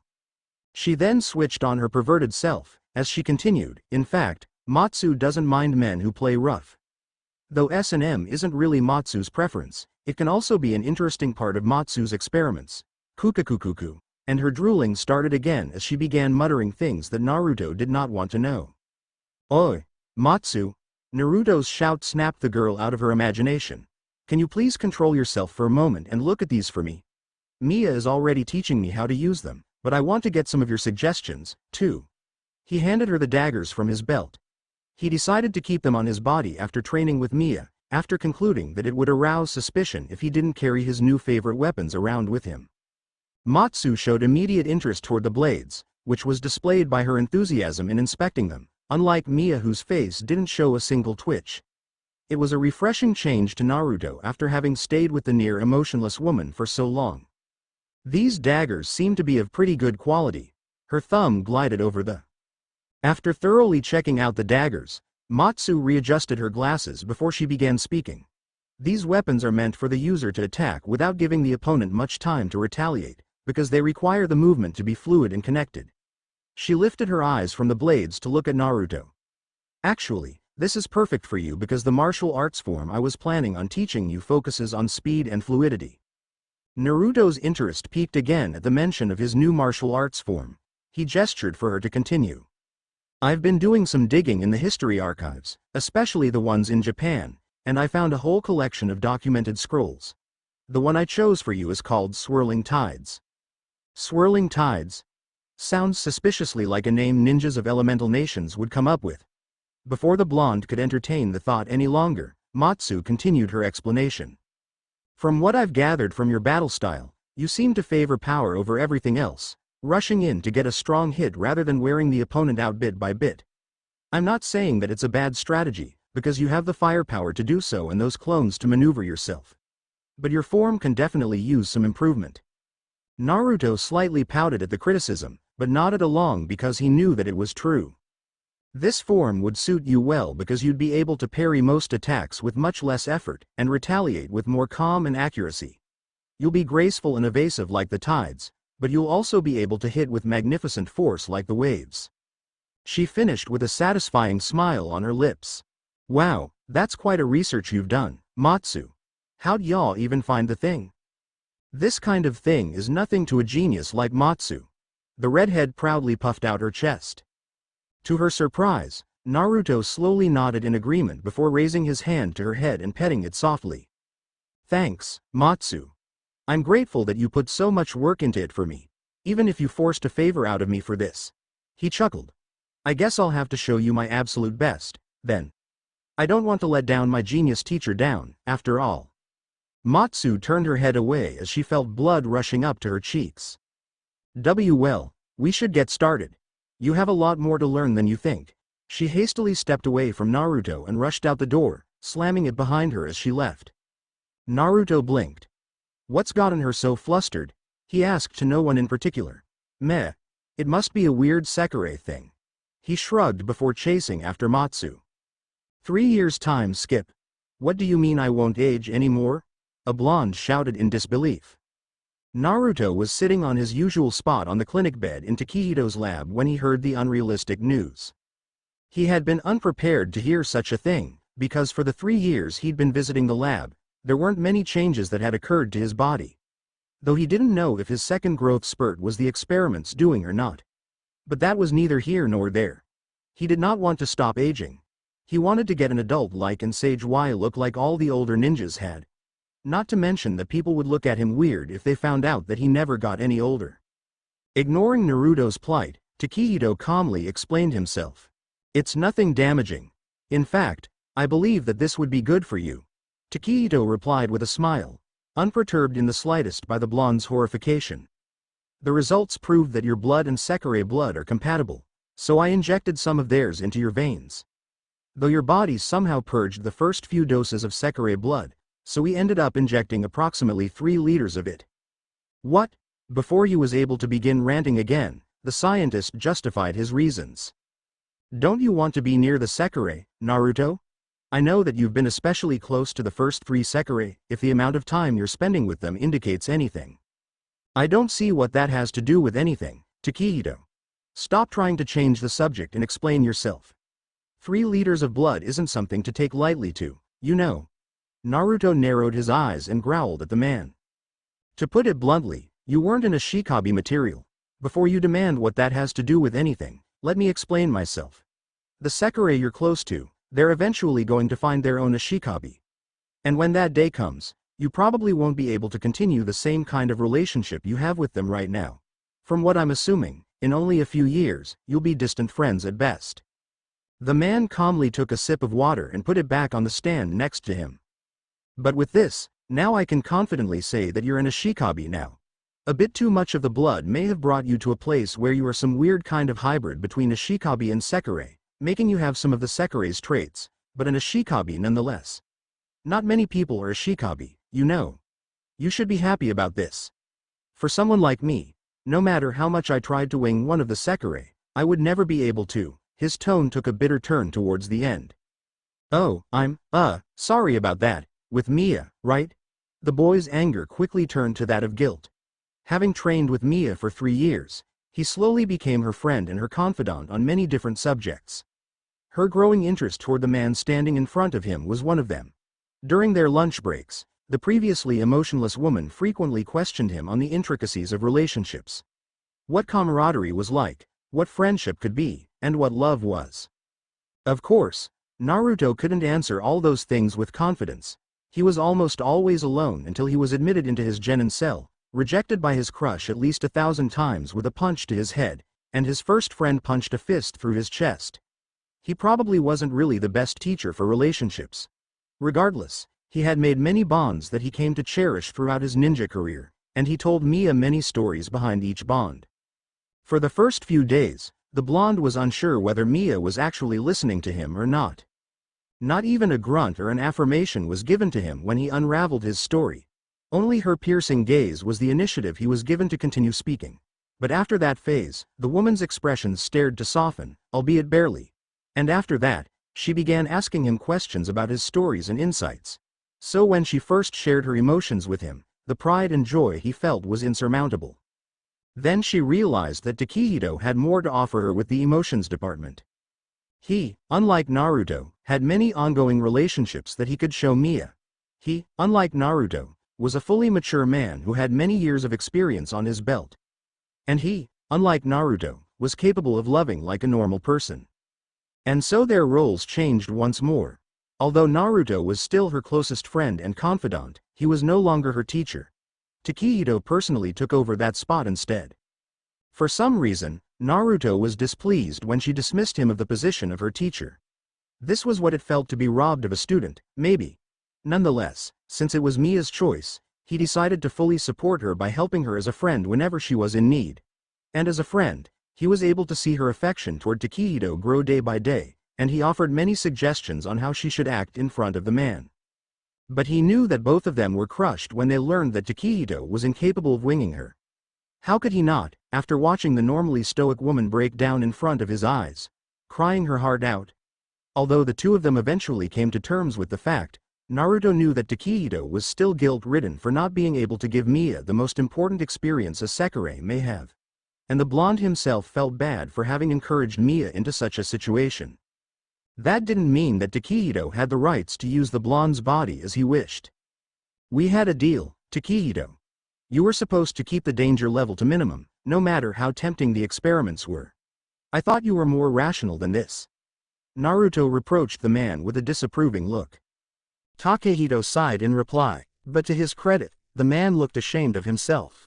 I apologize. I guess I lost track of what I was doing at the prospect of turning a human into an ashikabi. Maybe I was being a bit selfish, but I didn't want what happened to us to happen again. The two men stood in silence. Well, at least there weren't any backlashes, and on the good side, you'll be able to keep all your abilities of your prime until you die. Isn't this the type of power you wanted? Takehito inquired. I still wanted to be human, a shinobi, so that I could prove that I didn't need anything else to be strong, but I guess this is fine, too. It's not like it's going to give me that many superpowers or anything. The young man shrugged. Ho?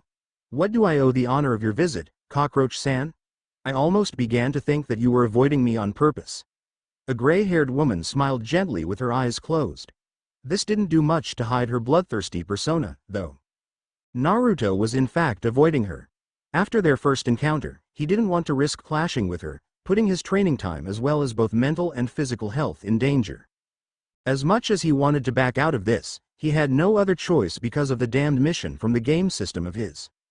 The reward of the increased control over the Kyuubi was too tempting to decline, not to mention the slowly decreasing amount of missions meant that he couldn't afford to ignore a single mission simply because he didn't want to do it. I came to ask you for a spar, Karasuba. He really couldn't believe that he was saying this with his own mouth. He wanted to avoid this kind of situation even if he became much stronger. I accept. Get ready to spill some blood, Insect-san. I'm looking forward to watching you squirm. Her grin widened before she sensually licked her lips as though she was imagining the taste of his blood. Naruto had to grit his teeth to hold a shiver that threatened to come over his body. For some bizarre reason, the woman just reminded him of Orochimaru. She wasn't into learning all the jutsu in the world, or into raping little boys. Well, hopefully not. He wasn't sure yet. Anyways, if he had to point out a resemblance, it would be the way she obsessed over being the strongest of all the creation, or the way she never let go of her targets. It just completely freaked him out. But unlike the snake bastard, she was pleasant to the eyes. Her silky gray hair that cascaded down her back in a ponytail, her firm body that he could admire all day long, and her hand that was holding the katana, ready to slaughter whatever that was in her way. Wait, what? Before Naruto was able to fully grasp the situation, Karasuba unsheathed her katana and jumped toward the panicking boy with both her hands on her beloved sword. Out of sheer instincts that were instilled into him by Miya, the boy was able to pivot his way out of the swing when the gray-haired woman landed in a crouch just next to him, making a large gash on the floor of the hallway with her blade. Naruto hurriedly grabbed both his daggers from his belt and stood in a defensive stance, pointing both his blades at the woman, ready to counter at a single notice. You can't be serious about battling in the building? We'll bring the entire thing down on us, damn it. He tried to reason to no avail. She was beyond reach once her blood started to boil. The only thing that would bring her to stop her attacking frenzy was putting her out of commission, or his death. Like hell he would allow the latter to happen. But he'd have to formulate a plan before doing anything rash. Despite having improved leaps and bounds during the past 3 years, he couldn't risk a careless mistake on his part, lest her blade skewered him. Observation. Name: Karasuba, number 04 level, 59 specialty, sword. Gender: female species. Sekirei condition: frenzy. Intelligence: 25 speed, 44 strength, 48 dexterity, 99. Well, that's one good news. I'm at least superior in the speed department as well as some others, except for dexterity. But that was to be expected considering her expertise on swordsmanship. He quickly deduced. Though his level wasn't quite on par with the Sekirei in the disciplinary squad yet, he could proudly say that he surpassed every one of them in at least 3 of the 4 stats. Naruto. LV.46. Express. 1045 4600ths, 0, stat points remaining. Intelligence: 78 speed, 63, plus 28, strength, 69, plus 25. Dexterity: 53, plus 15, charisma, attractiveness, 46, plus 5. Location-wise, he was actually advantageous, as her katana wasn't as maneuverable as his daggers in the small hallway. But he didn't want to risk taking the entire section of the building down just because Karasuba went on a rampage. Not when he was under that same building. It hurt to lift himself out of the debris of an edifice. He did not want to do that again anytime soon. Ducking a wild slash from the woman, Naruto sprinted towards her with his body still hung low. Getting a boost of speed by applying a burst of chakra to the sole of his feet, he launched himself toward Karasuba before swiping his daggers at her, one after the other. She tried to dodge by weaving out of the attacks with minimal movements as she usually did, but was nicked by the boy on the forearms, unable to dodge fully due to his superior speed. When Karasuba was still reeling from the shock of getting damaged by the blonde, Naruto hopped backwards to put a distance between them, and went through a flurry of hand signs at an unprecedented speed, ending at the snake sign. Great breakthrough, he yelled as he created a moderate-sized gust of wind that threw Karasuba to the end of the hallway. Despite the distance she flew back, she almost immediately regained her balance and sprang back at Naruto as soon as her feet reached the ground. But the short moment of breather was all Naruto needed to sprint to the nearest window and jump off from the 2nd floor. Enraged by the blonde's escape, Karasuba naturally chased after the boy, shattering the window open when she leapt off the building. Naruto didn't bother looking back, instead choosing to run at the top of his speed until he deemed the distance far enough from the building. After a minute or two of sprinting, he came to a halt and turned around to face the woman who was running frantically to catch up to him and hack him into pieces. And with a flick, the blonde spun the daggers into an offensive grip and summoned his wind chakra to run violently over the blades, extending the length of the dagger only slightly. Vacuum sword. He muttered to himself when Karasuba crashed down on the floor only a few feet away from him. The wind chakra became dense to the point that it was completely white and visible to the naked eye. And without stalling any further, Naruto swung the blade in the woman's direction, releasing large arcs of wind intended to hit the Sekirei. In a split second, Karasuba nimbly jumped over the attack, not losing any momentum as she approached the young man through the air. 3 blades clashed, creating sparks and intimidating amount of wind pressure around them, powerful enough to keep Karasuba on the air as they fought for dominance. Her grin widened when she was pushed away by the force, before she tightened the grip on her katana and started hacking it at the man with renewed vigor. Kyahahaha. This is great. She cackled as Naruto swerved left and ducked her attacks with little difficulty. Give me more. Show me more. I didn't have such a good fun in ages. Naruto found himself swept away in the woman's pace, not able to find the right timing to launch his own attack. The only reason he was able to last this long was due to his superior strength and speed. Karasuba's swordsmanship far surpassed his by a mile, and he found himself starting to falter the longer they clashed their blades. Stop being such a slimy cockroach and give me more of this feeling. This thrill. This exhilaration of battle. She demanded when she saw that Naruto was once again distancing himself from her by leaping backwards so quickly that she couldn't close the distance easily. Again, Naruto chose not to answer her directly. He knew that it would be a waste of his breath. So instead, he stashed away his knives and made a cross sign with his fingers, all the while staring into the woman's crazed eyes. Kage Bunshin no Jutsu. 5 clones appeared within a few feet from him, before each of them went off to engage the Sekirei in battle. 3 approached her from different directions, with their daggers fully charged with raging wind chakra. They slashed at her at different intervals, though with perfect harmony. She was hard-pressed to defend herself. When she blocked 2 daggers and dodged another pair by swerving out of their way, yet another pair of blades threatened to slash her arm off. To make things even worse, 2 of them stayed at the back and threw wind attacks at her one after the other. It wasn't that she was against a good challenge every now and then. But for the human she was battling to sit at the back and watch without moving a finger, it was infuriating. A growl reverberated through her throat. Karasuba wildly swung her katana in a wide arc toward the clones away and pushed herself from the ground with great velocity, heading straight to the boy that was standing still and watching the battle. She grinned once again when her blade was merely inches away from bashing his head open. The boy's eyes widened in surprise and wasn't able to get out of the way in time, and the crown of his head connected with the sword, only for him to poof into nothing. Before the Sekirei could even scowl in confusion, her breath was shot short by a dagger cleanly piercing between her ribs. And with a chop to the back of her neck, she lost consciousness, crumbling face first to the ground. Naruto eyed the woman's fallen form, making sure that she didn't stand back up. Well, that was anticlimactic. His sweat dropped at such a boring way to end the battle. He didn't think that she would go down with such methods. Weren't Sekirei some supercharged aliens with amazing vitality and endurance? Naruto shrugged and leisurely left for the building, waiting for a certain window to appear. And with a ping, the gray screen appeared to congratulate him. Mission accomplished. Defeat Karasuba in a spar reward. Access to Kyuubi's chakra. Express gained. 3200 Express. Like many times in the past, another screen followed soon after. Level up.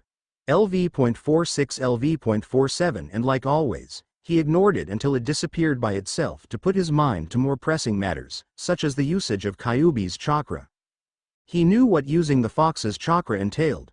Heck, he'd been using up to 3 taels worth during his training trip.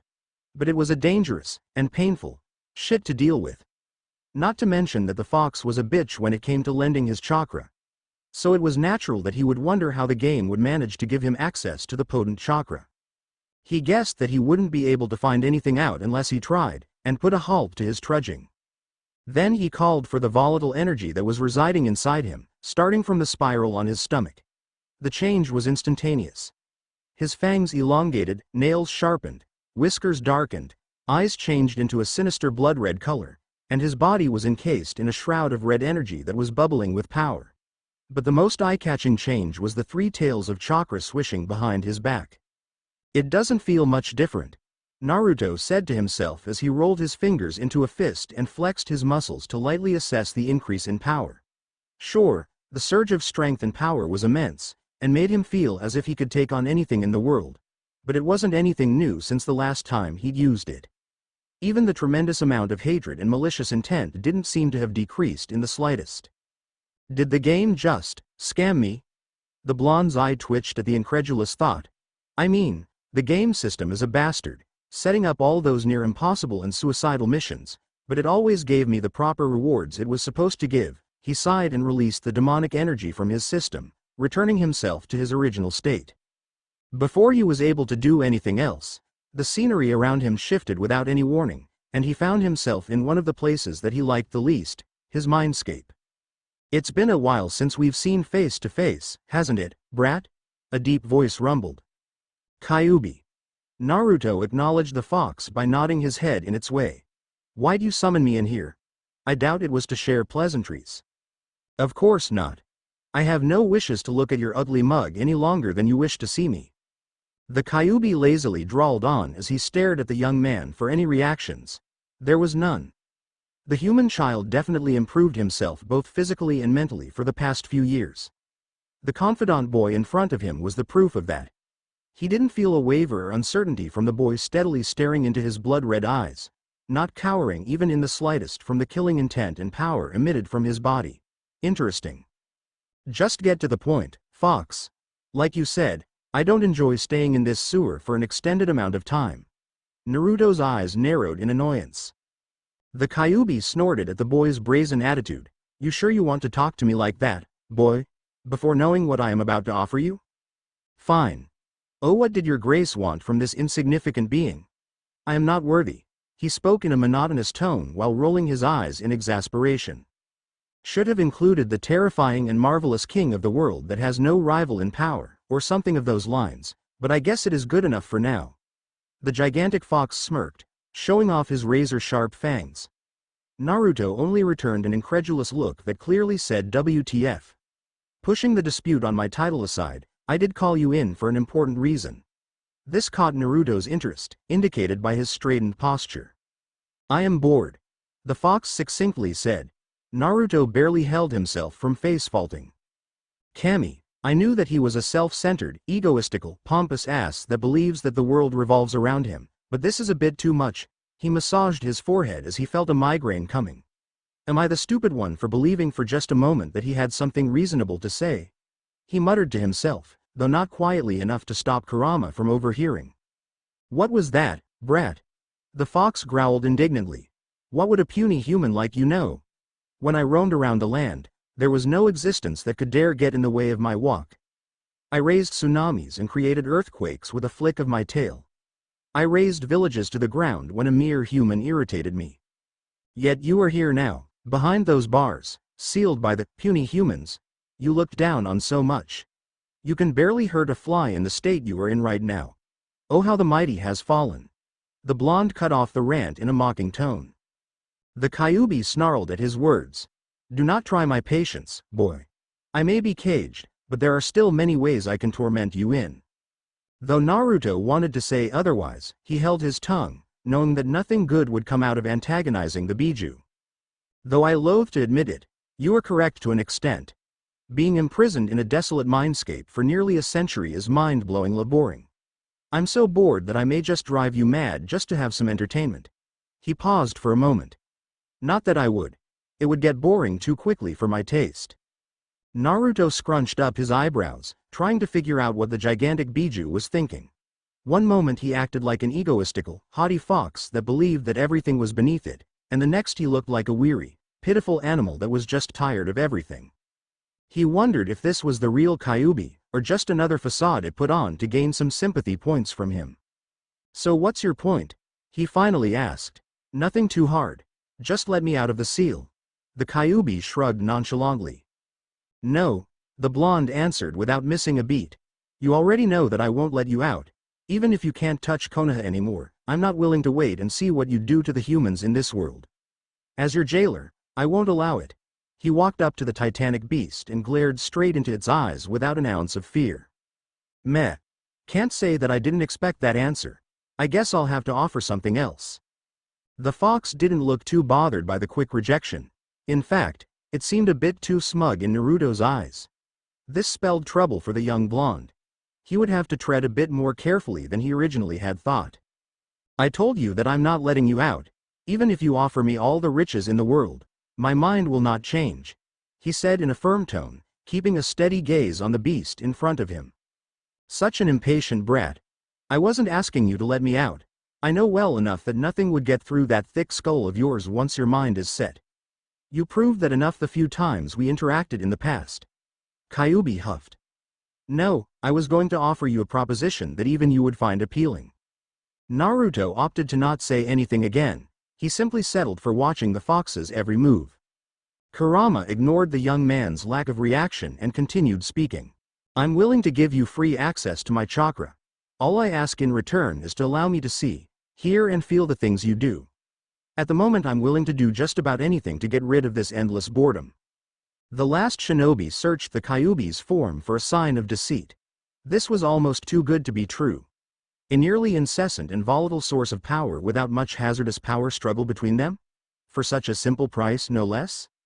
Is this a new plot of yours? Found some sort of way to take over my body with the small access to my senses? He scowled at the fox. Kyuubi rolled its eyes, irritated by the stubborn boy's unwavering answer. Were you not listening to me the past 5 minutes I've been talking? I told you that I was bored out of my mind. You try staying confined to a bed for a century. You'll probably want to rip your finger off for entertainment. It scoffed.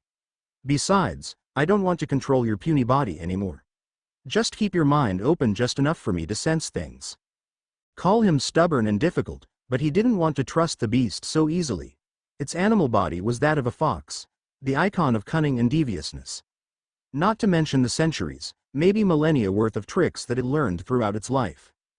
But the game system did offer him the Kyuubi's chakra as a reward for his most recent mission. And the game always gave him what it said it would, including a dwelling he could stay in, wind jutsu that should have been extinct along with the shinobi generation, and weapons that upgraded themselves along with his growth. These past experiences only made the Kyuubi's offer more enticing, knowing that it wasn't a scam in any way. Though if there were any negative consequences, he had yet to see. Fine. We can try this for now. He began speaking, but if I sense even a slightest problem, the deal's off, understood? Yes, yes. You humans worry too much. Just give me enough amusement and I'll be fine, it offhandedly said. The blonde disregarded the fox's attitude in favor to finding out how to open up the sensory connection. Though he had so confidently agreed to the proposition, he had not a single clue on how he should get about the issue. Did he will it open? Or did he have to meddle with the seal? Or was it something else entirely? He cursed to himself when nothing seemed to work. The fox was going to have a field day with this. Oi, fox! He called out. The fox grunted in a reply. How do I open up this sense connection thing? He gritted his teeth in annoyance when the fox started chortling at the boy's expense. After pretending to be all mature and intelligent, I guess you can't change your character that easily. Once a monkey, always a monkey, I say. Shut up, fox, and tell me, you want to stay bored until I die? He retorted in irritation. Bah. Just put your fist on mine, and will your senses to be open to me. It curled up its paw into a fist and raised it to the boundary of the prison. Naruto stared at it warily, wondering if this was the right thing to do, and tentatively, he raised his own and bumped it to the fox's. Red energy encompassed them both, like it did when Naruto used the Biju's chakra. But the energy was much less malicious and easier to control. It was almost comforting, in fact. He let go of the last bit of the doubt he held for the deal, and allowed the powerful energy to wash over him. When he was starting to get relaxed by its presence, the Kyuubi cut the power off. Finished. Now run along. I don't want to look at your ugly mug any longer. It made a shooing gesture with its gigantic paw, before it rested its head on its arms, getting ready to take a long nap. Though slightly peeved at the abrupt discontinuation, Naruto closed his eyes and willed himself out of the mindscape without wasting a moment longer. When he reopened his eyes, the sun was already setting in the real world. Though the afternoon was very eventful, not much time had passed. Not that it mattered to him. He was already on his way to being, he dare say, one of the most powerful people in this world. Well, as far as he knew. As long as there weren't any other time-traveling ninjas or aliens from outer space, his spot was pretty much secured for now. Kami. He sounded so conceited. Talking to Kyuubi probably messed with his head a bit too much. Yup. It was all the Kyuubi's fault. He wasn't getting a big head or anything, though being a bit more careful of his attitude doesn't sound like a bad idea right now. He shrugged off the train of thought. This wasn't a time to be evaluating himself. He had better things to do. like checking out the newly earned skill of his. Naruto summoned the window containing his skill set. Skills. Observation, LV.22, Shadow Clone Jutsu, LV.56. Sexy Jutsu, LV.2, Rasengan, LV.76, Henge, LV.13, Kawarimi, LV.32. Surface, Water Walking, LV.73, Wind Release Jinchuriki Mode. He pressed the Biju mode, Jinchuriki mode, allows the user to access a tailed beast's chakra at will. Its effects can vary from physical enhancement to Biju-based attacks. Version 1, LV.12, creates a shroud of the beast's chakra around the user. One-tailed 10 minutes, STR plus 20, SPD plus 10, two-tailed 9 minutes, STR plus 30, SPD plus 15. Three-tailed 8 minutes, STR plus 40, SPD plus 20, four-tailed 6 minutes, STR plus 50, SPD plus 25. Five-tailed 3 minutes, STR plus 60, SPD plus 30, six-tailed 30 seconds, STR plus 70, SPD plus 35. Seven-tailed 0 seconds, STR plus 80, SPD plus 40, eight-tailed 0 seconds, STR plus 90, SPD plus 45. Nine-tailed 0 seconds, STR plus 100, SPD plus 50, version 2, LV.1. The physical manifestation of the beast appears on the user's body, enveloping dark red chakra on the body. It almost seems like a miniature version of the beast. Seems like I'd have to work harder to get better at using this. Even with the fox's consent, I can barely go into the six-tailed form. Though it is a great improvement from the 3 tails I was able to access 3 years ago, he mused, reminiscing of the past. Since his schedule was already full, he decided that he would lighten the load of wind release training and use that time to work on managing Kyuubi's chakra instead. If he wanted to get to the 9-tailed form, he had a long road ahead of him, not to mention the other quirks the Jinchuriki mode would bring him. He broke out of his thoughts and dashed towards the edge of the island, excited to do a yet new exercise that would bring him closer to his goal. On the next chapter, you can call me an assassin. Highest caliber you could ever find. He gruffly spoke to the plump man. That's what everyone says. How'd I know that you're the real deal? The plump man cockily asked. Before the head director could even blink, Naruto appeared behind the man's back and put one dagger on his throat, and the other on his chest, right over the heart. That good enough for you? Or do you want more? The masked blonde unleashed some of his killing intent as he spoke intimidatingly. The plump man's breath hitched, trying to pull away from the blades to no avail. I'm good. Sorry for doubting you, good sir, he replied pitifully, in a squeaky tone. 2 years' time skip, land. Oh how I've missed you, land. A blonde collapsed on the ground, intent on not leaving it for a long time to come. He spread his arms and legs out, and began rubbing his whiskered cheeks on the floor with disturbing vigor. Not having to use chakra to stand on the surface is the best. I'm never leaving you again. Mission accomplished. Escape Kamakura Island reward.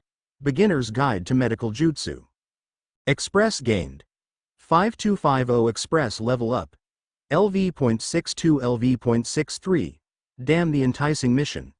I almost died several times because of this. The helicopters. Karasuba chasing me like a madwoman, and the fucking never-ending sea. He wailed as he turned and lay down on his back. I would have ditched this mission only if they weren't so scarce nowadays, and with such a high express gain and nice reward, I couldn't back down. Walk a bit into the city and do the same thing, won't ya? It will be so entertaining to watch you completely humiliate yourself in front of so many eyes. A voice in the young man's head chuckled at his plight. Shut up, Kurama. Let's see you running on the sea for days, almost non-stop, he growled. I don't need to run on top of the sea for days, you hairless monkey. The water will part ways even before I let my paw down. My presence will create waves that crash upon the other creatures, though the center, where I am, would be tranquil, the fox boasted. Naruto rolled his eyes at the chakra beast's repertoire. Even after years of contact with him, the pompous fox stayed exactly that. Pompous. His self-praising never diminished, either. But the blonde could see where Kurama was coming from.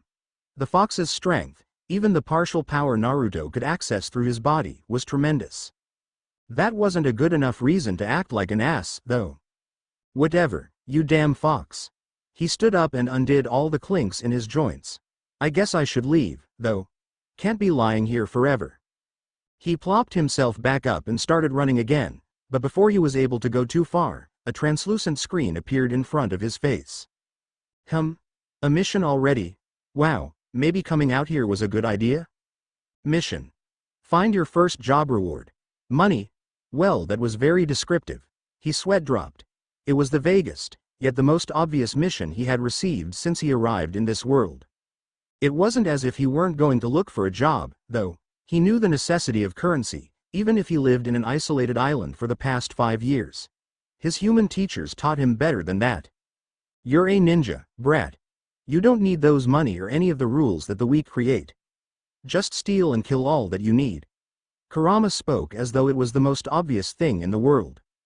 Even as a ninja, I still have morals that I follow. I'm not going to shun humanity just because you're in my gut, Kurama. Yeah. I get it. You're the hero type that cannot condone a single bad deed. Yada yada yada. He replied in a bored tone. The man's brows furrowed. You know that it's not like that. It's just that life would be boring if there were no limiters. It's not like this world is full of strong people to fight. He explained. Shinobi aren't hero material, anyway. He swiped the mission screen away without putting a halt to his run. But before he could run in an absent-minded state again, another screen popped up. You received a map. Follow this to find your job. So I don't get to choose what job I take. He swiped the screen off again. Meh. At least I'm guaranteed a job this way. He opened up his inventory to check out his new map. Inventory. Disciplinary Squad Members Profile Beginner's Guide to Wind Manipulation. Wind Manipulation Scroll Intermediate Level. Wind Manipulation Scroll Advanced Level. Disciplinary Squad Uniform X3 Emergency Medical Kit. Poison Collection Kit. Green Tea X15 Sandwich X10. Onigiri X12 Beginner's Guide to Medical Jutsu Map. Shinto Tito. The inventory was fuller than it usually was, as he stored some food and received 2 new items. Speaking of food, he'd have to search for a ramen stand soon. He was showing signs of ramen withdrawal for missing out on it for 5 years. He put his hand inside the inventory and pulled out the map, untied the red ribbon holding it together, then unfurled the scroll-like map. The map itself wasn't too different from the ones he'd seen during his time in the elemental nations. There were roads, buildings, mountains and sea, all recognizable even without additional education. But if he were to point out a difference, there were just too many streets on this map. Of all things the humans chose to improve, they had to create a labyrinth out of the roads. He sighed when he felt a certain fox laugh at him in his head. Cutting the connection off in annoyance, Naruto dismissed the inventory screen and clutched the map on his left hand. Then he resumed running at the direction he was running in. When the blonde finally reached an asphalt street, he climbed the nearest lamppost to check the vicinity. Not much was really ascertained due to its low altitude, because all he could see was roads and few blocks of buildings. But he was able to conjecture where a city seemed to be located from the increasing number of buildings down the road. So following the most logical line of choice, he ran toward that direction. Whether it was the correct city or not didn't matter to him. He could ride one of those taxi things and ditch before he had to make payment. He was a ninja, after all. Deception and stealing was his specialty. As expected, the desolate grassland soon disappeared and was replaced with more buildings and skyscrapers. A few cars, something of a replacement for horses according to his teachers, passed him by a few times. Their speed was pretty impressive. For civilians without any chakra, that is. He could outpace them any time he wanted. That probably won't be a good idea, though. He shook his head. The last thing he wanted to do was grab attention. He had to slow his pace to that of a normal person, meaning that he couldn't use chakra to travel anymore, which sucked big time. His run now turned into a quick-paced walking, as he approached an area that was bustling with civilians and cars. The place somewhat reminded him of Konoha, full of life and people. After living in near solitude, interacting with less than 10 people for 5 years, it was a nice change. Now only if I can find where the destination is, he mused, rolling open the map that was crunched in his left hand. Yup. I still have no idea where the hell I am, he chirped to no one in particular. Standing in the middle of the road, Naruto looked around the edifice that were surrounding him. How civilians with no tracking skills could find their way through such a confusing city, he'd never know. The buildings of the city were almost completely identical, save for some of the signboards and slight bits of decoration. It would probably be the best for him to memorize the area, if this was the correct city he was supposed to be in, that is. He sighed in frustration. When he was going over some things in his mind, a car sped towards him in an alarming speed, honking for him to get out of the way. Not really seeing the vehicle as a threat, Naruto just stood still, not even bothering to turn his face to the car. Panicking at the lack of response, the driver stomped on the brake and steered the handle away from the young man. And as it would for any other normal cars, the car crashed into the side of a building, creating a pillar of thick smoke slowly dispersing into the air. Naruto blinked. Maybe it wasn't such a good idea to stand still, maybe this was what those teachers meant by not standing in the middle of the asphalt road. Huh. You learn new things every day.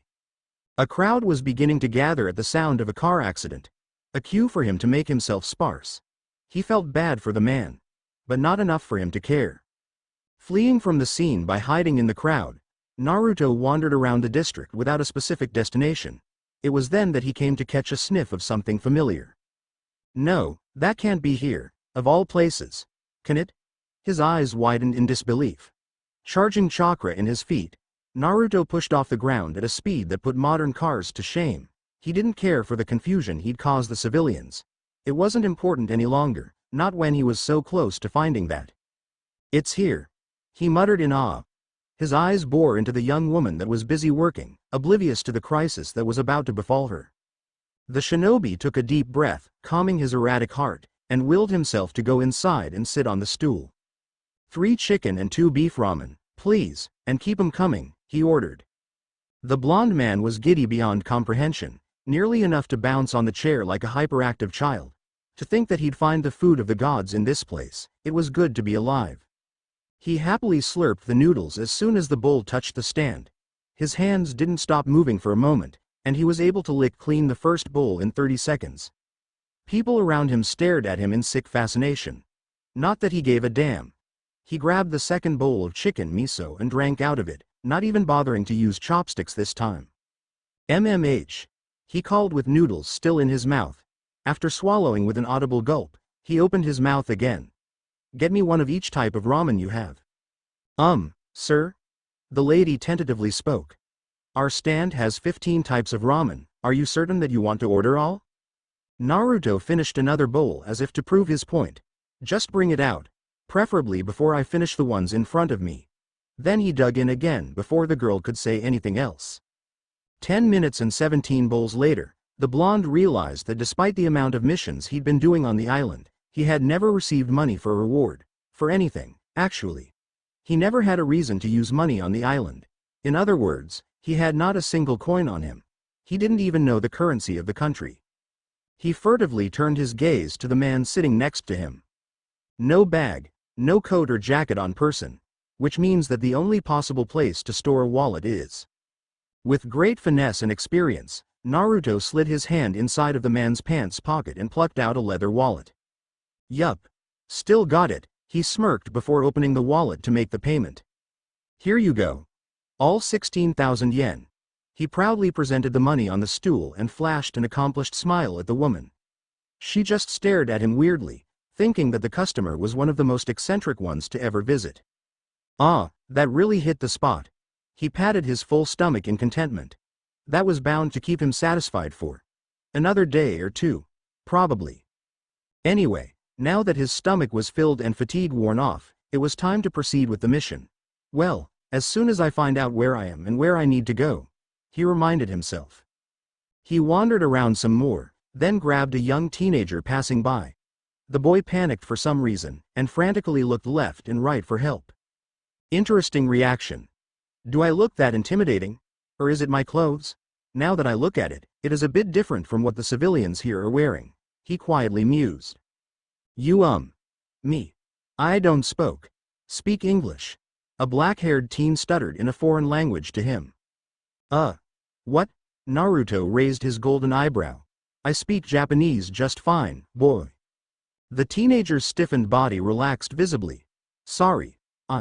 I studied really hard and I know that I can read and write English just fine, but when I thought that I was speaking to a real foreigner, I blanked out. He laughed sheepishly. Naruto waved it off with his right hand. It's not like he knew the language in the first place. It's fine. You can forget about it. Anyway, I have a question I'd like to ask. Oh, of course. Ask away. The boy shyly replied as he fidgeted with his fingers. Naruto momentarily eyed the spineless boy, and showed him the map the blonde was having so much trouble with. Could you point out where exactly we are in this map? And if possible, how to get to the building circled in red? I arrived at this city just today, and I'm afraid I do not quite know where I am. Naruto coolly explained the situation, leaving only the bare necessity information for the boy to process. The said boy quickly looked around their surrounding and stared intensely at the map.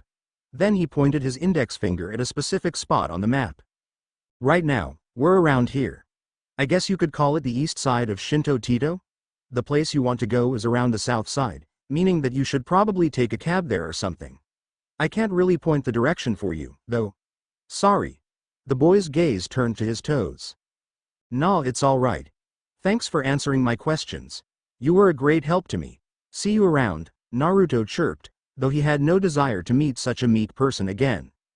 He walked out to the streets and looked at the cars speeding to their next destination without a hint of stopping. Naruto wondered how he was going to get a taxi's attention and ride it. Was he supposed to jump on front of it?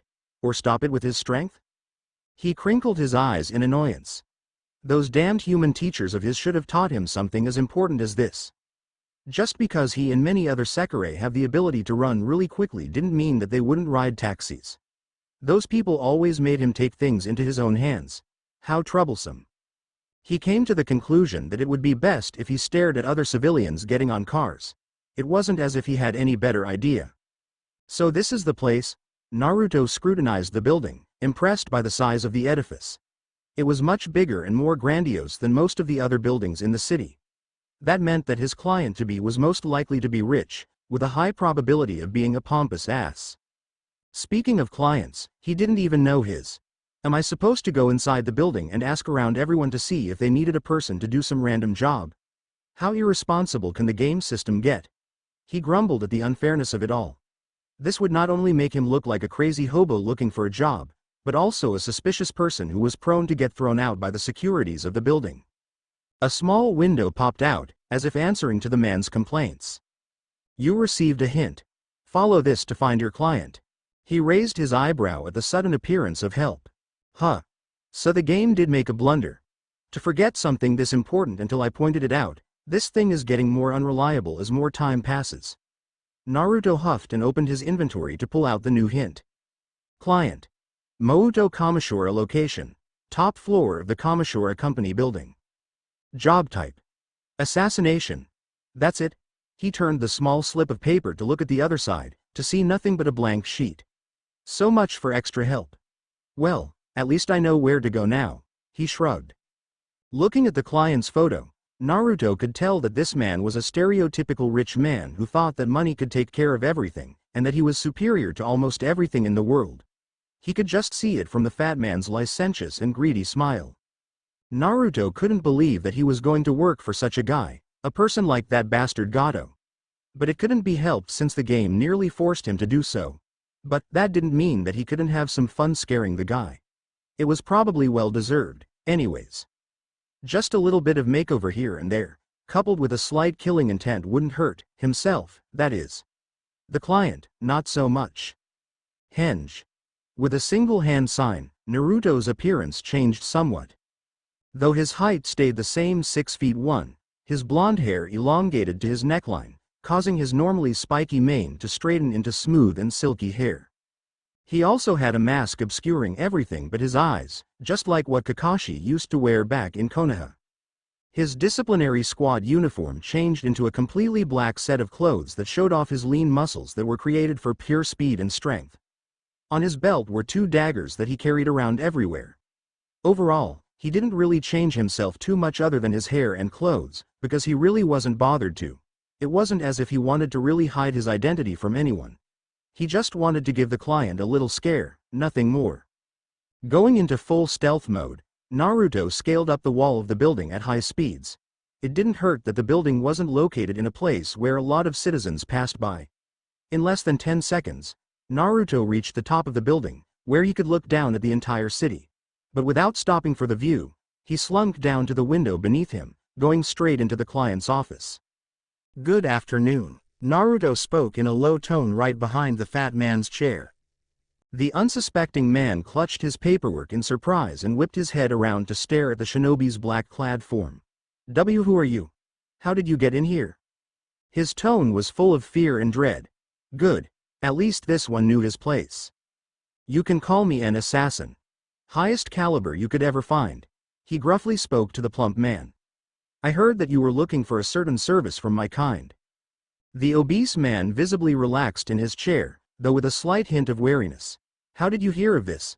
I have never told anyone of the need for this service. I have my ways. Now, are you willing to hire me or not?" He continued speaking in the monotonous voice that he came to learn was a great way for petrifying others. "I am not going to hire a stranger that suddenly appears in my room, pretending to own the entire place. There are plenty of others that I can trust to handle these problems just fine." The plump man crossed his arms in an attempt to control the pace at his will. Let it be known that it backfired big time. "Oh, are you sure that you want to throw away this chance because of your petty pride of a rich man? You won't be able to find an assassin as accomplished as me anywhere in this world." "That's what everyone says. How do I know that you're the real deal?" the plump man cockily asked. Before the head director could even blink, Naruto appeared behind the man's back and put one dagger on his throat, and the other on his chest, right over the heart. "That good enough for you? Or do you want more?" The masked blonde unleashed some of his killing intent to make his intimidation more effective. The plump man's breath hitched, trying to pull away from the blades to no avail. "I'm good. Sorry for doubting you, good sir," he replied pitifully, in a squeaky tone. Naruto held the urge to chuckle. It was always satisfying to put greedy fools in their places. He allowed a smirk to take place on his lips, but kept his eyes cool and aloof. It wouldn't do to allow the man think that he was off the hook, after all. "Now then, the job?" he continued speaking laconically. Oh, the job. Right." His fattened hands reached for the drawers and took out a thin folder, which he opened straight away. "This is the target." He pointed at a photo of an old man. "He's the president of the accursed Hitoshira Inc. that man always took." Naruto cut the man off with a cold reply. "That's all I need to know. There is no need for me to learn of your squabbles. I will return when the job is completed." And with a quick series of hand signs, he vanished in a flurry of leaves, leaving the flabbergasted man behind. Now that Naruto knew how to ride a taxi, finding the next destination was much easier than before. Humanity had really outdone itself in creating something as useful as the taxi system. He no longer had to spend hours on the road, lost in the maze they called a city. Though it slightly wound his pride as a ninja to rely on civilian vehicles to get from one place to another, he decided that it didn't really matter because he was new to the place. He could display plenty of stealth and finesse when he infiltrate and kill the target, anyway. According to Matsu, he would have to be extremely cautious when sneaking into a building, especially that of high importance, because there are cameras installed in almost every room and corridor. What he had to fight were not guards or workers, but the cameras themselves. And since there weren't anyone like Matsu that could back him up by turning those things off, he had to do things the hard way. Somehow avoid all the cameras and kill the target. To boot it off, he had to make it seem like a natural death, too. It was so much easier back in his days when all he had to do was enter the target's room and slice his neck off. Naruto sighed and flicked open the file he received earlier. There was an awful lot of information in it, including the man's looks, locations, family, secretaries, favorite food, drinks, and the list went on for a while. Did that man really have nothing better to do? Wasting his time and money on gathering such information, it wasn't as if knowing who the target's secretary would help me kill him. Naruto suddenly came to a realization and traced back his finger to where the data on the secretary was, and perused it once more. Stupid me, stupid, stupid, of course I could use this to my advantage.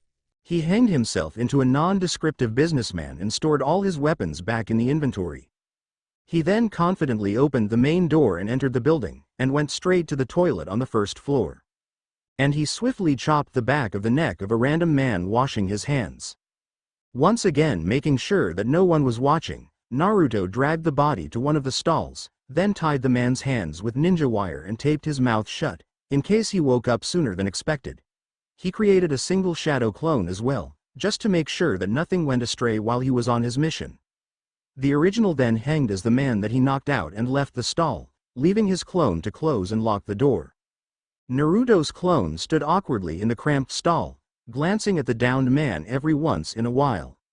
"Boss, you better finish quickly, 'cause it is freakin' uncomfortable to stay in a stall with another man, who is all tied up and gagged. Kami, what did I ever do to you to make me suffer such a fate?"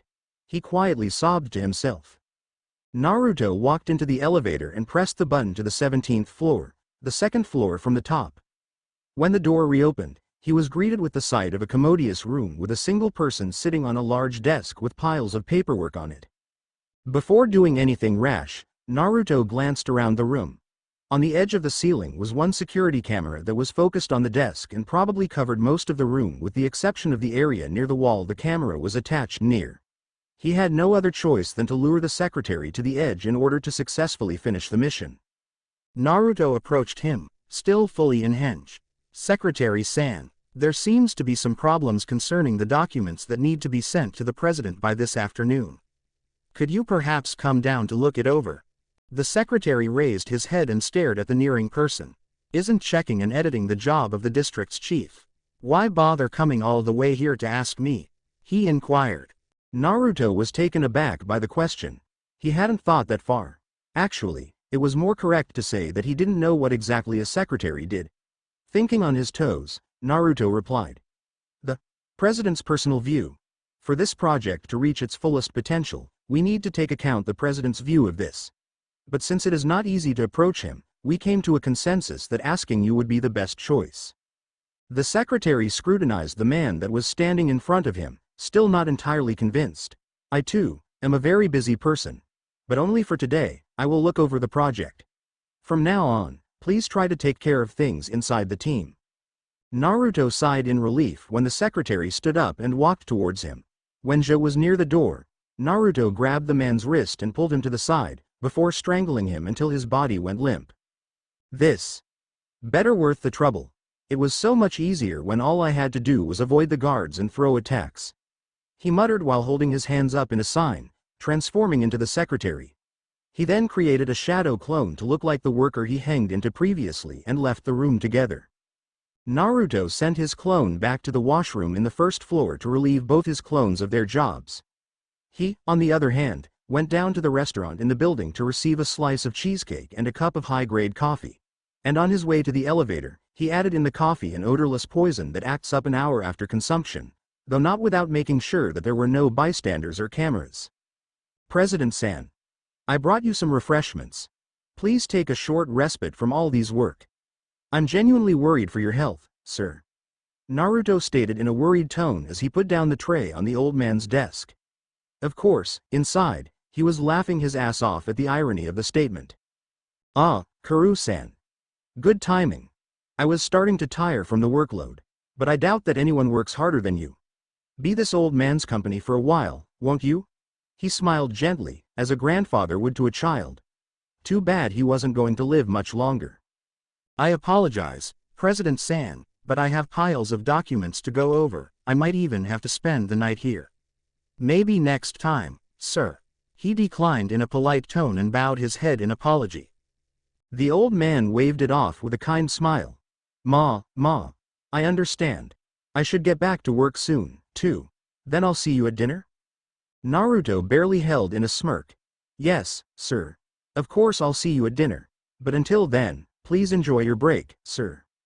The sudden death of Hitoshira Inc.'s president, Satoshi Hitoshira, shocked everyone in the company. His physique was said to be normal until lunchtime, when he greeted many of his employees. The cause of his decease is currently thought to be stress overload and bad habitual lifestyle. The Hitoshira Inc. is currently. The television was turned off by a chubby man, wearing a pleased smile on his face. And just in time, a familiar ding rang in front of the blonde man. Mission accomplished. Find your first job, assassination. Reward. 5 million yen express gained. 1100 express? Well? Satisfied?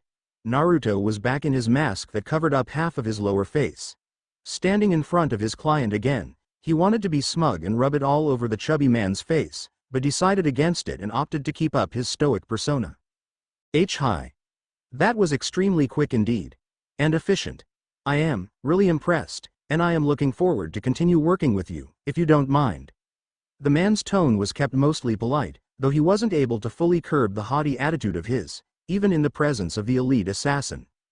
Naruto held his hand out, asking for his pay. We'll see. Now, the payment? He spoke in a gruff tone that prompted the president of the company to move more hastily and quickly than usual. Here you go. 5 million yen. Approximately $50,000, in total. He put down a briefcase on his desk and opened it, showing it to be full of gray paper notes. Naruto closed the briefcase without any showing signs of surprise, and brought it to his side. I guess we'll be doing more business in the future, then. Wait. How will I contact you? The pudgy man hurriedly asked the fleeting blonde. I'll return when I am needed. Until later, then. He disappeared once again in a swirl of leaves. Does he disappear in leaves just to spite me? The chubby man grunted. Someone clean up this mess, he called over his employees.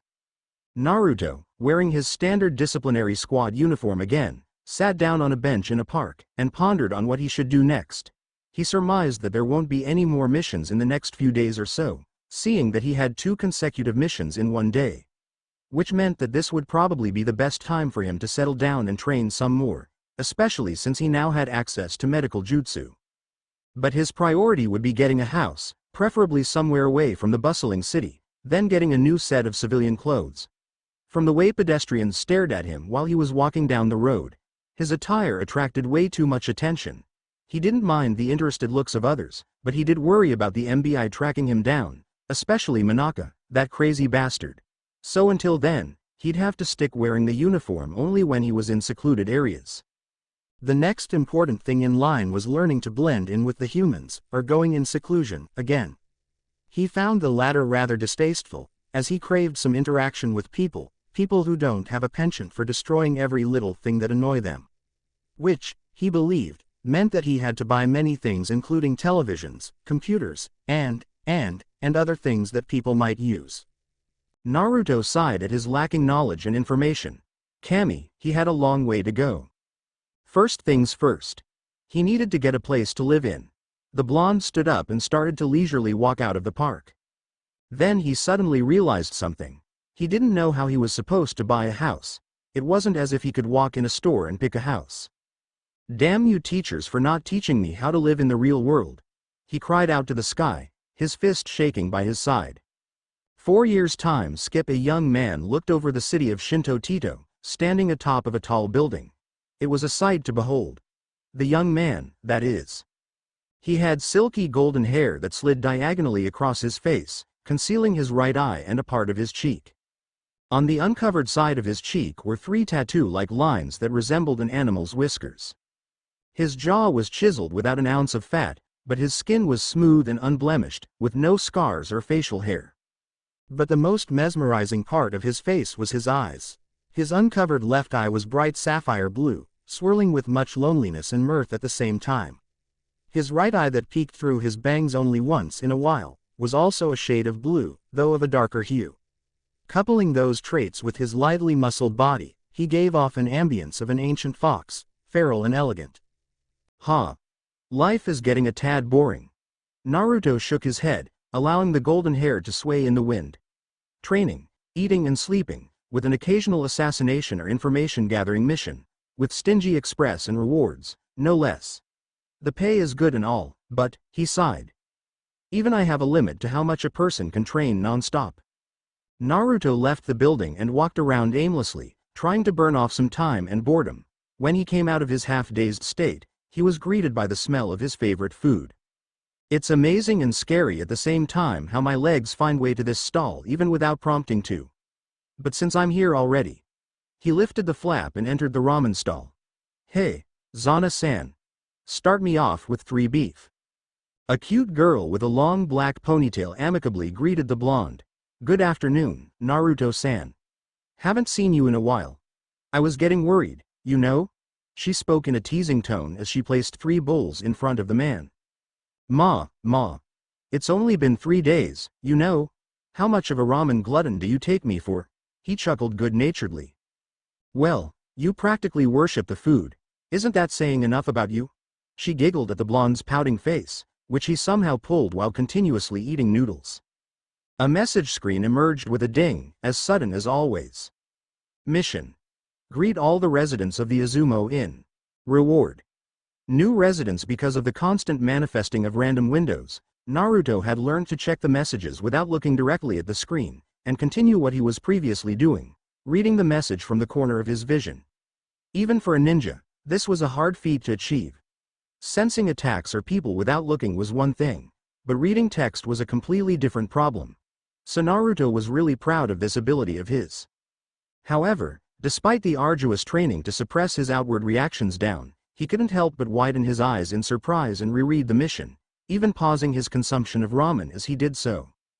Izumo Inn, that's Miya and Takehito's house, if I remember correctly. Ha! It's as if the game system's reacting to my about-to-burst boredom gauge. Well, as long as I get to have some entertainment, who am I to complain?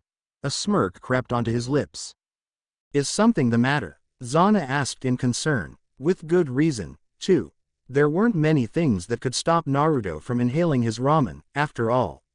He even learned to enunciate with his mouth full of noodles, just so that he didn't have to interrupt his intimate session with his favorite food.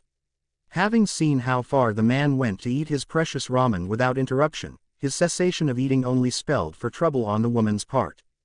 No, it's just that. I remembered something really important to do.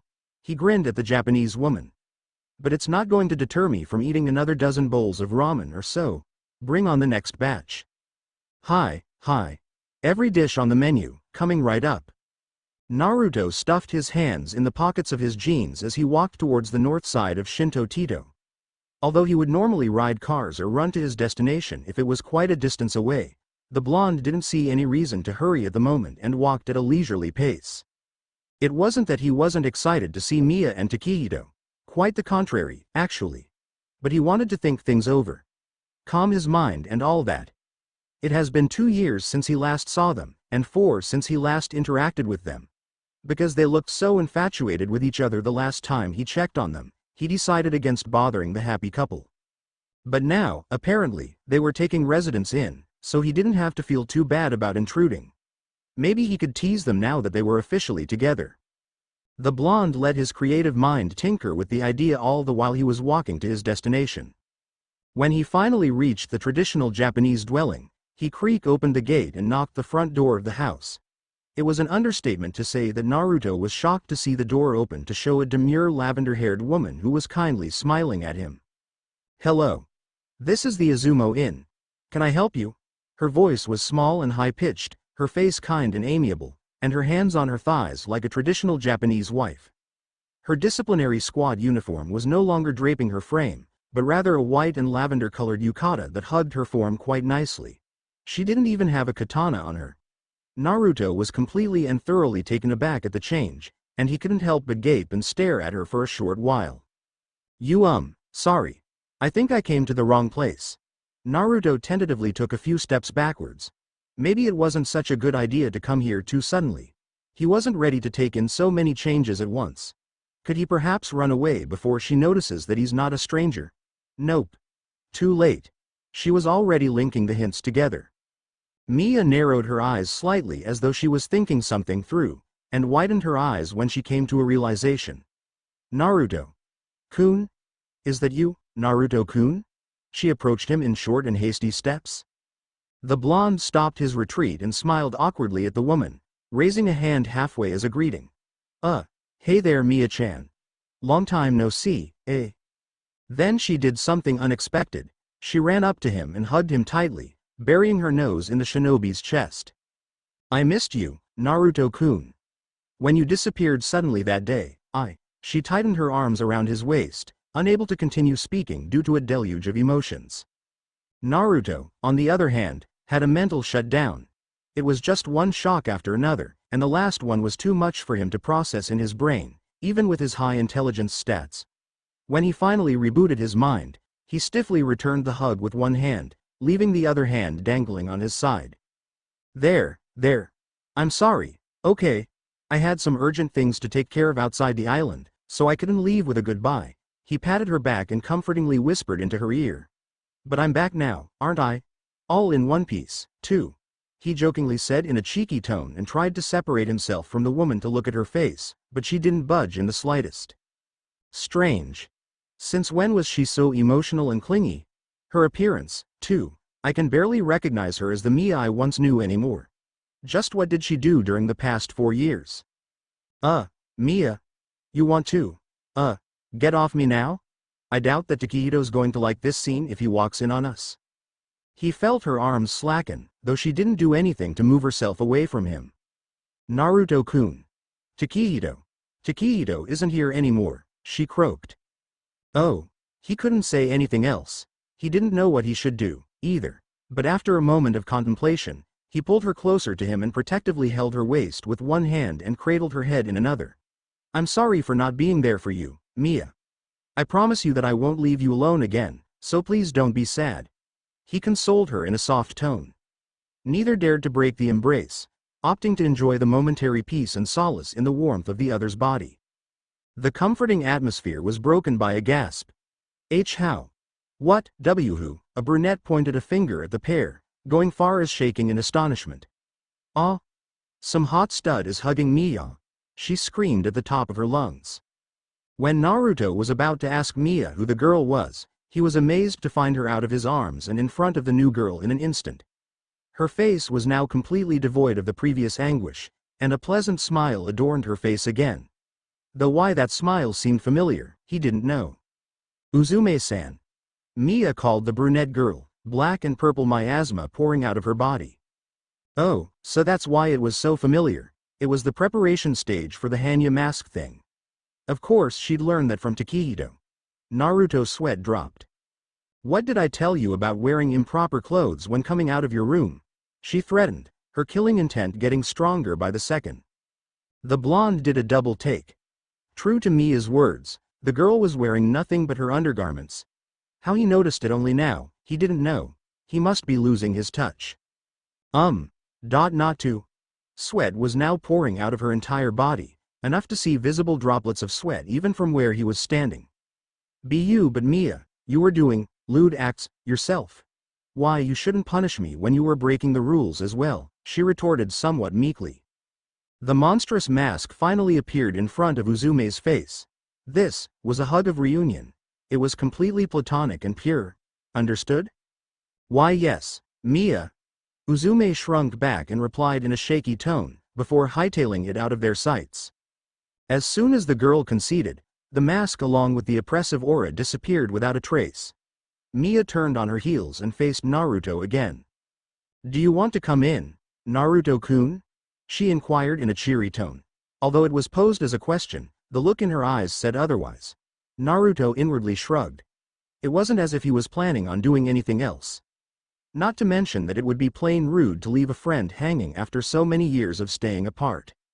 He conveniently forgot about planning to slam the door and run away right in front of Miya's face, which was a much ruder action to take. Of course, Miya-chan. I want to hear all about what happened while I was gone, he replied as he followed the woman into the house. Before he was able to fully inspect the interior of the inn, the sound of footsteps tumbling down the stairs stopped him short. Miya. What was that about you hugging someone? A tall woman in purple dress shouted from the stairs, gripping the rails and looking down at the pair. Could it be love? She put both her hands on her cheeks and squirmed, a blush already adorning her face. Though whether it was caused by the actual thought of romance or by alcohol consumption, he didn't know. A tick mark formed on Miya's forehead. It is nothing of the sort, public obscenity. I am but a pure maiden, unlike you and Uzume-san. It was simply a hug of reunion. Look for yourself, she huffed. What are you talking about, Miya? She stared at the blonde man that stood behind Miya. She didn't really know any blondes except for that kid back in the island. But he had spiky hair and whiskers. Her eyes widened in realization and stood amazed in the drastic change in the man's appearance, despite not having aged in the slightest since they last met. Foxy-kun, it's been too long. She jumped down the stairs and lunged for the man without wasting a single second. The only thing that kept Naruto on his feet was his supreme strength stat. He was really thankful for it too, because he would have seemed pathetic if he couldn't handle holding a single woman, supercharged alien or not. Kazehana, the least you could when seeing a friend after so long as call me by my actual name, he chided the woman who was still snuggling into his arms. But Foxy-kun, then it would be no fun, she whined as she not so discreetly pushed her assets onto his arm. Kazehana-san. Miya articulated every syllable of the name in a tone that brought shivers to the spine. No illicit behaviors are tolerated in the Izumo Inn. Or do you perhaps wish to sleep outside the inn tonight? Her eyes sparkled in a red, predatory gaze. Kazehana slowly let go of Naruto's hand and backed away ever so slightly. Ahahaha. Your face is so scary, Miya.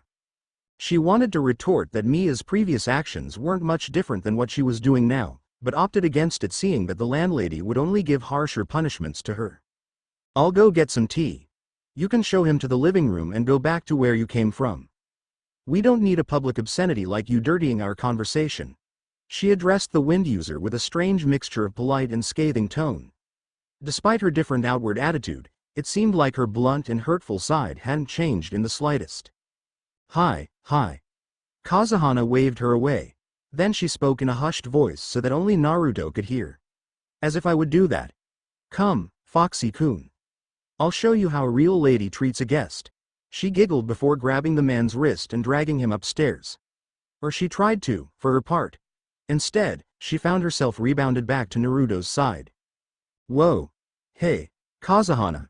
Even if I haven't seen Miya for a long while, I doubt that she takes kindly to disobeying her direct orders. He tried to reason. But Foxy-kun, don't you want to get a tour of the inn?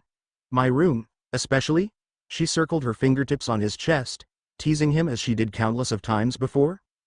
Naruto stood in contemplation. On one hand, he didn't want to get on Miya's bad side from day one.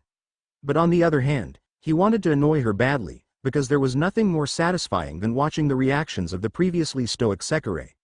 Being able to show Kazehana how much he changed was only a bonus. Well, if it's a tour that you're offering, I guess I can't really decline it. So where to, Hana-chan? He smirked. I think the upper floor would suffice for now, don't you think? She flashed him a smile and led him up the stairs. All the rooms down this hall are for residents to stay in, and THR. 2 of them are already occupied. I guess that if you somehow end up staying in this old place, you'd most likely be living on this floor. She quickly added more explanation to cover up her blunder. Naruto didn't show any outward reaction to it, but filed the tidbit of information for later. The room on the far end is currently empty. A girl called Uzume lives in the middle room, and I live in this one. She pointed to the room closest to the stairs. Kazehana then slid open her door to show the layout of the rooms. The rooms are moderately sized, and are comfortable enough to live in. We don't have any toilets in any of the rooms here, so we have to share the one on the first floor. I don't mind if you accidentally walk in on me when I'm bathing, though. She winked at him. Despite the slight innuendo on her part, Naruto was surprised to actually receive a proper tour of the house. He thought that she would have taken this chance away from Miya to tease him, so he had been prepared to counterattack at any time. Perhaps she was affected by Miya's threats a bit more than he had thought. So, you want to check out the bathroom while the scary landlady is occupied? She closed her distance with long and graceful strides, draping her arm around him soon after. He took that back. She only wanted to get the tour over with so that she had a perfect alibi for being with him. How consistent of her. Before he could retort in any way, a blood-chilling presence graced them from their behind. Whack. Whack. No lewd acts are tolerated inside the Izumo Inn. Miya threatened them with a ladle on one hand and a tray of a tea set on the other. The recipients of the punishment held their heads in pain. Despite the flimsy material she used, the power barely lessened from when she used a sheathed katana to hit them. Knowing Miya, he could bet that she had been training to hit that hard with the ladle. She was just sadistic like that. And that's why I like that one best of all the females around you. She can whip your hide real good. Kurama snickered in his mind. Not to mention the alpha aura she always has around her. It's nothing compared to mine, of course, but it sure is impressive for a non-Biju entity. You should go court that one. And get myself nearly killed? No thanks. She recently lost her lover, too. I'd be a huge jerk to pull her into another unstable relationship, he inwardly replied. Your point is? Lazily whipping his tails around, he continued. You fancy her, and you have the capability of doing whatever you want. Wasn't that the reason you raised your charisma thing? The gigantic fox nearly snorted towards the end at the absurdness of his jailer's actions. Relying on outer devices to get help in wooing females was pathetic in his opinion. Whatever, you damn fox. Naruto grunted and cut off the connection before the women in front of him started to suspect anything. Luckily, the two were too busy bickering. If you could call it that. It seemed more like a mother admonishing a rebellious child. Not that he would tell the either of them that. Shouldn't we drink that tea you made? You don't want it to go cold, do you? Naruto interjected with a bit of mirth present in his voice. Oh my, you're right. I momentarily forgot because of public obscenity here. We should leave her here and go downstairs. Don't wander off this time, Naruto-kun, she warned and walked away. Naruto turned back to Kazehana and smiled. You heard her. I don't think it's wise to antagonize her any more than that. He chuckled, looking at the slight pout on her luscious lips. I'll have to take a rain check on that offer, though. I wouldn't want to miss the remaining part of the tour from the sexiest resident of the inn. He whispered the last part in her ear, sending delightful shivers to the Sekirei's spine. Later, Kazehana-chan. He left the second floor, raising a hand and bidding her goodbye before she could reply. Downstairs, Miya was already sitting formally in the living room, the cups already set in front of her. Naruto plopped down on the tatami mat, positioning himself just across the woman. What tea is this? He inquired in an exuberant manner unfitting of the atmosphere. Jasmine. She answered before pouring the tea with practiced elegance. He changed his position to befit the formal ambience, now kneeling as he raised the cup to his nose with both his hands. It has a nice scent to it. You've gotten real good at this domestic stuff, eh? Who would have guessed that the strongest Sekirei would become such a good wife? He sniggered to himself. What kind of woman did you think I was? She huffed. But, I guess that time changes people. Even Sekirei. She sipped on the tea before continuing. You're the one who's more surprising, Naruto-kun. You really don't. Well, didn't look like the type who would sit down and have a cup of tea in such a formal way. Since when did you like drinking traditional tea, anyways? Naruto put down his cup and responded. I don't, never did, and probably won't for a long time to come. I like the cold tea in plastic bottles only because they taste a lot like water, but with more benefits. He swished around the liquid in the cup and stared at it. But if it's tea made by you, I guess I could learn to like it. Miya blushed ever so slightly at the proclamation, but quickly hid it by covering the bottom half of her face with her sleeve. Are you trying to enforce your beastly urges on me? On a widowed woman, no less. She backed away in mock horror. Beastly urges? Naruto's sweat dropped. Was she for real? For her to play jokes like this, she must have been either very bored or had a massive personality change. It was probably both. Just why she found pretending to be a feeble housewife interesting, he didn't know. And he didn't want to know, either. But he decided that he could play along with her just for the heck of it. I doubt that I would be able to do anything against you, Miya-chan. Actually, the one who should be scared is me. Do you know how suspicious you are right now by acting like an ordinary woman of all things? Just what are you planning to do to me by hiding your real self? Naruto backed away from her, comically trying to cover his body with his hands, as if she could see through his clothing. I'm scared that you would ravish me as soon as my guard is down, he timidly spoke. Miya's brow twitched. What are you talking about, Naruto-kun? How could a lady like I do such vulgar things? She tried to speak like the calm and indifferent innkeeper that she was, but couldn't keep out the hint of annoyance out of her voice. Naruto inwardly smirked. He knew that he had already won that round. Hook, line and sinker. But haven't you done this and that with Takehito? And since you couldn't do that for a while, you must have pent-up frustration of some sort. Therefore my conclusion is that, of all the residents in this house, you are the one most prone to Assault me, the only male in this house, sexually. He smugly, but hiding it well behind faux terror, pointed his finger at the trembling woman. Naruto. She could no longer keep her cool, and let loose her killing intent to the fullest. Her hair defied gravity and billowed out, despite the fact that there wasn't a smallest breeze of wind in the room. Her eyes once again took a demonic form, glimmering with red light. It was quite interesting to see her form change in such a way, because Naruto was certain that this wasn't a genjutsu of any kind. In fact, he remembered seeing Takami do the same thing at one point. And she was a civilian without much training, as far as he could tell. Filing this away along with the Hanya mask as one of the unsolvable mysteries of MBI and Sekirei, Naruto watched Miya with unhidden mirth. She somehow drew a ladle out of nowhere and gripped it with vengeance radiating off her. That mixed with the miasma from Takeito's Hanya technique made an impressive killing intent, though it didn't bother Naruto too much due to a certain biju living in his abdomen.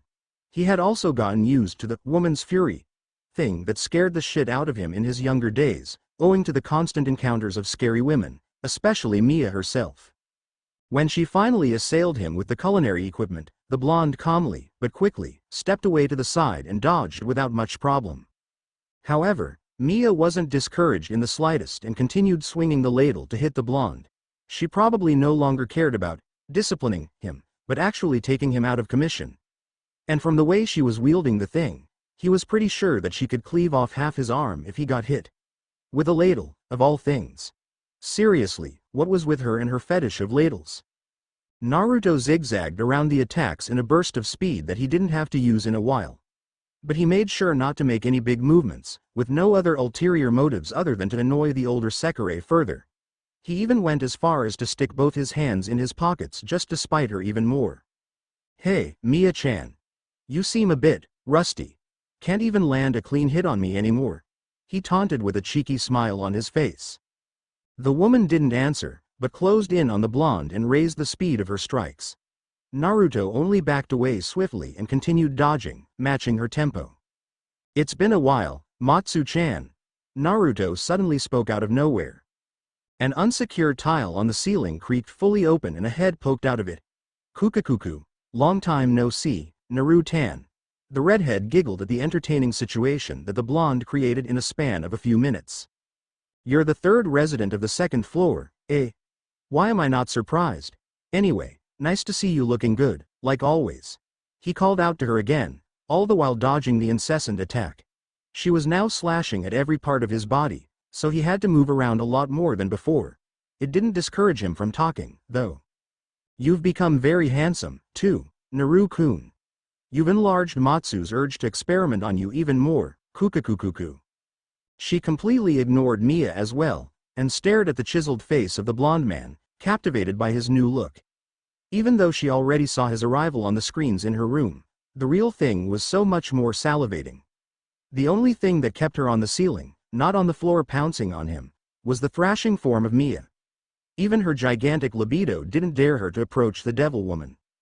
Well, I try, he had to pause in order to duck the slash that was aimed to maul his head off. And the game of cat and mouse began anew. As I was saying, he sidestepped a thrust. I try to, he jumped backwards just enough to not get hit. Please others in any way I can. He dodged the ladle by swiftly turning to the side, which made Miya crush the Japanese-style table in pieces. This only caused to fuel Miya's fury even further, strengthening the force behind her blows and accelerating the speed of her strikes. Matsu only watched in amusement. Aren't you not pleasing Miya right now, though? She asked. Naruto jumped back and stood on the broken table, only to flip back off the table again when Miya attacked. Well, I can't please everyone. He cheekily stated and sped past Miya. I'm giving you a good show, so it evens out, right? It was more of a statement than a question. True, true. She nodded sagely. As much as he enjoyed egging Miya on, the shinobi decided that it would be best to stop the rampaging Sekirei now, before she ended up breaking down the entire inn. Holding the tiger seal discreetly as he jumped around her, the blonde created a shadow clone without making a noise. And just as he leaned back to avoid a hit, his clone grabbed a hold of Miya's ankles and made her topple over in surprise. What he didn't intend to do, however, was for her to clutch onto the sleeve of his haori as she fell forwards, making him unable to move out of her way. and because he was already bending at an uncomfortable angle, he couldn't support her weight and got knocked over with a loud thump. True to Naruto's plan, the assault ceased. Another problem took place, though. Miya was now prostrated on top of him, her face pushed into his chest. And she wasn't getting off him. This was most unusual, because he doubted that Miya, the strongest Sekirei on Earth, would faint from such a small scuffle. Was he supposed to take the initiative and push her away? Or was he expected to stay still until she moved away from him? He didn't know, and frankly, he didn't care, either, because he was starting to get uncomfortable from staying in this position for the past few seconds. So he did the most sensible thing he could think of. Ow! He drawled in a monotonous voice, not caring if his reaction was unpunctual or unconvincing. This snapped Miya out of whatever trance she was in, and made her sheepishly crawl off his body, though not without copping a feel of his abdomen muscles as she regained her balance.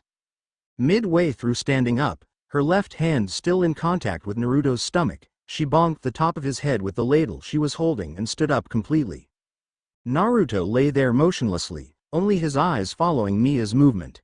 Again, ow. He voiced his complaint without much enthusiasm. You shouldn't have accused a woman of such heinous acts. She huffed and crossed her arms. Or trip a lady so ungracefully, she added. Yes, yes. I'm sorry for having a bit of fun. He slowly lifted himself off the floor.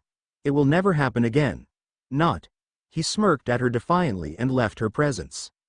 Miya regained her composure and shook her head, staring at the spot where the blonde was lying a few seconds ago. That boy. Matsu, on the other hand, snickered in her hand at the amusing turn of events. Kukakukuku, it's going to be a lot more interesting in this inn now that Naruto is back. The blonde shinobi retreated to the second floor for two reasons. One was to escape from Miya before their chase recommenced due to his last comment, and the other was to find the last resident he had to greet in order to finish the mission.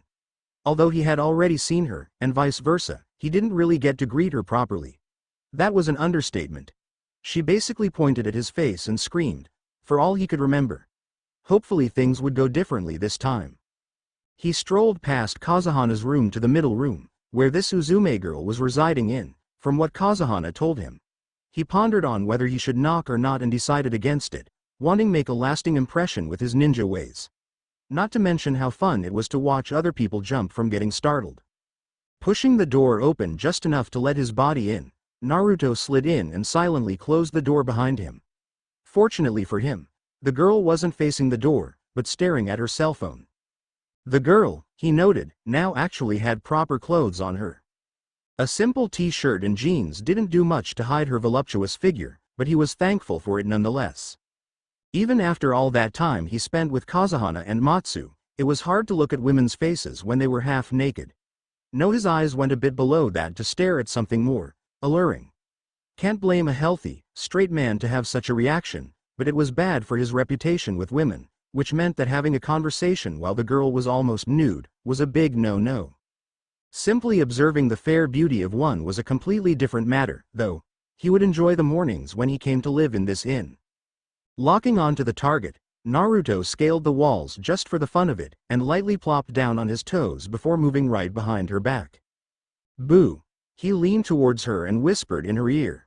The reaction was priceless, though it would have been better if he personally knew the girl. He could practically see the hairs on her neck stand in shock. But she didn't waste any time standing frozen in spot, and jumped away from him in an instant, taking a battle-ready stance. What do you think you're doing by attacking me? She snarled. The plan wasn't set to start for at least another year or two. There's no need for a disciplinary squad member to visit this place. We haven't been causing any trouble. She desperately tried to defend herself. Why the sudden hostility? And did she call me a disciplinary squad member? He quirked his head in confusion. Then he realized that he was still wearing the squad's uniform, despite never having been a part of it. It wasn't his fault that it was extremely hard to find clothing that was battle efficient. Putting the thought about the uniform away for now, Naruto mulled on more important matters. It seemed as though MBI, or more specifically Manaka, was onto something shady, again. Manaka or Takehito never really told him why they were raising aliens from outer space. They always avoided the answer by saying that it was none of his business, or that it was for the development of humanity.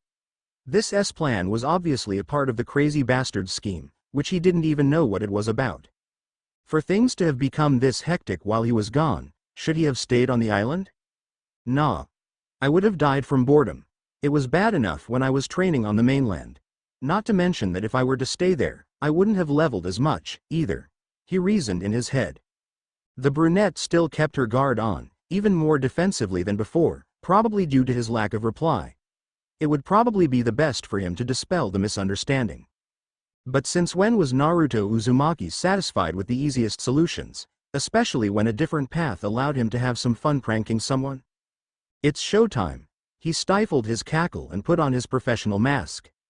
How you are acting right now is not of any concern, Uzume-san. That stunt you pulled, however, is a different story. He smirked as he overtly had his hand linger on one of his dual daggers. I had to come all the way here just to find you, you know?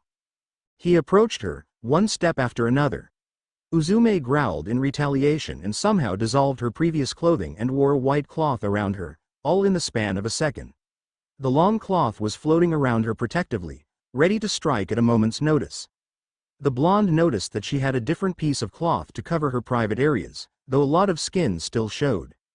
What was the point of going through all the troubles of wearing clothes if she was just going to change into something revealing again? He wondered bemusedly, once again not realizing that he was the cause of it all. Meh. At least it is nice to the eyes. Naruto didn't really get to appreciate the view for too long, as the Sekirei whipped two ends of the cloth at him. Although a piece of cloth wasn't the most threatening weapon he faced, he was cautious enough to dodge it. This was proved to be the correct decision, because the strips of cloth gave out a heavy thud when they missed him and cracked the floorboard. This didn't deter them, and two more joined the fray in trying to land a hit on him. They weren't really fast enough to push him, though.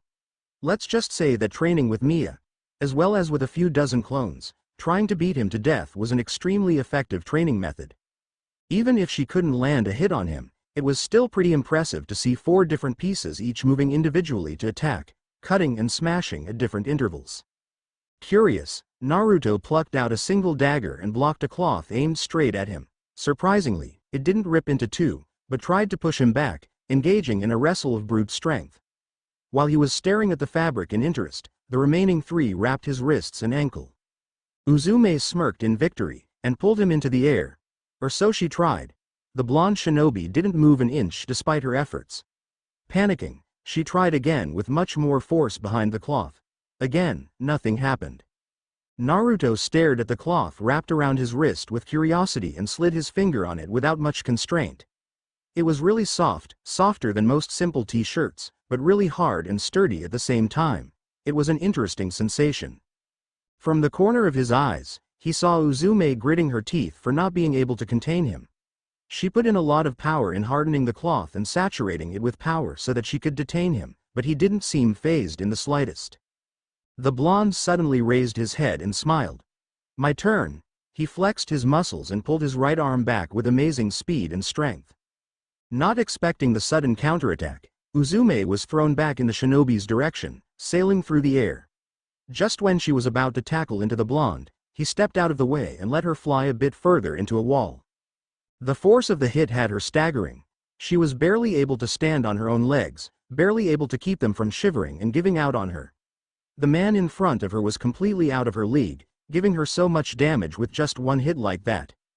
Uzume leaned on the wall for support as he tried to stand up, but before she was even able to stand up fully, Naruto appeared in front of her nose with a dagger at her throat and a hand holding up both her hands above her head. Game over, little girl. Naruto sneered in a sinister, throaty tone. It was one of his evil personas that he enjoyed using when pranking or scaring other people. Do your worst. Uzume snarled.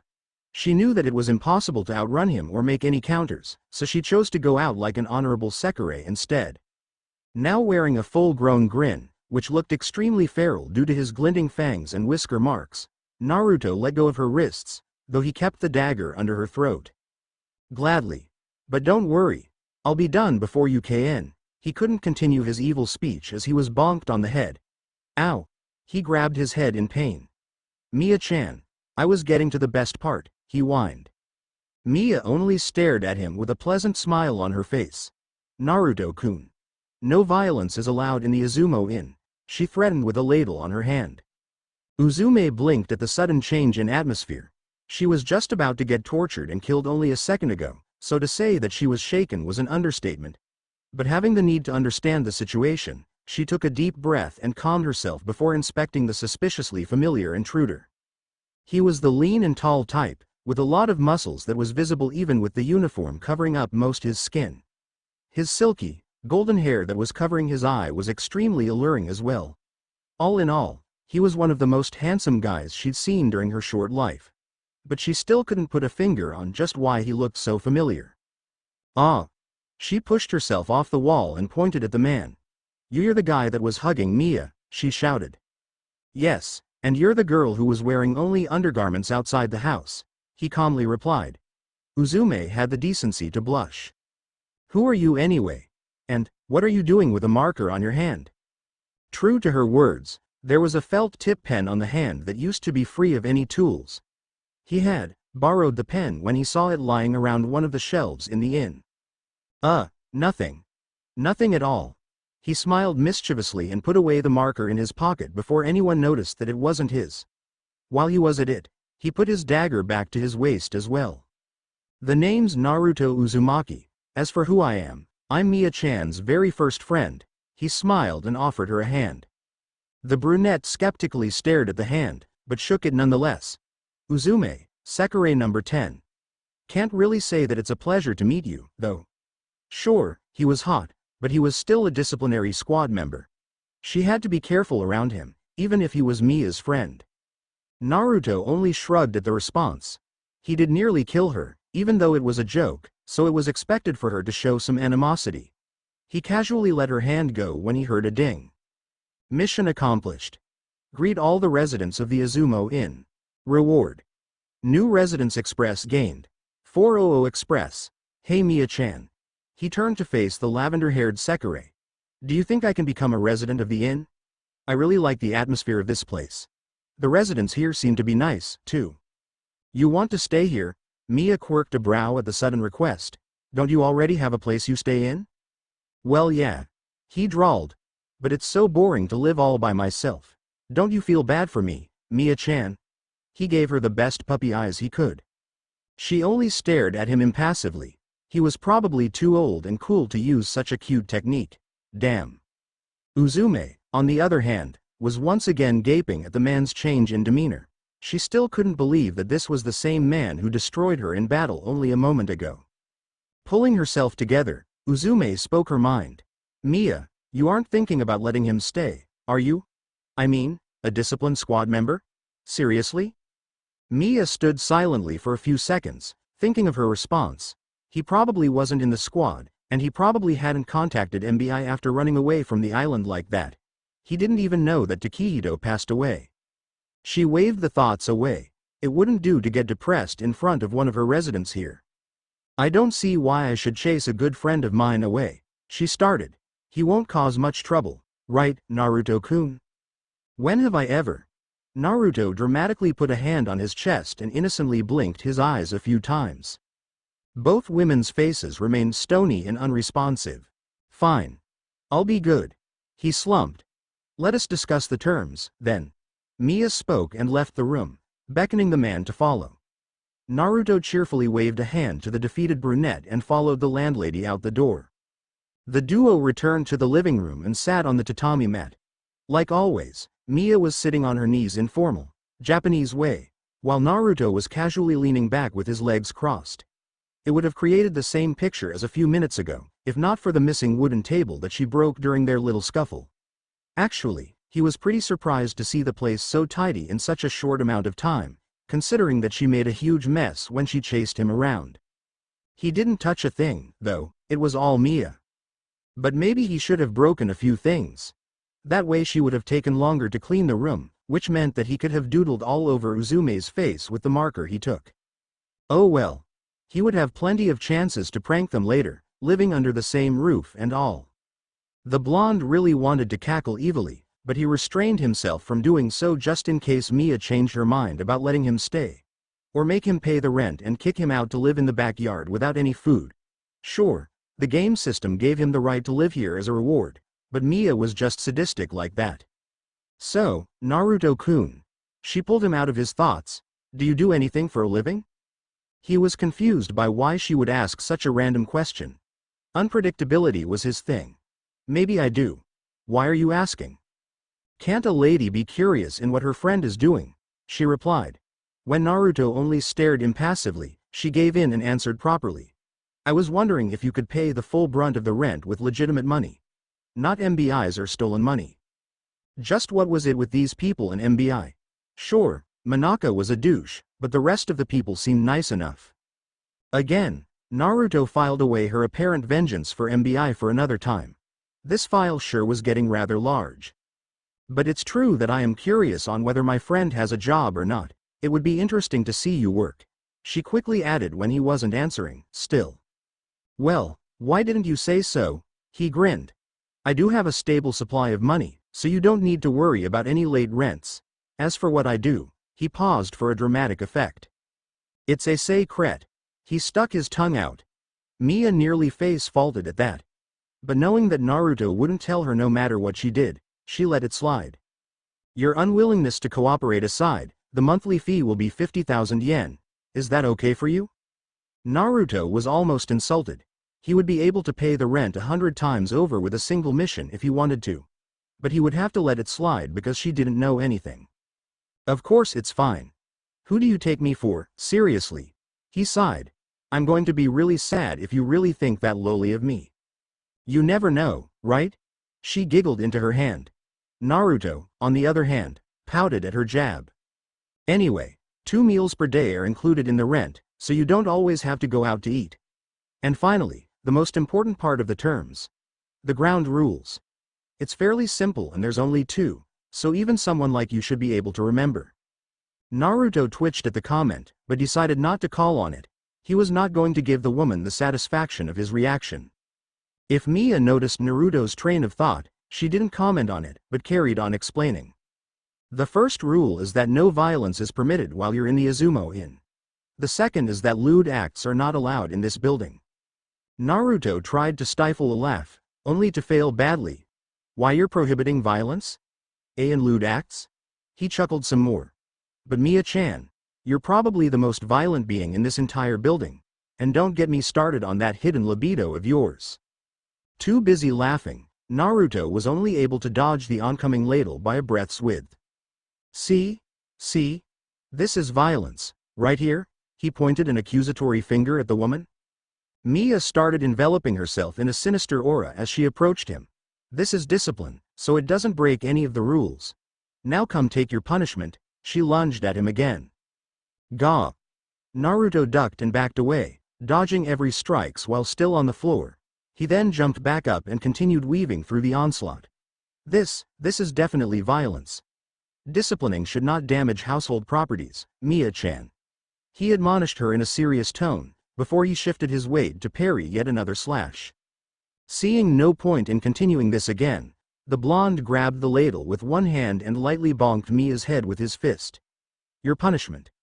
A landlady should act more ladylike, Miya-chan. His seriousness stopped Miya in her tracks for a moment, as she touched the top of her head with one hand and stared at the blonde. The mood was broken when Naruto stuck his tongue out. You'll never punish me for any of those, 'cause you can't even touch me. He dashed for the door. Anyway, gotta go pack. I'll be back before dinner. He slammed the door behind him before the lavender-haired Sekirei could try anything. She stared at the closed door for some time, her hand on the top of her head once more as if she were trying to feel the shinobi's warmth. Then she suddenly threw her hand away as though her hand had been burned. Miya shook her head and growled, "That cheeky brat." On the next chapter, San. He didn't know why, but he somehow felt the need to add the San suffix to her name. Weird. People call me by many things, but you can just call me Naruto. Glad to meet you. He flashed her a full-blown foxy smile. So, Naruto-kun, what are you doing in a bar at such a bright time of the day? She inquired. It's kind of embarrassing to say this, but the shop was just so pretty and eye-catching that I had to check the place out. He sheepishly smiled.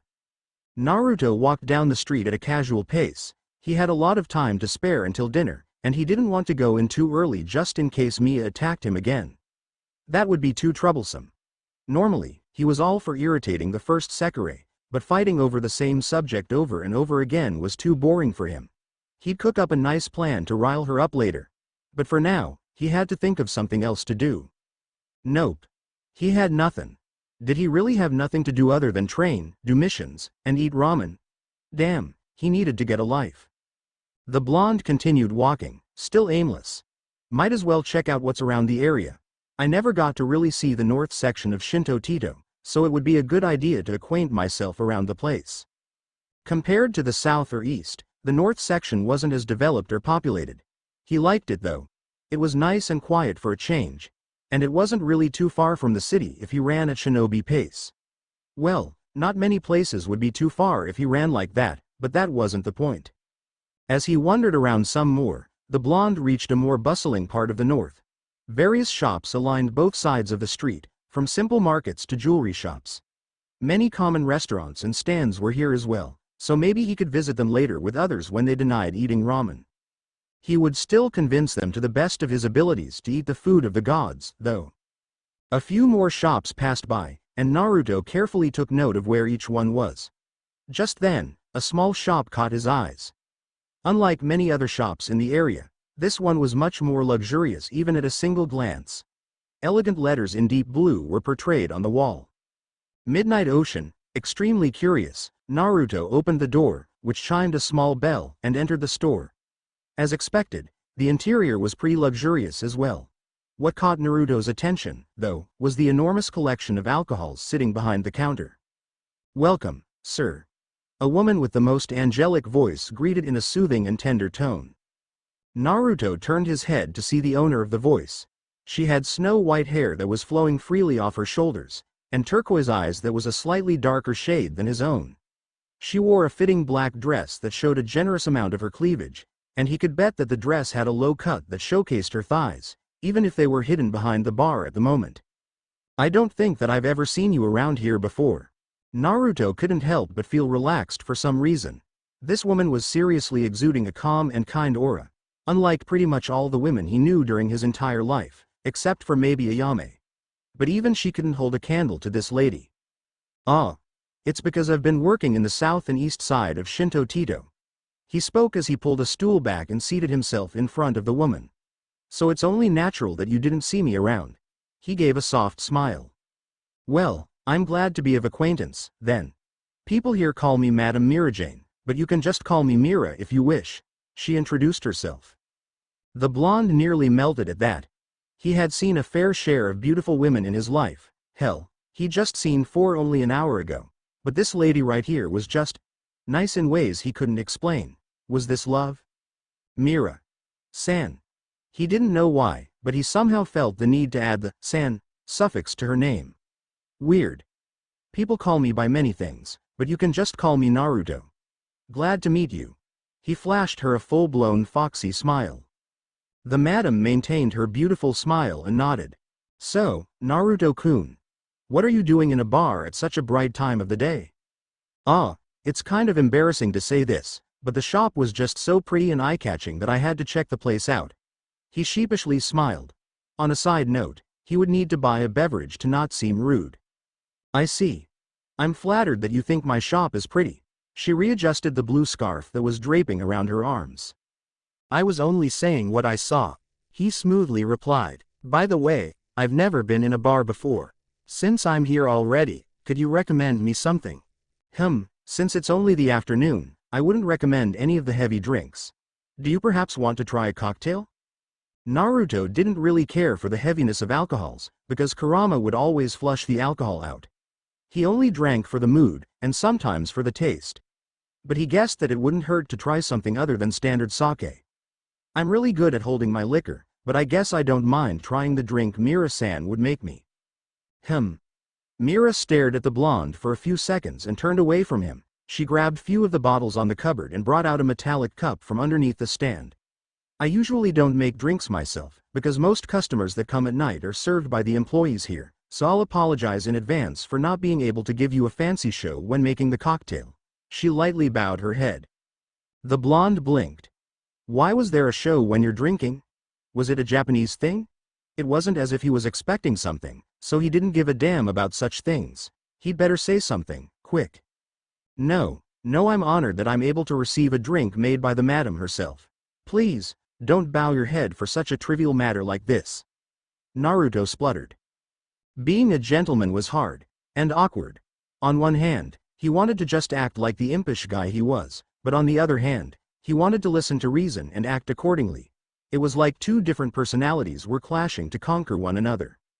His logical side won most of the time, and allowed him to behave like a gentleman that would make women smile. They didn't scowl at him or attempt to hit him, so he guessed that it sufficed. And since Miura-san was smiling at him as well, he probably hadn't done anything wrong so far. He watched the woman with avid interest. She poured the colorful liquids in the metallic cup one by one, and shook the cup over her delicate shoulder. Then she moved the cup to just below her chin, and she shook the cup once again. But this time, Naruto had to try his utmost best to stare at the cup and only the cup.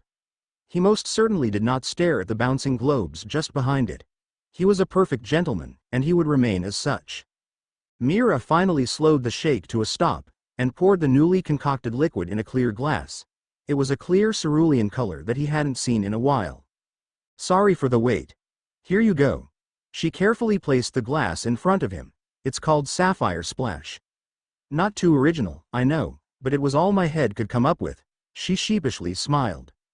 The blonde tentatively took a small sip from the glass, and widened his eyes in surprise. It was nothing like the sake he had back home. But rather, it felt closer to one of those juices he tried on the island. Except that this was sweeter, more sour, and had alcohol in it. He decided that he liked the drink. Wow. This is good. Much better than what I expected. He brought the cup to his lips only to jerk it away for a moment. And not that I wasn't looking down on it or anything. Just better than what I thought. He stammered out to correct his words. The white-haired barmaid only smiled in response. It's fine. I'm just glad that you like it. Naruto stared at her in awe. She really was an angel. There were no other explanations. Normally, for all the other females he knew in his entire life, he would have been punched, hit by a flying projectile, strangled, cut, or be teased to death.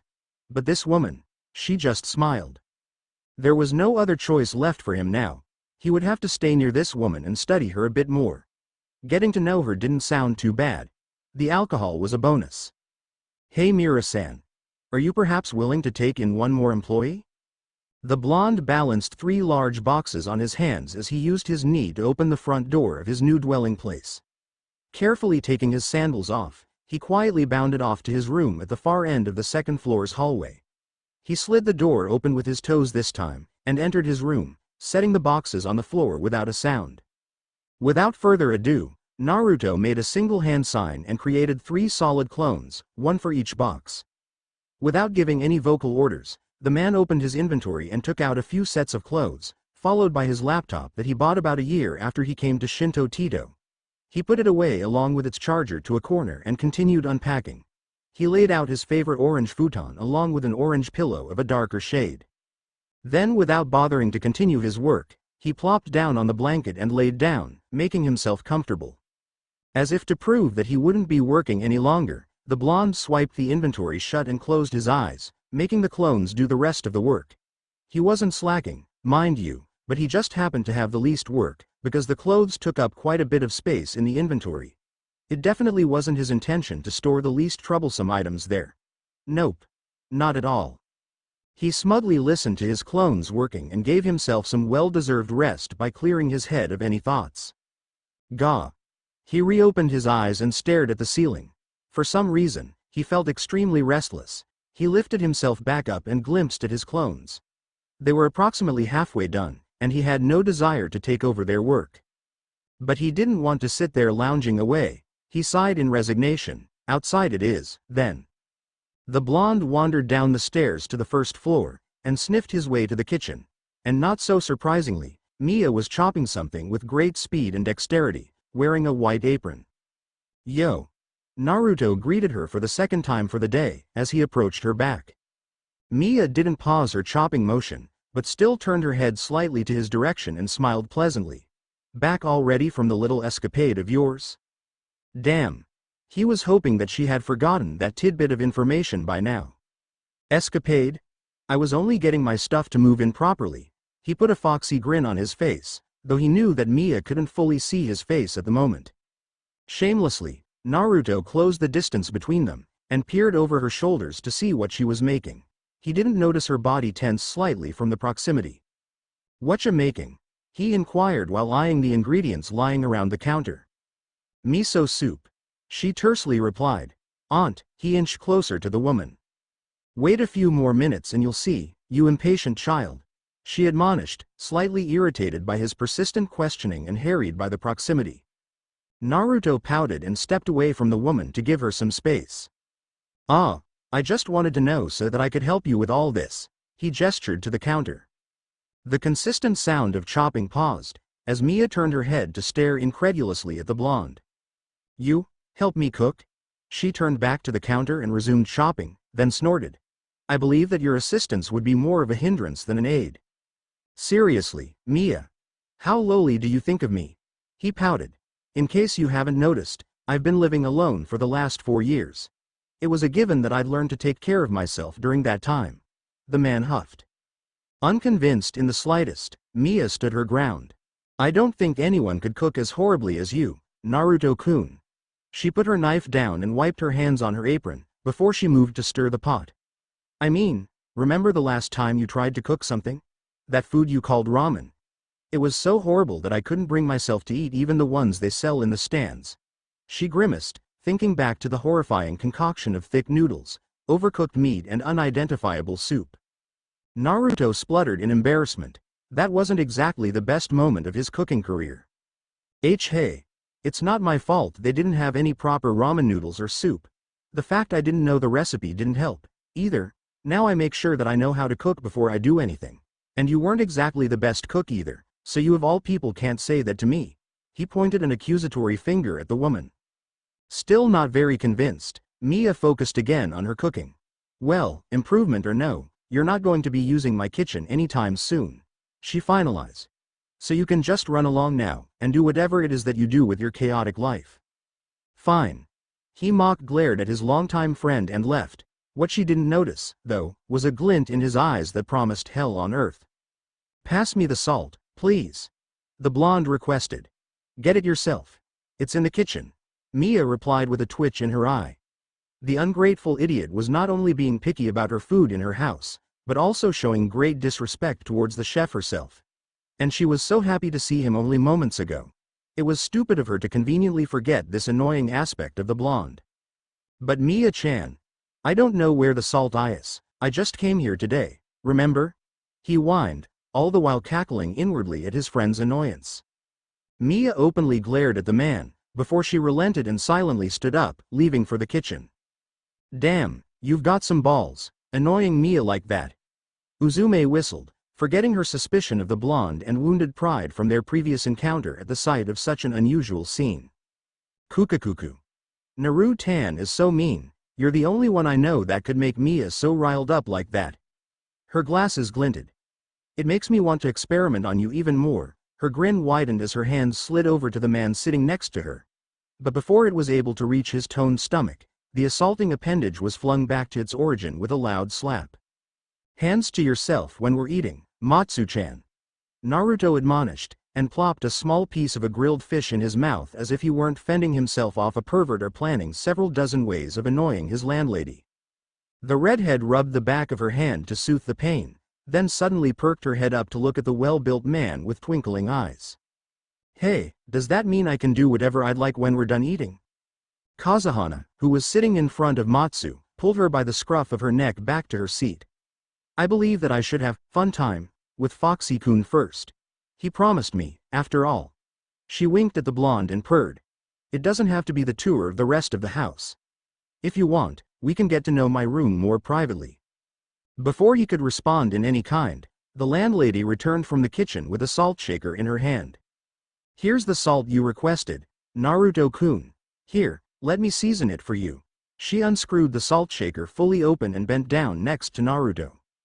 "No, it's oops. Seems like my hand slipped and too much salt went in." She stood back up with a full grin on her face.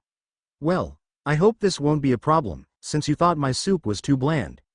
Since I had to get up in the middle of the meal for this, you'd better finish every drop of it, Naruto-kun. The shinobi, with his mouth agape, looked at his soup, then at the evil woman standing next to him.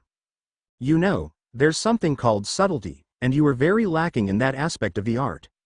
Among many others, he spoke mirthlessly. She wasn't really going to make him eat all of this, was she?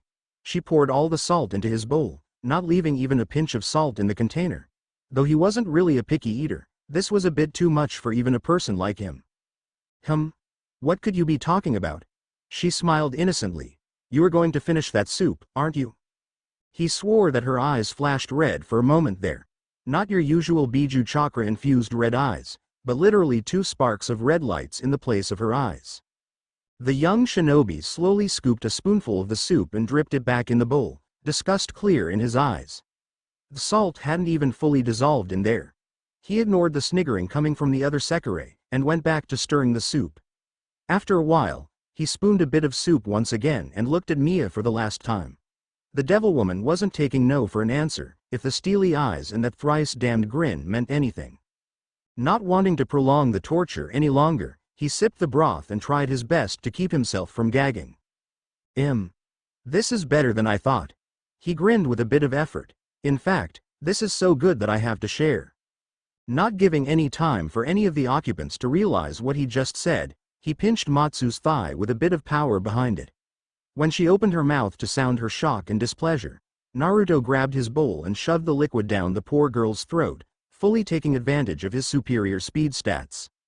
The redhead spluttered and coughed, both her hands on her throat trying to stop herself from puking anything out. Ga. Wata. She rasped out, clawing the air for water. Well, there's my cue to escape, Naruto chuckled. The shinobi quickly stuffed his mouth with approximately half the rice in his bowl and picked up the half-eaten fish with his chopsticks, before running out to the balcony. He stopped a short second to grin at the gob-smacked group of Sekirei and took off to hide on the roof, sending a clone to run out the house. They wouldn't know what hit them. He sniggered the best he could with his mouth bulging with food. Then he lied down comfortably on the roof tiles, and stared at the setting sun. I thought you didn't want to anger the woman too much, a voice snorted in his head. I didn't, but her reactions were too funny to stop. Getting to mess with Matsu was a plus. And there was no way in hell I'd eat the soup saltier than seawater. I mean, seriously. Could you blame me? Can't stand a bit of salt. Kurama sniggered. I bet that the women downstairs now think that you're just a spineless monkey that runs away from even the smallest of challenges. Hey, that is so not true. What I showed them was that no one can restrain the Uzumaki Naruto. He indignantly shouted in his mind. Of course you did, ya monkey. The fox rolled his eyes. You know, if you don't impress them soon, you'll never get into their pants. They're all Sekirei down there, so once they get imprinted on some other monkey, it's bye-bye for you, Kurama seriously pointed out. Bah. You're worrying too much. It hasn't even been a day since I got here. Naruto shrugged, before he realized what the fox's goal was. Oi! Stop insinuating that I'm living here only to get me some girls. Well, isn't it? Kurama would have raised an eyebrow if he had one. I don't see any reason to move out of your pathetic dwelling into this one other than to mate with all those females. He continued. Add that to the fact that you're still a virg. Whoa. I get it. Can we please not go there? It's embarrassing enough to talk about girls with a massive entity of destruction who lives in my stomach. Then make yourself useful and go get some. The Biju rumbled. It's really getting boring in here, you know. And you barely let me out to cause major destruction. For good reason, too. Naruto quipped. Kurama ignored him. The least you can do is entertain me with your life. So you'd better catch yourself at least 3 of them down there, he barked out imperially. Before Naruto could protest in any way, the gigantic fox suddenly perked up. Speaking of getting some, one's headed straight up here. Quick, look less dumb. The blonde rolled his eyes at the less than impressive jab and snapped out of the deep connection they were in. True to the Kyuubi's words, Kazehana was leisurely walking towards the roof he was on.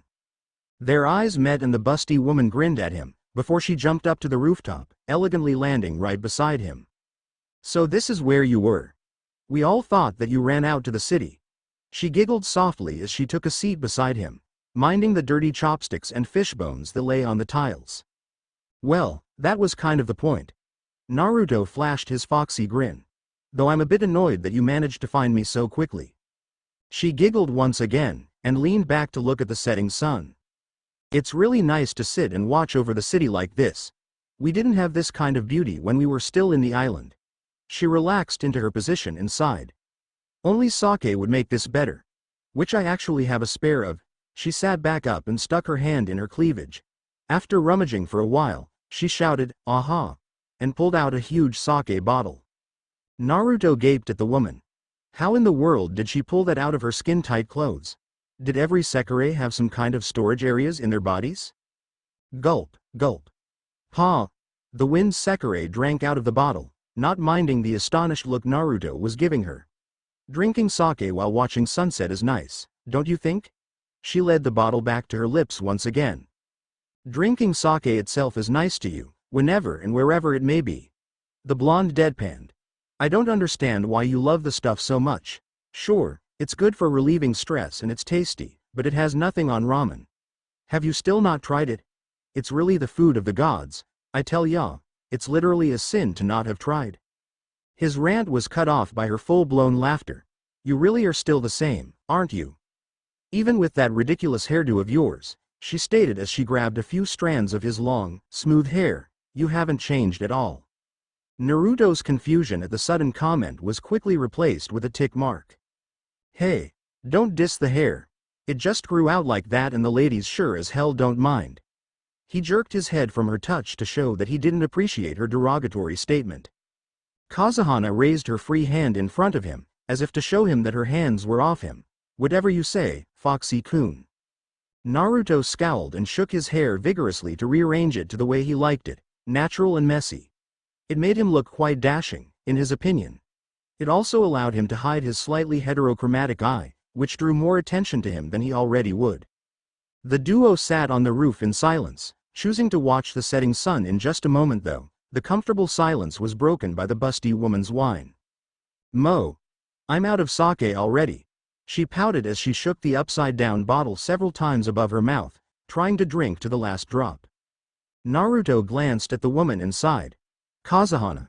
That bottle was about the size of my thigh. I know. Where'd it all go? She hugged the gigantic bottle to her breasts and pouted harder. Naruto would have found this cute, irresistible, even if the situation weren't so absurd. You drank it all, Kazehana. Like always. He rolled his eyes. Shouldn't you savor the taste instead of guzzling it down if you love it so much? She raised an eyebrow, though she still didn't let go of the gigantic bottle. Do you eat that ramen of yours slowly? Touché. He admitted rather sheepishly, but at least I don't take ramen wherever I go. Ignoring the blonde's unsuccessful jab, Kazehana sighed dramatically. That was my last bottle, too. Maybe Miya has some secret stash of sake in the house. Nah. Don't even bother. I bet she'd hit you with the ladle for even asking such a blasphemous thing. He snorted. I do believe that I have something better, though. Close your eyes. You're not going to do anything cheesy like kiss me, are you? The wind user smiled at him cheekily. I'm afraid I'm not that easy to take, Foxy-kun, no matter how it usually seems. Geez. What's with you and Miya thinking of me as such a sleazy guy? I'm not that bad, am I? Foxy-kun. Do you not hear yourself talk lately? She deadpanned. You're definitely what people would call. What was the word? She closed her mouth in concentration, before clicking her finger in realization. A playboy. That's what men like you were called. She grinned impishly. Naruto's jaw unhinged at her statement. Him. A playboy? Wasn't that type of person supposed to have a lot of women around them and have lots of sex? And if that's so, was that supposed to be a compliment or a derogatory remark? Judging by the woman's expression, it probably was meant to be the latter. But being the munificent and forgiving man he was, he would kindly take the comment in stride, because it also meant that he had the looks and skills to be one, right? Well, although I wouldn't call myself a playboy, your thoughts are duly noted.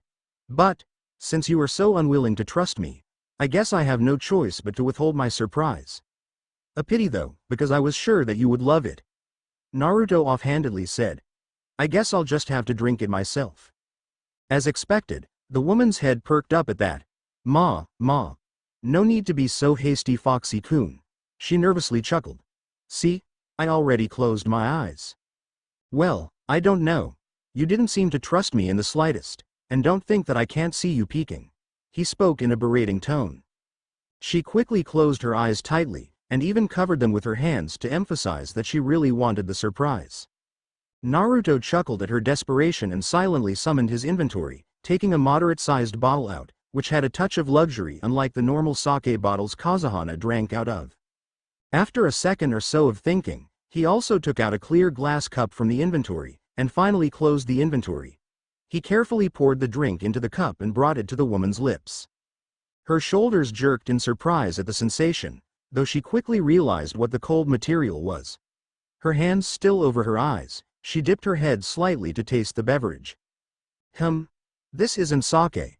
True to her speculation, when she opened her eyes to look at the drink, it wasn't the opaque, whitish liquid that she was used to, but rather a lucid and brownish liquid that she had never seen before. Course it isn't. Here. Hold it. He handed the glass over to her. She obliged and took it, staring intensely into the cup. It's called whiskey, apparently. Do you like it? Kazehana eyed the liquid a bit longer before she downed it in one go. Oh wow. This is some good stuff. She looked back down at the empty glass with an appreciative gaze.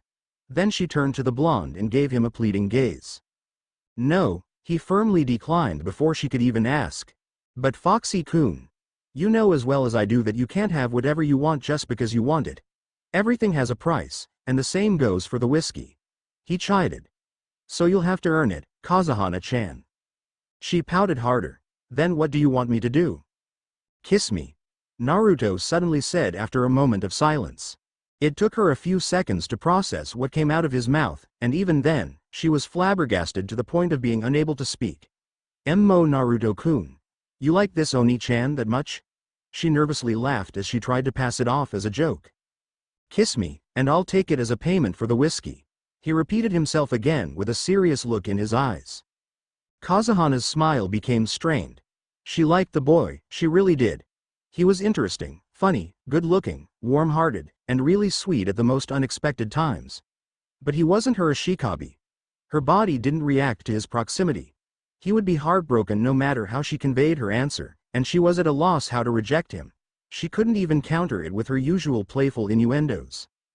Naruto, sitting on the other side of the woman, was also in quite a predicament.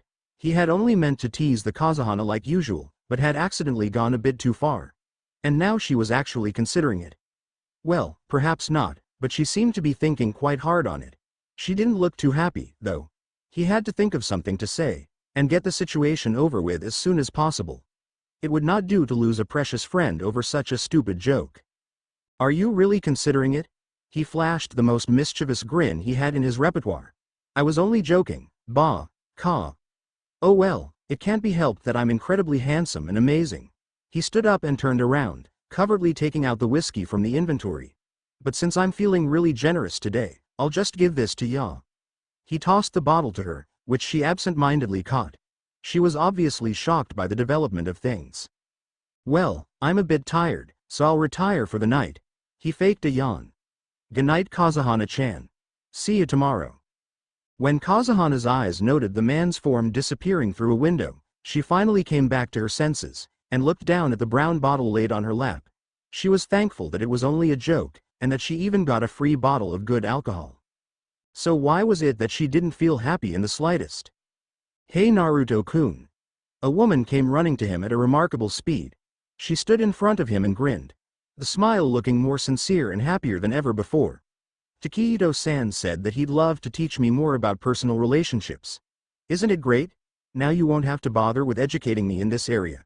We can focus more on real training now, and work on deepening our friendship, however we're supposed to do so. Wait, so you don't want me to be your teacher anymore? He looked back at her, slightly hurt from the blatant dismissal.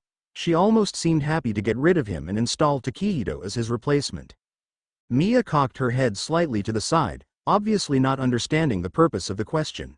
Wouldn't it make sense to take a more experienced person to teach me? He nearly cringed at that. Of course Takehito was a better replacement, in both compatibility and experience. but it hurt to hear her say it so explicitly. "All right, of course." He shakily forced a smile on his face. "Good for you, Miya-chan. Well, I just wanted to tell you this, and that we should meet at 4 instead of 2 o'clock because of this." She beamed at him. "See you later, Naruto-kun." She ran back towards the direction she came from as quickly as she had arrived, leaving the blonde to stare behind her. The shinobi put his enhanced speed to use once more, and sprinted towards the woman, chakra already charged at the sole of his feet, Rasengan. Having felt the boy charge, Miya jumped into the air and flipped out of the range of attack. "Foolish boy. Do you truly not understand the difference of our skills? Then allow me to demonstrate." She flicked her katana out of the sheath and swung it in a full arc. With a gigantic shockwave, deep crevices were created, redesigning the environment. Naruto shot out of the way, only for him to face another shockwave. Unable to parry this one, he summoned a Rasengan in hopes of softening the blow. The attack was too large and powerful, however, and he took the full brunt of the attack. He flew back quite a distance, and he was able to hold himself just barely as he skidded down on all fours. But before he was able to even stand, the woman swung her katana once again with more power and speed. Though it wasn't as strong as those that fell battleships in the invasion just a year ago, it was definitely a killing blow that would exterminate most Sekirei in one hit. The bloodied boy fell to the ground, unmoving. Deep gashes marred his upper body diagonally, and more blood than thought humanely possible poured out to the cold floor. Though unnoticed by the blonde, his HP bar was down to the red zone, and the continuous loss of blood only seemed to dwindle the remaining health points. Naruto's eyes snapped open. He was in an unfamiliar environment, surrounded by an unfamiliar scent. The only thing familiar was the beeping that was going off like crazy in his head, which he guessed was impeding him from thinking clearly. He quickly turned it off with a half-hearted slap to his face and a vocal command. "Oh right.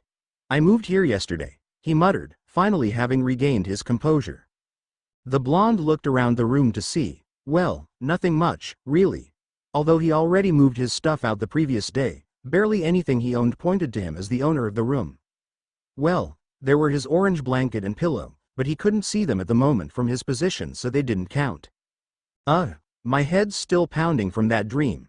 He winced slightly as he got out of his bed. "Haven't had that dream since last year, was it?" Naruto vigorously shook his head in an attempt to clear his head of depressing thoughts. "Gah, who cares? Better go do my morning training and blow off some steam." He took off his orange pajamas and changed into the disciplinary squad uniform, then opened the window, silently jumping down to the backyard. This place is much bigger than I thought." He spoke as he looked around. It wasn't green enough to be called a garden, but there were several trees and flowers here near the fences. It was as if the place was meant for someone to do some training in. And knowing Miya, he wouldn't have been too surprised if that were the case. Either way, this was a great place for him to do some light training without having to go too far out, which he wasn't inclined to do at the moment. He walked over to a spot with sufficient space around him, and began his warm-up with several thousand push-ups with one hand, flipping his body in the air after each push. When he deemed his body loosened up enough, he went through a series of practiced katas of the swirling tide that he had learned years ago. He started off with slow executions of the basics, and slowly moved on to more advanced katas, and furthered the training by adding his own variation to it. Fortunately for the residents of the inn, Naruto was sensible enough not to use any force behind his punches or kicks, and focused on parrying and his footwork. This didn't mean that he went easy on his training though, as he was fine-tuning his katas. He couldn't allow a single mistake such as overextension of his arm or making unnecessary movements that created holes in his defense. After an hour and a half, the blonde's blurry movements slowed to a halt, revealing his sweating and panting form. "My taijutsu seems pretty much finished as the way it is now, though I wouldn't be able to test it out until I battle someone really strong," Naruto said to no one in particular as he wiped his drenched forehead with his gray sleeve. "Shadow fighting with my imagination or spamming clones for sparring can only get me so far, after all." The man sighed in slight frustration. He undid the kinks in his fingers and shoulders, and decided to retire for the morning. When he was about to climb up the wall to get back into his room, his body tensed at the sound of a weapon cutting through the air. Intruder. He collected himself again and concentrated on the location of the possible enemy. More slashes were heard. No intruder would be stupid enough to make so much sound when he's breaking in. Then training, maybe? Naruto relaxed slightly, but kept his senses and mind alert. Now curious of the person responsible for the disturbance, he silently moved to the other side of the inn and glanced behind the corner of the wall. A woman was wielding a slender katana with both hands, slashing vertically, then horizontally, then moving her arms with her entire body by twirling, as if she were executing a deadly dancing move. "You're still training, Miya? I thought that you were just a harmless old landlady," Naruto smirked. "Oh ho ho ho ho. Can't a young lady learn how to defend herself?" She covered her mouth and laughed, though a tick mark was clearly seen on her forehead. Naruto snorted. He still didn't understand why she was so insistent in saying that she was frail. "So, have you improved during our time apart? Or did all your skills dull like woman you claim to be?" He mockingly grinned at her. "'Cause I know I have improved without a doubt." While it was true that he did this because he wanted to taunt her into fighting him, he actually wanted to know how her skills progressed. Last time he sparred with her, he was only barely able to win, and only because of his superior speed stats. Sure, he had a higher strength stat as well, but it didn't mean much when her dexterity stat was the triple of his. He had been putting nearly all his stats on speed and dexterity since then. "Observe," he silently commanded, causing a small window to pop up beside the woman. "Name: Miya, number 01 level, 72 specialty, sword gender, female. Species: Sekirei condition, normal intelligence, 46. Speed: 68, strength: 77, dexterity: 184. He scanned the numbers with celerity, unwilling to waste even a second in front of the woman. He was unsure whether it was a good thing or a bad thing, but she hadn't advanced much, other than her increased strength. She was still freakishly strong, though. He might be a bit hard-pressed if she went all out. Naruto. LV.81, Express. 978,100, 0, stat points remaining. Intelligence: 80 speed, 108, plus 53, strength, 72, plus 45. Dexterity: 97, plus 15, charisma, attractiveness, 66, plus 5. His speed and strength was much superior to hers, though, so he'd survive. "Oh right, we were in the middle of a banter. Why did I suddenly begin explaining this to no one?" He sweat dropped. "Believe that it is enough to defend myself from vulgar men like you." She finished speaking and slashed at the thin air before pointing her katana at the blonde. "Oh really?" Naruto spoke in a challenging tone, hovering his hand above his own weapon. "Then I guess that you wouldn't mind a spar against me." Before the woman could utter a word of protest, the shinobi sprinted to her and stretched his arm to impale her abdomen. Miya quickly angled her blade downwards to parry his attack, albeit only barely. Having expected the dodge, Naruto didn't so much as blink and pulled out his other dagger to swipe down at her arm. But the element of surprise was no longer on the blonde's side, and she was able to block the attack more fluidly with her sheath, which wasn't in her hand only a second ago. He shrugged and slashed at her waist, this time at speeds nearly invisible to the naked eye, but once again Miya was able to block it with her katana. The two stared down at each other as their blades were at a deadlock. "I believe that I never agreed to spar." She blatantly glared at the man. "And did I not say that no violence is permitted in the Izumo Inn?" "Well, this is a spar, and spars don't count as violence." Naruto put a bit more effort in pushing his blades towards Miya as he flashed a fanged grin. "And don't even act as if you didn't want to battle me. I can feel your adrenaline rushing right here." He finally pushed her katana all the way back so that she couldn't put much force into her grip, and lowered his head to directly face hers, nearly touching her nose and close enough to hear her quickened breathing. "Bah dump." Miya quickly hid her surprise with a scowl and jumped away from the smirking blonde. She then took a large calming breath, and glared sharply at the aggravator. "You're lucky that this was the backyard of my inn, or else I would have split you into two." She unsheathed her blade and huffed, before she headed back to the building. She paused in her steps and spoke quietly. "And no breakfast for you, Naruto-kun." The shinobi's victorious grin faltered. "Wah? But I didn't do anything this time." He chased Miya to the door as he whined. "Miya-chan, then at least finish the..." "No breakfast." She repeated herself once more and closed the door behind her. Naruto gaped at the door in disbelief and closed his mouth with a click. The gall of that woman. He walked up the nearest wall and entered a window. She could have at least battled me if she was going to ban me from breakfast, he muttered, pouting to himself. Guess this morning's breakfast is ramen. He straightened up, but paused mid-speech as his eyes met the eyes of a certain brunette girl. A nearly naked brunette girl. What are you doing in my room? Not that I'm complaining or anything. He purposely looked up and down her body, his eyes lingering a bit longer on her barely covered breasts. Oh, he wasn't a pervert by a long shot, no matter how hard his previous teachers tried. It was just that it was pretty interesting to rile this one up, if the last encounter was anything to go by. The nice view was only a bonus. Or was it the other way around?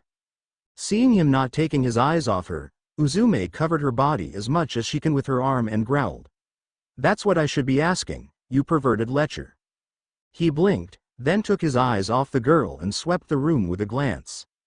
Huh. You're right. This isn't my room. He shrugged and directed his gaze to the girl again. And you have no right to call me a lecher, miss. I like showing my undies to strangers. It's not like I'm looking at anything I haven't seen, anyway. The blonde dismissively waved her off and turned for the window again. Her eye twitched at his attitude, but couldn't think of anything to say back to him without embarrassing herself any further. All she could do at the moment was to stare at his retreating figure disappearing out the window after giving her a cool smile and a wave. She grit her teeth and determined that she would get back at that guy someday. Somehow, she didn't escape MBI to be harassed then captured by the likes of that guy. She still needed to find interesting things to do in the outer world, and maybe find her a shikabi on the way. And to do that, she had to survive from that conniving guy. Damn. Now I actually have to wear clothes from now on. She sighed and grabbed her shirt off the floor. A few days later, Naruto found himself sitting on a messy pile of cables, careful to keep a distance between him and a certain red-headed girl. And so, I'd like to ask you to teach me more on using computers. Matsu stopped her advances on the blonde and raised an inquisitive eyebrow at this. I mean, sure I know how to use the internet, 'cause all you have to do is type stuff. His cheeks tinged with a pinkish hue at his obvious lack of knowledge. Anyway, I want to reinforce the basics and then go on to hacking. Hacking? She repeated, surprised by his sudden interest. You want to learn hacking? He nodded. Why bother, Naruto-tan? I'm sure I can make my time for you whenever you need. With a little bit of compensation, of course. Her mouth morphed into a gigantic grin as her hands made a squeezing motion. Right. Of course you would. He rolled his eyes. I would prefer to be able to do it myself, though. Hacking, especially if done by Matsu, would surely prove to be invaluable to his missions, but he still didn't want people to know of his involvement in the more shady part of his jobs. The less they knew, the merrier. So I want you to teach me.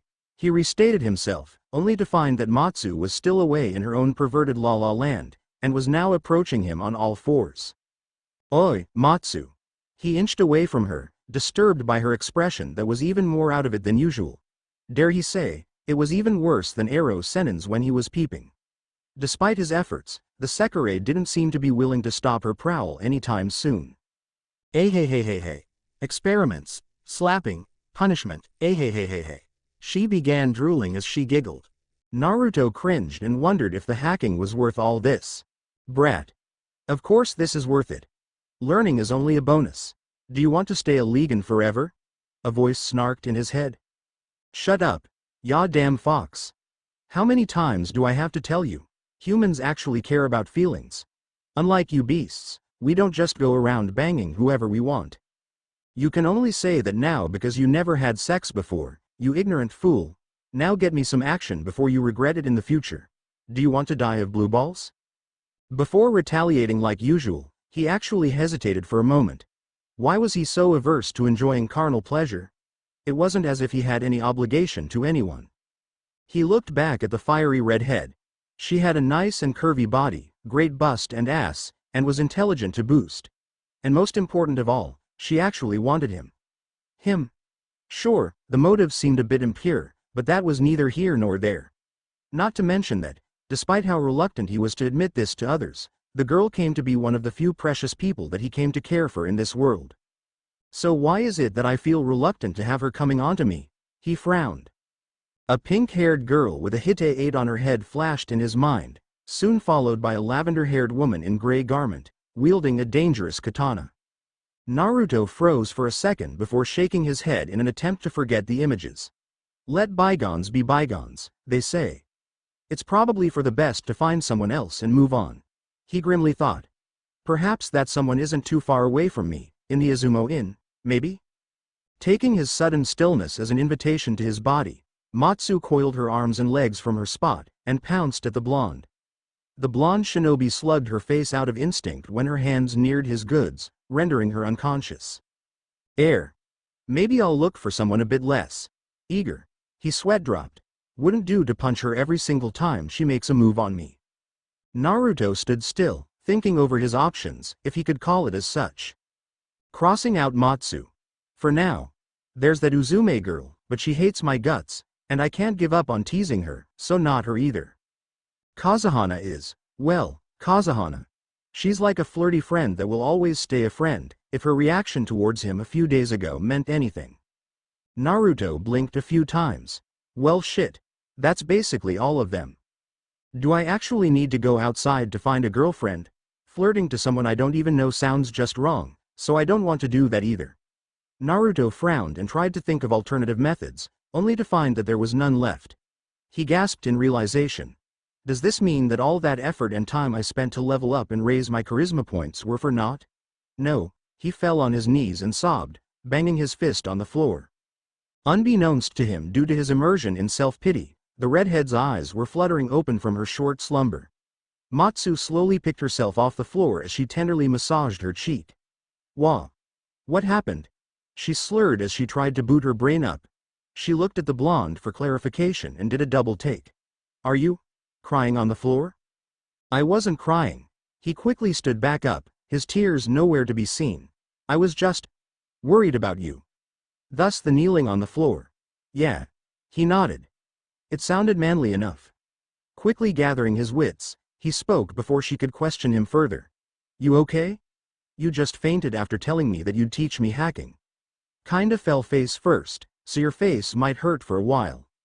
A look of confusion was followed by acceptance. I see, but what were Matsu's conditions for teaching you? Conditions? Conditions, fees, payments, you know the works, she said flippantly. You said spending time with me was good enough for you. He smiled casually as he normally would, though he was sweating up a storm inside. Fortunately for him, Matsu seemed content with his answer and nodded. You have to spend some quality time with Matsu for real, then.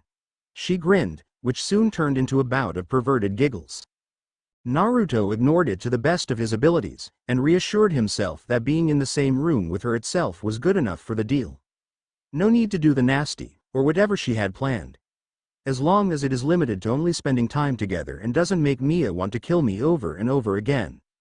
The Sekirei's grin widened. It was painfully obvious that her definition of quality time differed from his. Miya-tan will never suspect a thing, Naru-tan. She purred as she inched towards the blonde. Before Naruto could do anything, a horrifying roar resounded through the house. It wasn't quite animalistic, although he would be hard-pressed to say that it wasn't demonic. Naruto. The sound of a door banging open was followed by crashing noises throughout the house. He smiled. Well, that's my cue for the chase to begin. It's been fun, but I gotta go. Things to do. People to avoid. He slid open the door and smiled. You probably won't see me at dinner tonight. Yane. He left with a loud cackle, giddy at the thought of seeing Miya unable to keep her cool. As expected, not long after he left Matsu's room, the lavender-haired Sekirei appeared before him with fury blazing in her eyes. She hadn't transformed into her demon form, as he would like to call it, but he was confident that she'd chase him around the city if he provoked her a little bit more. Good morning, Miya-chan. Isn't today such a good day to share bright smiles? He grinned widely, showcasing his set of sparkling teeth. She scowled at him, though it wasn't as intimidating as usual due to a hand over her mouth. Ah, don't be shy. Smiling widely is good for your health, so be a good girl and smile widely for me. She responded by pointing her unsheathed katana at his face, though her left hand stayed in front of her mouth. Stop joking around. Undo this immediately. Undo what? Miya-chan. I don't know what you're talking about unless you explain it in detail. He cutely tilted his head to the side and asked innocently. He couldn't fully hide the twitch of his lips, though. Mia's eyes grew even more furious at the man's comment, and contemplated whether it was worth letting the blonde live. She had to suppress a growl when she came to a conclusion that he was needed alive in order to fix this mess. Who knew how long this thing lasted? She slowly lifted her hand off her lips, which she slightly opened to snarl at the blonde. Her teeth glistened in a threatening manner, with a blue glow, marine blue. Naruto tried to hide his amusement again, but failed tremendously and ended up guffawing right at her face. Had he been a lesser shinobi, his stomach would have hurt a lot from laughing so much, but it didn't, because he was an awesome shinobi and had amazing abs. Miya clamped her mouth shut and glared at him. She put a hand to her mouth once again, not wanting to be disgraced any further. What did you do? She spat out venomously. He was really proving himself to be an annoyance around the inn. She really shouldn't have taken him in. Something like this would never have occurred if it weren't for him. Damn her and her compassion. I didn't do anything, he exclaimed as he wildly raised both his hands up. The smile lingering on his face wasn't convincing, though. She tilted her blade so that it was now in a position that would allow her to cut him into ribbons in a flash. Well, not much, anyway. He awkwardly chuckled, before his eyes took a mischievous glint. All I did was put a bit of crushed blueberries, teeth whitening and toothpaste. Among other things. He snickered. Don't worry. It will naturally fade away in a week or so. Miya ground her teeth and changed the position of her katana so that it was now pointing at his junk. Get rid of it, now. The blonde cringed, sensing how serious she was about emasculating him. But he wasn't quite ready to yield, not after all that trouble he went through to acquire that ingredient. It doesn't come off, he stated, taking care to slightly back away from the blade. Maybe if you tried hard enough, the time limit could decrease by 1 day, but that's pretty much all you can do. It wasn't entirely true, as there were plenty of ways to nullify his prank, but he didn't lie in any way that there was nothing Miya could do, without his help at least. Too bad he was planning on enjoying this to the fullest. Unable to hold her anger in any further, Miya started oozing out thick killing intent accompanied by purple miasma, more potent than ever. Is that so? She grinned with tightened lips and crinkled eyes that had a bit too much strength behind them. Then she snapped open her eyes and exposed her dilated pupils that were screaming for his blood. Then it seems that you will just have to die for me. Naruto's grin faltered slightly at the venom dripping off her voice. It was time to get serious, it seemed. Not unless he wanted his junk cut off and put up on display. That didn't so anything to make this situation any less amusing, though. He fell into a defensive stance he was familiar with, and got ready to retaliate any attacks that came his way. Too bad I can't die, Todd. He was cut short by 3 terse knocks on the front door. Oh, seems like we have a visitor. Naruto cocked his head in interest. Miya grunted in annoyance and loosened the grip on her katana, before turning on her heels to answer the door. Naruto visibly relaxed as well and put a grin back on his face, then followed the woman down to the first floor. Ah, are you perhaps the landlady of this place? A male voice came from behind the door. Yes, I am. Are you looking for a place to stay in? Miya spoke in a kind tone, her previous anger nowhere to be seen. She masterfully covered her mouth with her sleeves as a shy woman would, which looked amazingly natural on her. Deceiving people without any effort. Women were scary like that. Or maybe it was just Miya. You know, this might not be the best place for you to live in. It's pretty worn down, has only 1 bathroom between 6 people, and the landlady is really mean. The blonde popped up and opened the door wide so that he could take a look at the future inmate of his.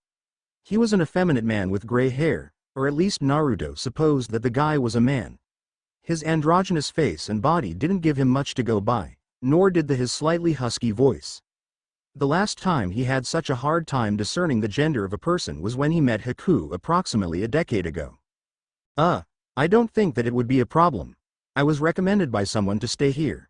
He smiled rather gentlemanly, though it was a bit strained at the sight of Miya glaring at the blonde. Are you sure?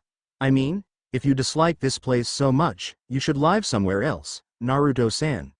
She had half a mind to neuter him right there and then, had it not been for the need to cover her mouth from the newcomer. That way we'd be able to provide lodgings for people who want to live here and don't cause much trouble. Naruto scoffed playfully. You speak as if there actually are people like that who want to live here. I mean, look at your current residents. All of us are troublemakers. Of high degrees at that. The gray-haired teen actually reconsidered living in the inn. But in the end, he decided that he should be able to live in a rumbustious inn like this if he were to call himself a guardian of Sekirei. His life wouldn't be boring at the least.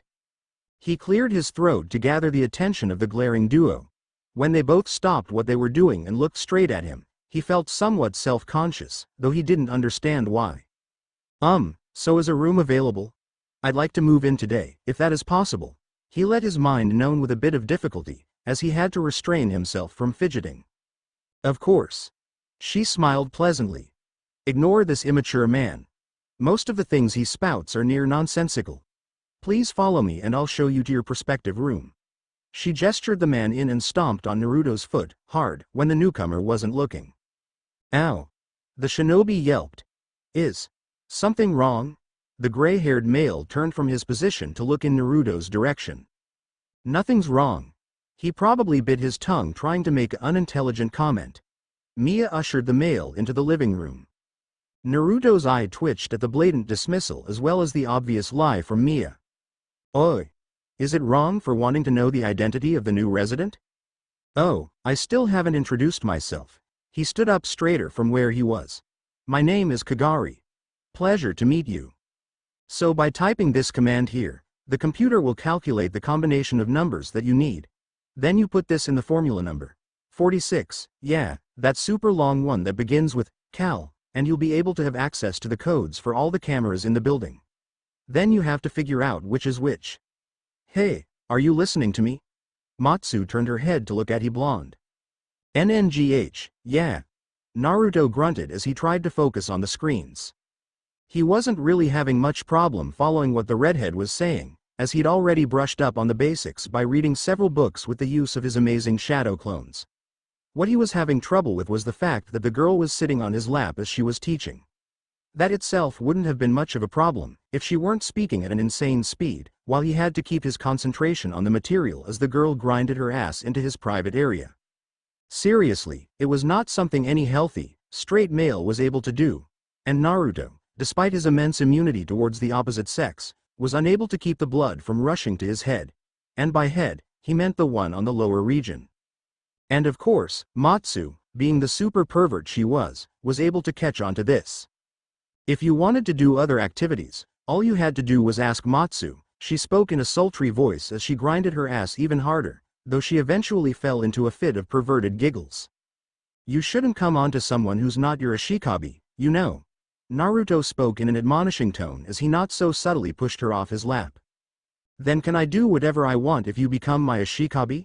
She wasn't deterred by his pushing her away, and shoved her face right in front of his, staring at his lips like it was the most delicious thing in the world. Yeah. I mean, no, you can't make me your ashikabi just because you want to kiss someone. Naruto blocked mouth with his hands and pushed her head away, tearing his eyes off her alluring lips. MMMFMMHHTMFMM. The redhead muffled into his hand with ferocity. Naruto ignored her and turned his head away from her, not even bothering to hear her out. He could already tell that it was something obscene or perverted. Not the one to be stopped with a simple hand. Matsu licked the hand that blocked her. Now usually, many people, including well-trained men, find the licking disgusting and jerk their hands away. However, Naruto was a shinobi, which meant dirty or disgusting, barely meant anything to him. So he ignored it as he did to most of her advances. Not minding the lack of reaction, Matsu continued licking, more sensually this time. She leaned into his hand and licked every nook and cranny of what area she was allowed. She began treating it as a kissing session with Naruto, and even went far as to grab his hand and sink his forearm into her breasts and groaned into his hand. When he loosened his hand from the overloading pleasant sensation, Matsu quickly shrugged off his hand and pounced at his upper body, aiming her lips at his pursed ones. She nearly succeeded, but the blonde was able to react in time and jerked out of the way at the last second. He then took advantage of her loss of balance and easily grabbed both her wrists behind her back. Didn't I just say that this was reckless and dangerous? He growled at her as he furrowed his brows. Matsu. He sighed and slightly loosened her wrists, and began speaking in a softer tone. You really don't want to do things so rash that you'd come to regret in the future. No, but, the redhead freed herself from his loose grip and turned to face the shinobi. Trust me. Getting winged by an ashikabi is no joke, you know. You'd be bound to him till death even if you despise the guy. He turned his head away and continued in a dejected tone. And you would miss the chance to meet the one that you actually react to. Or even worse, the one that you truly love. Matsu opened her mouth to rebut in a whining tone, but halted midway when she caught the bitterness in his tone. She was certain that he was projecting his loss onto her, which was why he was so adamant about not being so rash. But it kind of irked her that he blatantly dismissed the possibility for her to actually want the guy as her ashikabi. She held in the desire to pout, and gave the most loving gaze she could manage. Matsu isn't being frivolous in choosing Naruto as my ashikabi.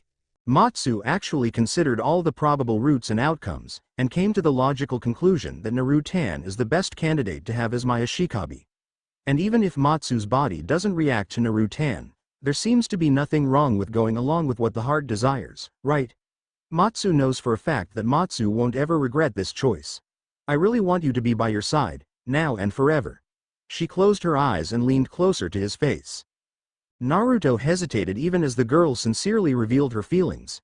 As a person who'd been constantly rejected since his childhood, and saw exactly what happened to Sekirei who couldn't get winged by her beloved, he really didn't want those around him to feel the same despair he and she went through.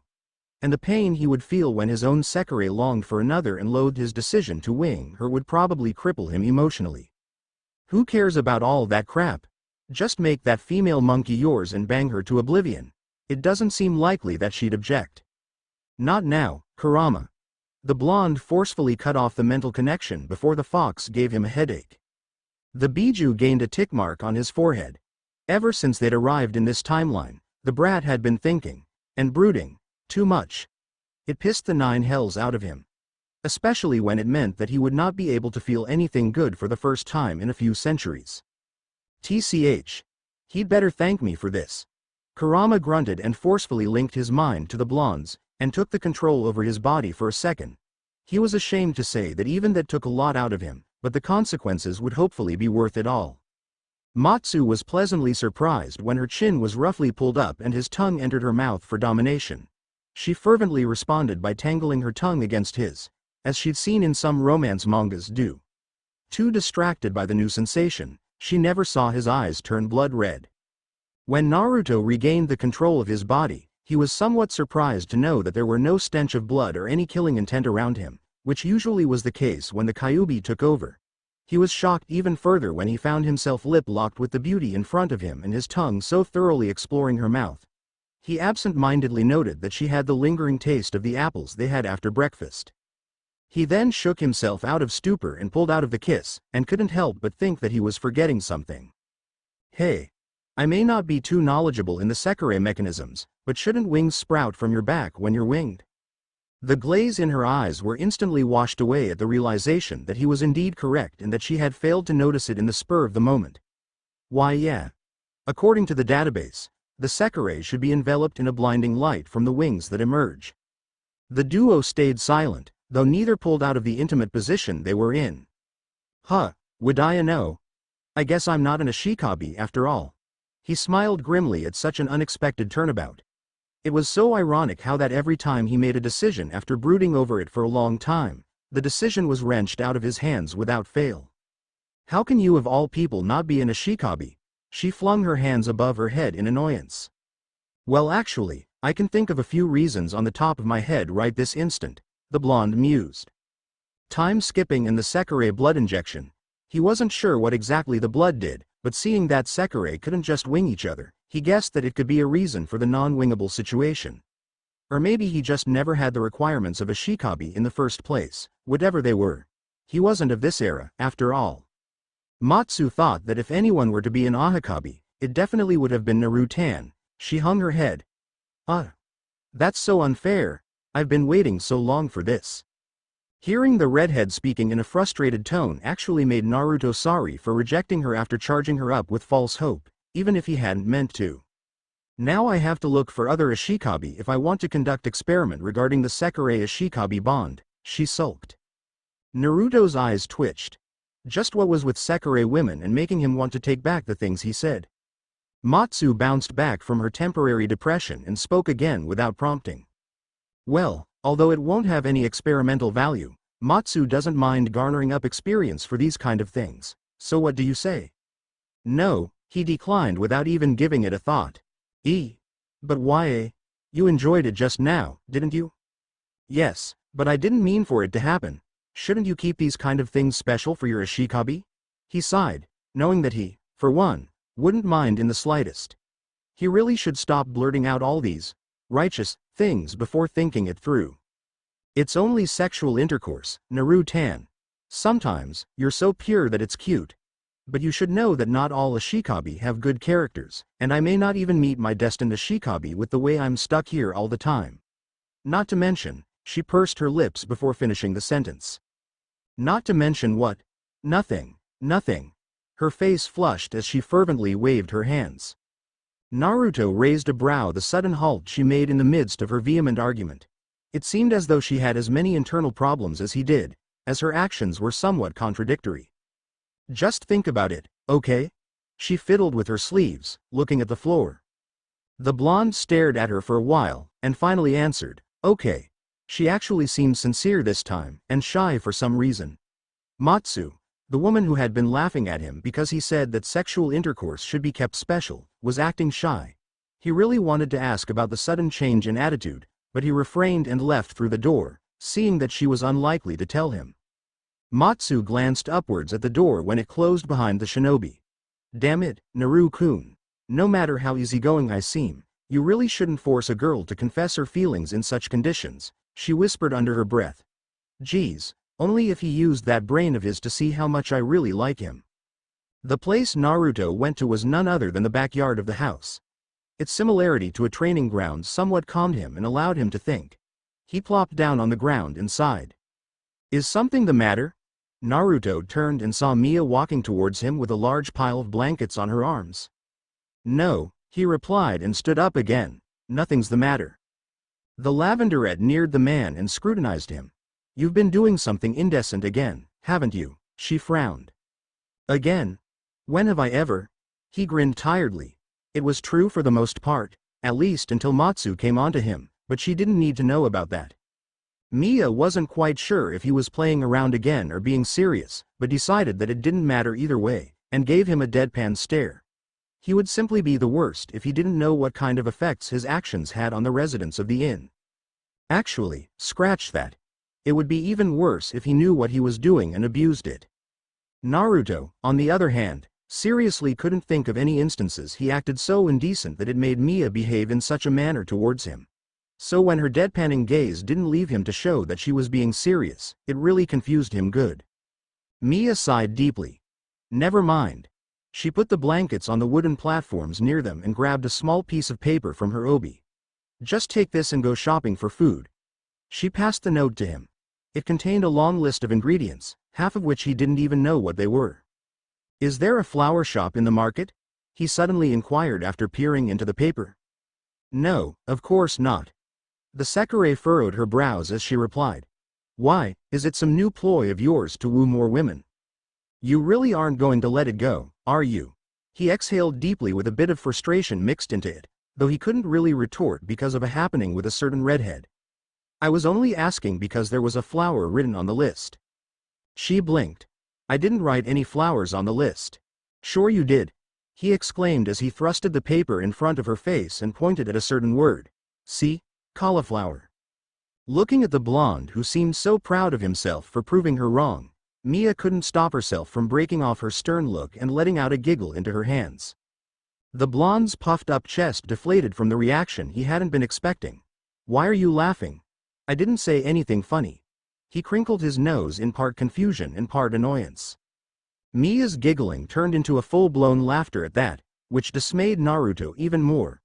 Ah ha ha ha ha. Cow cauliflower isn't. Ha ha ha. It isn't a flower, Naruto-kun. Sure it is. See? Cauliflower. It can't be anything but a flower. Oh, Naruto-kun.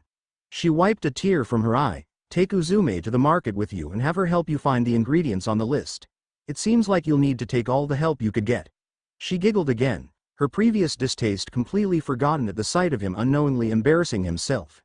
She absolutely couldn't wait to see his face when he returned from the short trip. I know how to find my way through a market. I've been there plenty of times. He grumbled under his breath, loud enough for Miya to hear. Of course you do, dear. Her eyes drew a pleasant crescent shape as she covered her lips with her sleeve, which he supposed was hiding her smirk. Naruto just grunted and turned away from her to look for Uzume. Why can't people just stay in their rooms? It would make my life so much easier if I didn't need to walk all over the place to find a person, the blonde sighed. It's because people have things to do aside from staying cooped up in their rooms. A man walked towards him, amused. Gee, I didn't know that. Thanks for telling me, he sarcastically spat out. Whoa, I wasn't making fun of you. No need to get mad. Kagari slightly raised his hands in a surrendering pose. Naruto looked at him and sighed, raking his hair back with his hand. Yeah, you're right. Sorry. Just a bit. Irritated by the way the events are unraveling. I should just ditch her and go by myself. You're looking for Uzume, right? When Naruto gave an affirmative nod, Kagari continued. I think I saw her heading for the bathroom a while ago. She's probably still in there, actually. If it's urgent, you might want to wait in the living room. In the bathroom, you say? A smirk found its way up his lips. Miya's constant nagging about his perverseness, which he never unleashed, had been bothering him greatly. If Miya wanted beastly urges, he would give her beastly urges to whine about. Hey Kagari, you want to see something good? The male Sekirei cocked his head at the sudden turn of the older man's mood. I guess it depends on what it is.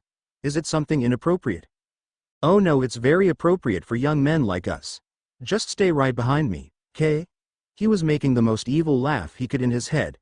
As a punishment for not being in her room, he'd give her the classic, walking in on a bathing girl prank. Her embarrassment would double with the presence of Kagari as well. The duo walked along the hallway and towards the only bathroom in the inn. Naruto? We walked past the stairs. The silver-haired man bemusedly spoke, wondering if something was wrong. Yeah, but the thing I want to show you isn't downstairs. He stopped in front of a door and grabbed the sleeve of Kagari's shirt with one hand, while grabbing the sliding door with the other.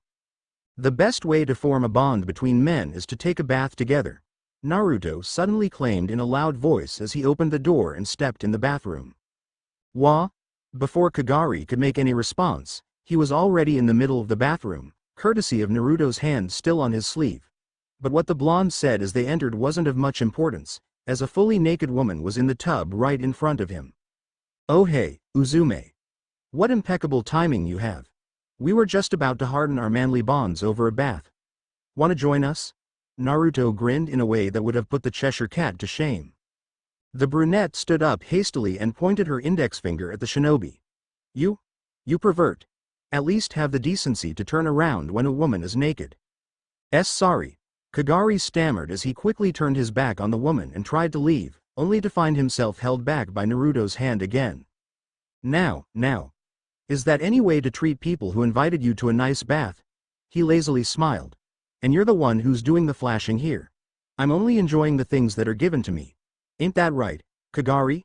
The younger man didn't reply, simply wanting to escape from this uncomfortable situation. Uzume hurriedly plopped down to her tub and crossed her arms over her breasts, as no towel was within her reach at the moment, and glared at the blonde man. Oh, sorry. You wanted to see my naked body that badly? All you had to do was ask, and I would have complied without a complaint. Being trained as a ninja also meant that he was desensitized to the nudity of the opposite gender, as well as the exposure of his own. So if it meant that he could fluster others, he wouldn't even blink an eye as he took his pants off. With the exception of Matsu, of course. That girl was it was best not to stimulate her in any way. Uzume's face turned beet red as his hands reached for the double-layered belt over his disciplinary squad uniform. And no, I don't want to see your lick. Then why is it that you're staring so intently at it? He smirked. Hey Kagari, she's staring at my junk, right? Yee. No, I didn't see anything. Can I go now? He tugged on his sleeve, though it didn't budge in the slightest. Yes. You should both get out right now, and let me take my bath in peace, she cried. TCH. You both are so dull, I swear Miya's been rubbing off on you. He crinkled his nose but walked to the door, with Kagari in tow. Oh yeah, I almost forgot. He turned to face the naked woman once more. Miya told me to tell you that we have to go shopping for food in 1 hour, or else she's gonna give us a spanking. He flippantly said. Since I don't want that to happen, I'm gonna drag you out of the house in 5 minutes, whether you're fully dressed or not. Uzume gaped at him. Kagari didn't even bother turning to face him now, opting to stare longingly at the door that was so close yet so far. You can't do that, she shrieked. Well, if you don't believe me, then you can stay here all you want. It'll just mean that the neighborhood will get a nice little show. He smirked and raised his wrist to look at his non-existent watch. Anyway, I'll see you in 5. No, 4.5 minutes. He cackled as he opened the door, intent on preparing certain items just in case she failed to come out in time. Can you let go of my sleeve now? Naruto turned to see the silver-haired man pulling on his own sleeve to escape from his grasp. He had completely forgotten about him, as he had gotten used to subduing the constant struggle. Oops, sorry there. He let the poor boy go instantly. Anyway, what did you think? Kagari scowled. I thought that Miya was joking when she told you to keep in your beastly urges. Obviously, I was wrong. Whoa, I'm no pervert. I was only messing with her. I mean, isn't it funny to see her face change from pure anger to embarrassment to horror? So you're a pervert and a sadist to boot, you're just as bad as Matsu. He backed away. I'm going to work. Bye. He disappeared in an impressive speed, despite not having run. On there goes my chance of making the only male friend in a den of females, Naruto sulked. Who knew he'd be such a sissy about it? Yeah. He was even more of a lickless wimp than you, and that's saying something. Kurama snarked. Hey, don't bring my lick into this, he indignantly protested. Huh. The only reason you didn't inherit the small girth from your father is because you kept feeding on my chakra like a leech. Now be grateful and go woo some women. Why does it always go back to having sex for you? He rolled his eyes. Wait, you know who my father is? Do I? Of course I know who that damnable swine is. That toad shit fucking sealed me here. Sealed. He furrowed his brows in thought. You mean the 4th Hokage is my father? He shouted out loud, horrified by the revelation. Isn't the blinding blonde hair and the dumb blue eyes a dead giveaway? And I thought he couldn't get dumber. Kurama rolled his eyes. Naruto didn't seem to hear the insult, as he was busy mumbling to himself. The Hokage. Why? How? The young man clicked his mouth shut and stayed silent for a minute, pondering what this meant for him. Then he suddenly broke out laughing hysterically. Oh man, I can't believe that I thought of him as the noblest hero out there, when he was no better than Gaara's father. His laughter died out into pained chuckles. Ah ha ha. Does that mean I'm an unwanted child? Or did I kill my mother at birth like Gaara did? Is that why he hated me enough to stuff a frickin' biju in my stomach? Actually, your mother did die a few minutes after you were born. Kurama quipped, conveniently leaving out the fact that he was the one who shoved a claw through her abdomen. While he didn't quite despise the boy anymore, it was good fun to watch him writhe in agony. As long as he wasn't being too mopey or wimpy for a lengthy amount of time, it was nice to sit back and watch the once happy-go-lucky kid face the shitty reality of the world. The blonde grimaced and sighed, knowing that his dream of his parents loving him and watching over him shattered into pieces. But still, the Yondaime was despicable for making his own baby a human sacrifice for reasons out of his control.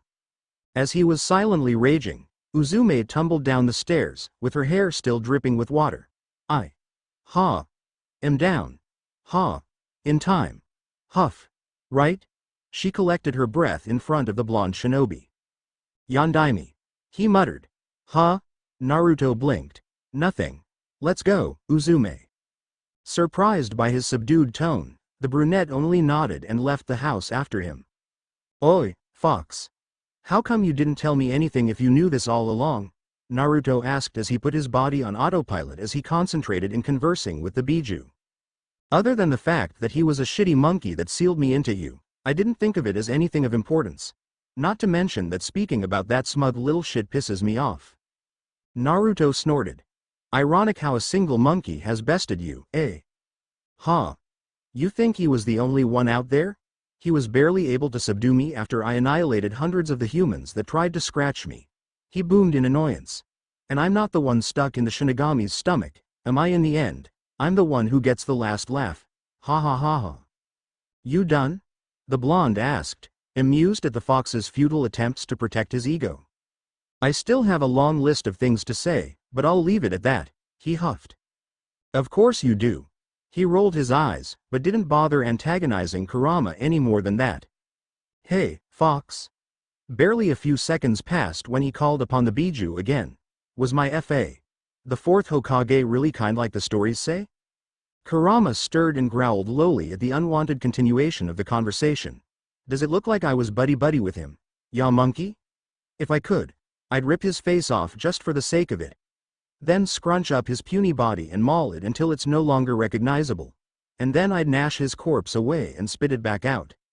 So was he kind? He asked again. The beast groaned as he resisted the urge to palm his face. No, he was a psychotic human that ate kids for breakfast and had orgasms at the sight of pitifully dying humans. He sarcastically spat out. Does it look like I care? Why the hell don't you ask someone who actually knew him for more than an hour and doesn't hate his fucking guts? Well, they're all dead, as far as I know. You're probably the only one left that even knows of his existence, he said, a bit dejectedly. Is it so wrong to want to know why he did this to me? Peeved. As if I give a damn. Bang a few girls and make me happy, and maybe I'll think about the possibility of sharing some information with you. But before then, don't even bother even asking anything related to that filthy monkey or his mate. On the contrary to what Uzume had thought, their short trip was completely void of pranks or scathing remarks. He was so completely out of it that she couldn't help but glance his way and wonder what had happened to the man in the 5 minutes she was away. He even walked past the market that she had to hold onto his sleeve and drag him through the entire shopping process after she snatched the shopping list from him. His unresponsive state made her work twice as hard as when she came shopping alone, making her wonder if this was a whole new prank he came up with to bother her. Can you at least take the load off me? She huffed, irritated that she had to do so much work because of him. The shinobi continued staring blankly at the space in front of him. The brunette stopped in her tracks and pulled the man to a halt as well. Then she proceeded to slide all the plastic bags on her arms onto Naruto's wrists. She smirked when he didn't protest in the slightest, though it also looked like he still seemed to be out of it. Shrugging, she decided that it didn't really matter and pushed him to start moving again. The duo didn't get too far until a group of thugs blocked their way. Hey babe, why don't ya ditch the wimpy guy and come with us? Thug 1 smiled in a greasy way that he thought was charming. We can treat you real nice, Thug 2 licked his lips as he approached the duo. Uzume scrunched her face up in disgust. Buzz off, losers. I've got a dinner to go to. Come on, girly. Come over before I get real mad, Thug 1 frowned. The brunette rolled her eyes. As if such a pitiful being could threaten her. If you want, just take the blonde guy. Just leave me alone. She pushed Naruto forward. Stop joking with us, girl. As if we would have need for a male, Thug 1 scowled. If you don't want to get hurt, follow us quietly. Thug 2 took out a kitchen knife and brandished it in a threatening manner. Yeah. Do whatever you want. I'm going home. She brushed them off and leisurely walked past the two thugs. Why that little bitch? Thug 1 growled and swung his knife at her back, which she nimbly sidestepped without even looking back. After taking a second to reel back from the shock, Thug 1 scowled and attempted to slash her again. But with trained ease, Uzume cartwheeled away, leaving the man to fume in his failure. Don't just stand there, get her, Thug 1 screamed at Thug 2. Thug 2 grunted in acknowledgement as he flipped his knife into a reverse grip and ran towards the girl, only to be hit by a solid roundhouse kick on the face. He staggered back and cursed. Fucking bitch. I'm gonna fucking kill you. Thug 2 pulled out another knife and dashed at her once again.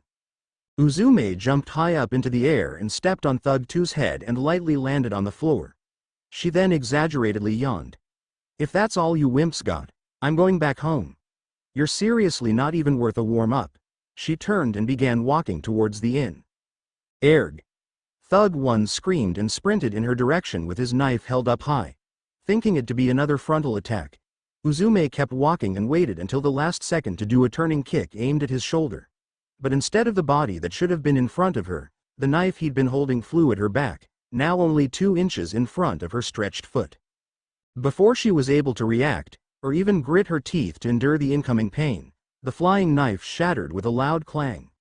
Bewildered, all 3 heads followed the source of the sudden attack, and found a blonde standing there with multiple grocery bags on his arms. Could someone tell me why my Tonto is all the way there? Naruto blinked, confusion clearly written on his face. The trio of people sweat dropped. You threw it. How else would it head there? Uzume rolled her eyes, though she was silently relieved that she didn't have to spend weeks not being able to walk properly. I know that. I was asking why I threw it. He sighed exasperatedly as if it was the most obvious thing in the world. How the hell am I supposed to know that, you idiotic blonde? You were unresponsive the entire way here. Do you know how tiring it was to drag you around all over the place? You're getting off topic, and you should be honored to have the privilege of escorting someone like me for such a long time, Naruto shouted back. The 2 thugs watched the random shouting match with a bit of irritation of being completely pushed to the sidelines. Dude, should we scram while those 2 aren't looking at us? Thug 1 whispered. Like bitches running away with tails between their legs. As if I'd do such a thing. I'm getting that bitch for kicking my face. Thug 2 growled. Thug 1 groaned, knowing that they were completely outclassed. The blonde guy even had a weapon. Companion or not, he was getting the hell out of there. Shouldn't you be thanking me for saving your life? Naruto shouted a few steps away from the 2 thugs. My life? Police, I was doing just fine without you this whole time. She snorted. You make a lucky shot with your little knife and you suddenly want to thank you for me? Thug 2 held out both his knives and stepped into the view of the fighting duo with a perfect scowl on his face, but neither seemed to notice. It's called a Tonto, and it's so much better than knives. Those things aren't even proper weapons. And you know as well as I do that I saved you from a world of pain. You mean like how you successfully aided me in shopping for food? I'm sorry, but that's called taking care of things with my own hands. Stop ignoring me. Thug 2 roared and ran at the duo, intent on stabbing the brunette in the abdomen. Naruto didn't even spare a glance at him. I wasn't aiding you. I was merely accompanying you. It's what I like to call, push all your work to the girl that likes flashing people. Uzume growled as she punched the incoming thug on the nose, so it was intentional, you sly bastard. I'm sorry, but do you know the proper definition of bastard, because I don't quite fit in that category. He kicked the thug when he was getting back up with a hand covering his bloody nose, causing him to fly back a few feet. Bastard, by definition, means a person born out of wedlock. My parents were happily married when they conceived me, you see. Or so he assumed, anyways. But he didn't need to mention his uncertainty nor the fact that he was given away as a sacrifice to the village only a few minutes after he was born. He let a bit of bitterness seep out to his smile before he quickly replaced it with a cocky smirk. Uzume's eye twitched in annoyance as she held back all the derogatory things she wanted to say. He would somehow find a way to turn all those things back at her, just as easily as he weaved around her physical attacks. Ah, you're not speaking anymore, too dazzled by my intelligence? He sniggered. The brunette gagged to show her disgust. I'm going home, so stop bothering me. She turned her head and ran down the street. Naruto considered chasing after her just for the sake of it, but decided against it. He probably annoyed her enough for one day. It was pretty fun, but he knew better than to go overboard. Even if it was to serve as a distraction from his turbulent thoughts. Damn. Now I'm all alone again. His grin slid off his face as he sighed. Then he roughly shook his head to clear himself of any thoughts and began walking back towards the inn, keeping his face blank throughout the entire trip. Yo, I'm back. Miya glanced in his direction before she returned to chopping something. You sure took your sweet time. I would have gotten mad if you'd been a minute later. Good thing I'm here now, then. He flashed a lopsided grin at her. Just leave the bag by the counter and get going. The blonde dropped the bags on the floor, but didn't move from his spot. Instead, he stared intently at the cooking woman with a constipated look on his face. Miya ignored the uncomfortable feeling of her senses going haywire at his stare, before she finally gave in and turned her heels to face the culprit. Why, exactly, are you boring holes in the back of my head? If it was my behind you were ogling, I would have had free rein to bash your skull into the floor, but you're not even doing that. She growled, punctuating each word as she spoke. Well, I've been thinking. He drawled to get himself a few precious seconds to think how he was going to phrase this. You've been loved, right? She raised her eyebrow at the random question, but decided to humor him. Of course, that goes without saying. And you loved, too, right? She wiped her hands on her apron as she spoke again. I wouldn't have married him if I didn't love him, would I? She deadpanned. What are you getting at? Naruto squirmed uncomfortably before finally speaking his mind. Hypothetically speaking, if you had a child with him, and he somehow died because something went wrong during the birthing progress, would you hate your child enough to disown him and make him suffer in the cruel world by himself? What? Just a hypothetical question, I was just curious. Miya stared at him skeptically. You didn't impregnate anyone, did you? He gaped. No, of course not, and I don't plan on doing so in the near future. Just answer the damn question. I wouldn't know how giving birth could kill a man, but I wouldn't hate a baby for it. Instead, I would probably shower him or her with enough love to compensate for the lack of a father. She blushed at the thought of having a child to spoil, though it soon disappeared when she remembered that Naruto was in front of her. To her surprise, he didn't have a teasing smile on his face, or even just a warm smile. Instead, he seemed somewhat somber and contemplative. Yeah, that's what I thought, too, he whispered under his breath. Why are you asking me this? Nothing important. Just wanted to confirm something. He muttered just loud enough for her to hear. See ya at dinner. Naruto-kun. She stopped him short with a somewhat desperate shout, though she didn't understand where such an emotion came from. Are you all right? The blonde slowly raised the tips of his lips and formed a lazy grin on his face. Course I am. I'm the amazing Uzumaki Naruto, aren't I? No need to worry your pretty little ass, Miya-chan. Would you like to repeat that?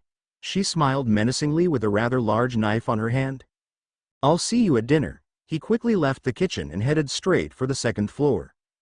A while ago, he'd read that close contact with the opposite gender could soothe a person's tormented mind.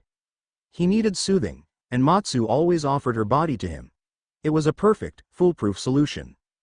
Naruto pushed open the hidden door, and was about to call out to the redhead, when he heard moans coming from deep inside the room.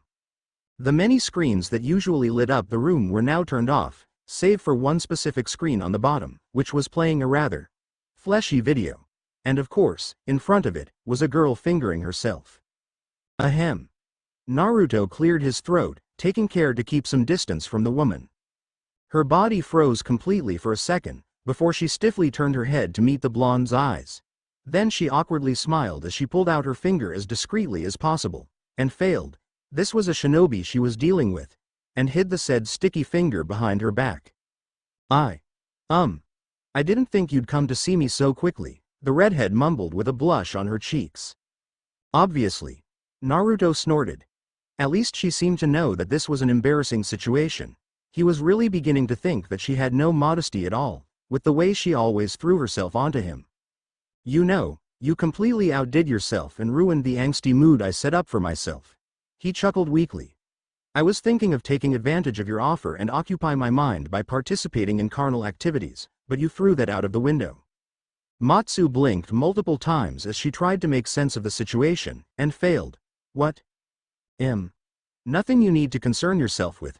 You shocked me enough for me to clear my head. It was stupid of me to even think of taking advantage of women in such a selfish manner, even if the recipient was you. He crossed his arms and nodded sagely to himself. Hey, what's that supposed to mean? Naruto cracked an eye open and looked down at her form. It means that I no longer need comfort sex. All thanks to you. Wah. What? You're going to accept my proposal? You helped me see the light of things. You really are a good person, even if you don't intend to be one. He crinkled his eyes to form a smile. No, you weren't wrong. You have much trouble on your mind and you need my help to get better. She scrambled up to him and insisted. Matsu, the blonde sighed. The mood's gone. Better luck next time. But, see ya. He left without even looking back. Ha. Matsu slid down to the floor and hit her forehead with her palm repetitively. Baka. Slap. Baka. Slap.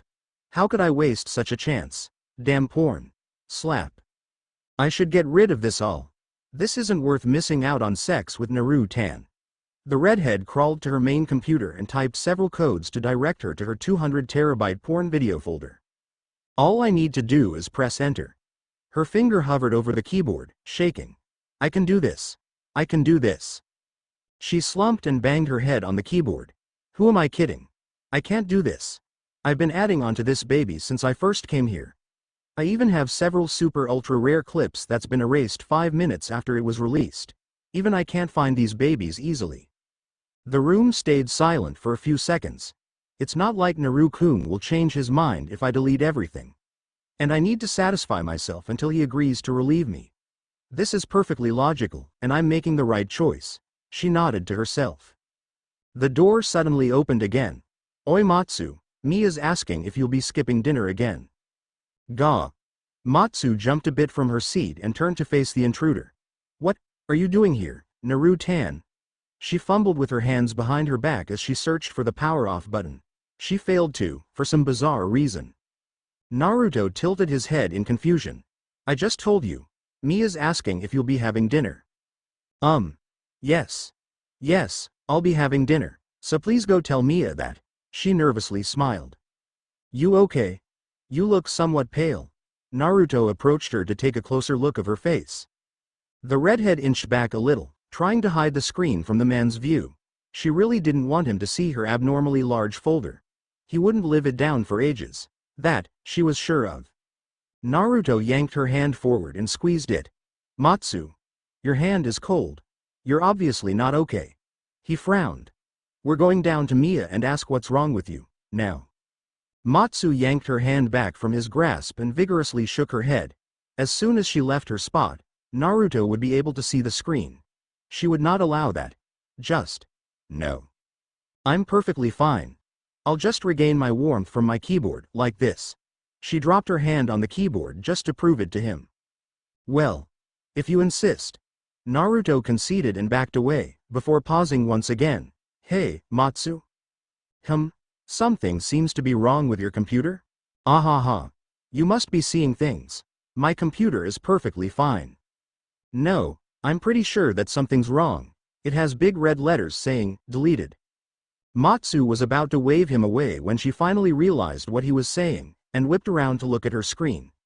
And as though it were taunting her for being wrong, the big letters flashed some more before disappearing. No. She stared at the screen. No. My porn. My precious, she collapsed onto her knees and felt tears welling up in her tear ducts. Mommy's sorry. Please come back. She sobbed as she tried reviving the contents with all the combinations of codes she thought was related to this case. But alas, the command she had inputted did too good of a job in terminating the files, and was unable to be reversed. Damn her and her awesomeness that gets everything done perfectly. Back to Naruto, when it became quite obvious that she would be incapable of recovering from her sorrow anytime soon, he just quietly left the room. Then he cackled. Loudly. Mission complete. Delete Matsu's secret porn stash. Rewards. Icha Tactics Express gained. 300 Express, huh? The mystery reward is the Icha? How pointless. He sighed. Oh well, I'll just have to hold onto it until I can use it as a bribe material for a pervert or something. Yeah, not really the best chapter, but I promise it'll get better. Starting from the next chapter will be the start of the main storyline. Hopefully no more filler arcs for a while. And about Naruto not being an Ashikabi, do you people really think I'll let him stay that way? Police. That practically takes away half the point of the whole Sekirei thing, so I'm not going to be that mean. He'll have to earn it, though. My usual goal for a chapter is approximately 10k, but I've sorta hit a block. The lack of free time wasn't being helpful, either, and I was only able to write a little under 7k. So in compensation, I whipped up an omake that's been floating around in my head for a while. Hope you enjoy it. Omake. Wake up, Naruto-kun. Someone shook him awake. NNGH. He wearily opened his eyes to see a nice pair of boobs in front of his face. That in itself wouldn't have been an anomaly, but the size of those breasts were somewhat unfamiliar, a bit smaller than the usual ones he saw close up. He fully opened his eyes and moved up his gaze to look at the woman's face. His dreariness vanished in an instant. "Wah! What are you doing on my bed, Miya? I was calling you to breakfast for quite a while now, but you never came down." She smiled softly and slid off his bed. "Seeing you sleep in is quite a novelty, but shouldn't you be getting ready?" Before he could properly form an answer, a transparent screen appeared in front of him. 1. I'll get up if you let me feel you up. 2. Squeeze her boobs. Naruto rubbed his eyes to see if he was hallucinating, but the choices stayed unchanged. Is the game system malfunctioning? He ignored the screen and tried to smile and tell her that he'd be down in just a moment. But then his body got completely paralyzed, making him unable to move a muscle. What's happening? Did someone poison me? He glanced back at the woman standing by his bed, and saw that she was patiently waiting for him to give his reply. Kurama. What's happening? He inwardly shouted to his tenant. But instead of the booming voice that he had gotten used to in the past few years, only silence greeted him. He tried calling a few more times, and even went as far as to enter his mindscape, but found that he was unable to do so. Panicking, Naruto shot his chakra throughout his entire body, and found his every tenketsu point shocked with something akin to electricity. He wanted to scream or lurch his body, but his body remained unmoving. A female metallic voice ringed in his head. Please make a choice. 1. I'll get up if you let me feel you up. 2. Squeeze her boobs. The blonde knew that he would end up half dead either way, so he decided to choose the second one. Avoiding Miya's wrath wasn't the priority at the moment. Her boobs. Air. His need to find out about this peculiar situation demanded him to choose it. When he decided on the number, his body was no longer paralyzed, but his hands went straight to Miya's breasts without his prompting to do so. Caught completely off guard, Miya couldn't react to this for 2 seconds. 2 seconds which Naruto's hands thoroughly fondled her breasts. When her brain finally caught up with what was happening, Miya grabbed both his hands with her left hand with enough power to crush a normal person's wrists into pieces. Her face had a smile which was nearly spasming out of control, and her pupils were no longer humans. It was almost scarier than Kyuubi when Naruto first met him. I should just cut off those fucking hands of yours so you wouldn't be able to do anything like this again. She slid out her katana and eyed his wrists. Not finding a hint of hesitation or lie in her statement, Naruto felt the need to escape and hide from the woman for at least a week. She probably wouldn't stop from cutting his hands off, but would most likely castrate him as well. There was no way in hell he was going to allow such thing to happen before he was able to use his junk, or ever, actually. He quickly flooded the room with seal-less clones, freed his hands from her grip, and ran the hell out of his room. So that was what boobs feel like. He stared at his palms. No wonder Ero Sennin loved them so much. He walked down the road in a dazed state. I mean, I'd better avoid her for a while. Who knows when this thing would act up on her again. He shook his head and walked into the streets he'd gotten familiar with in the last few years. Uzumaki-san. What a coincidence to meet you here. A silver-haired woman greeted him with a formal smile. Takami. What are you doing in this district? Nothing much. I just needed to visit a friend that lives around here, she replied in a clipped tone. Suddenly, another transparent screen came up in front of him. 1. Ask her out for a lunch at the ramen stand. 2. Please have my children. NGH. His body froze once again. But this one was seriously a no-brainer. There was no way in hell he was saying that to Takami. And he already knew that she had children, so it probably meant that she was married. Not that he would hit on her if she weren't. Now that he made the decision, his mouth moved on its own. Hey, Takami. If you didn't have lunch yet, can I take you to a very good ramen stand? Huh. Well, I didn't have any, but why the sudden invitation? I dunno. Courtesy, maybe. He tilted his head. I see. Well, lead the way, then. She gestured for him to move. Hi. He snickered and walked in a comfortable silence. For some reason, the walk to the ramen stand took much shorter than it usually would take. But he didn't consider it too important and passed it off as a weird quirk of the game. Yo, Zana-chan. 2 miso for me, he ordered as he entered the stall. Ah, welcome back, Naruto-kun. 2 miso coming up straight away, she replied in a chirpy tone. The black-haired woman entered quickly behind him. So you come here often? Yup. I make sure to come here at least 3 times a week, as long as I'm not caught up in something. He smiled as he offered her a stool next to him. I see, I'll take the seafood one, then. Zana-chan, 1 seafood please. Here you go. 2 miso and 1 seafood. The waitress laid down the bowls in front of Naruto. Ah, this one's for Takami here. Naruto sheepishly spoke and passed the bowl to the woman sitting next to him. Who's this lady friend you have here? The blonde was about to answer that she was a colleague of his, when a screen popped up once again. 1. She's my beautiful waifu. 2. She's the woman that's going to bear my children. 3. Shove your head in the ramen bowl and intake half of it with your nose. WTF? He cried out in his mind as his body was fully paralyzed again. A third choice came up, but it doesn't seem any better than the other 2. Just like the previous choices, all of them made him look like a crazy fool or a super pervert, neither of which he was. Still, since he was forced to choose, there was one choice with the least repercussion. He mentally made the decision. She's my beautiful waifu. His hands clasped together in front of his chest and his eyes were sparkling. To make things worse, he was gushing over her like Kazehana gushed over her sake, Matsu over her porn, and fangirls over Sasuke. Basically put, it was utterly humiliating. Zana's jaw dropped, and Takami's tightened. Naruto quickly shook off the dopey look on his face and put on his winning smile. Just joking. I'm still free and single, he chuckled. Did I scare ya? Well, yes. Zana exclaimed. That was mean of you, Naruto-kun.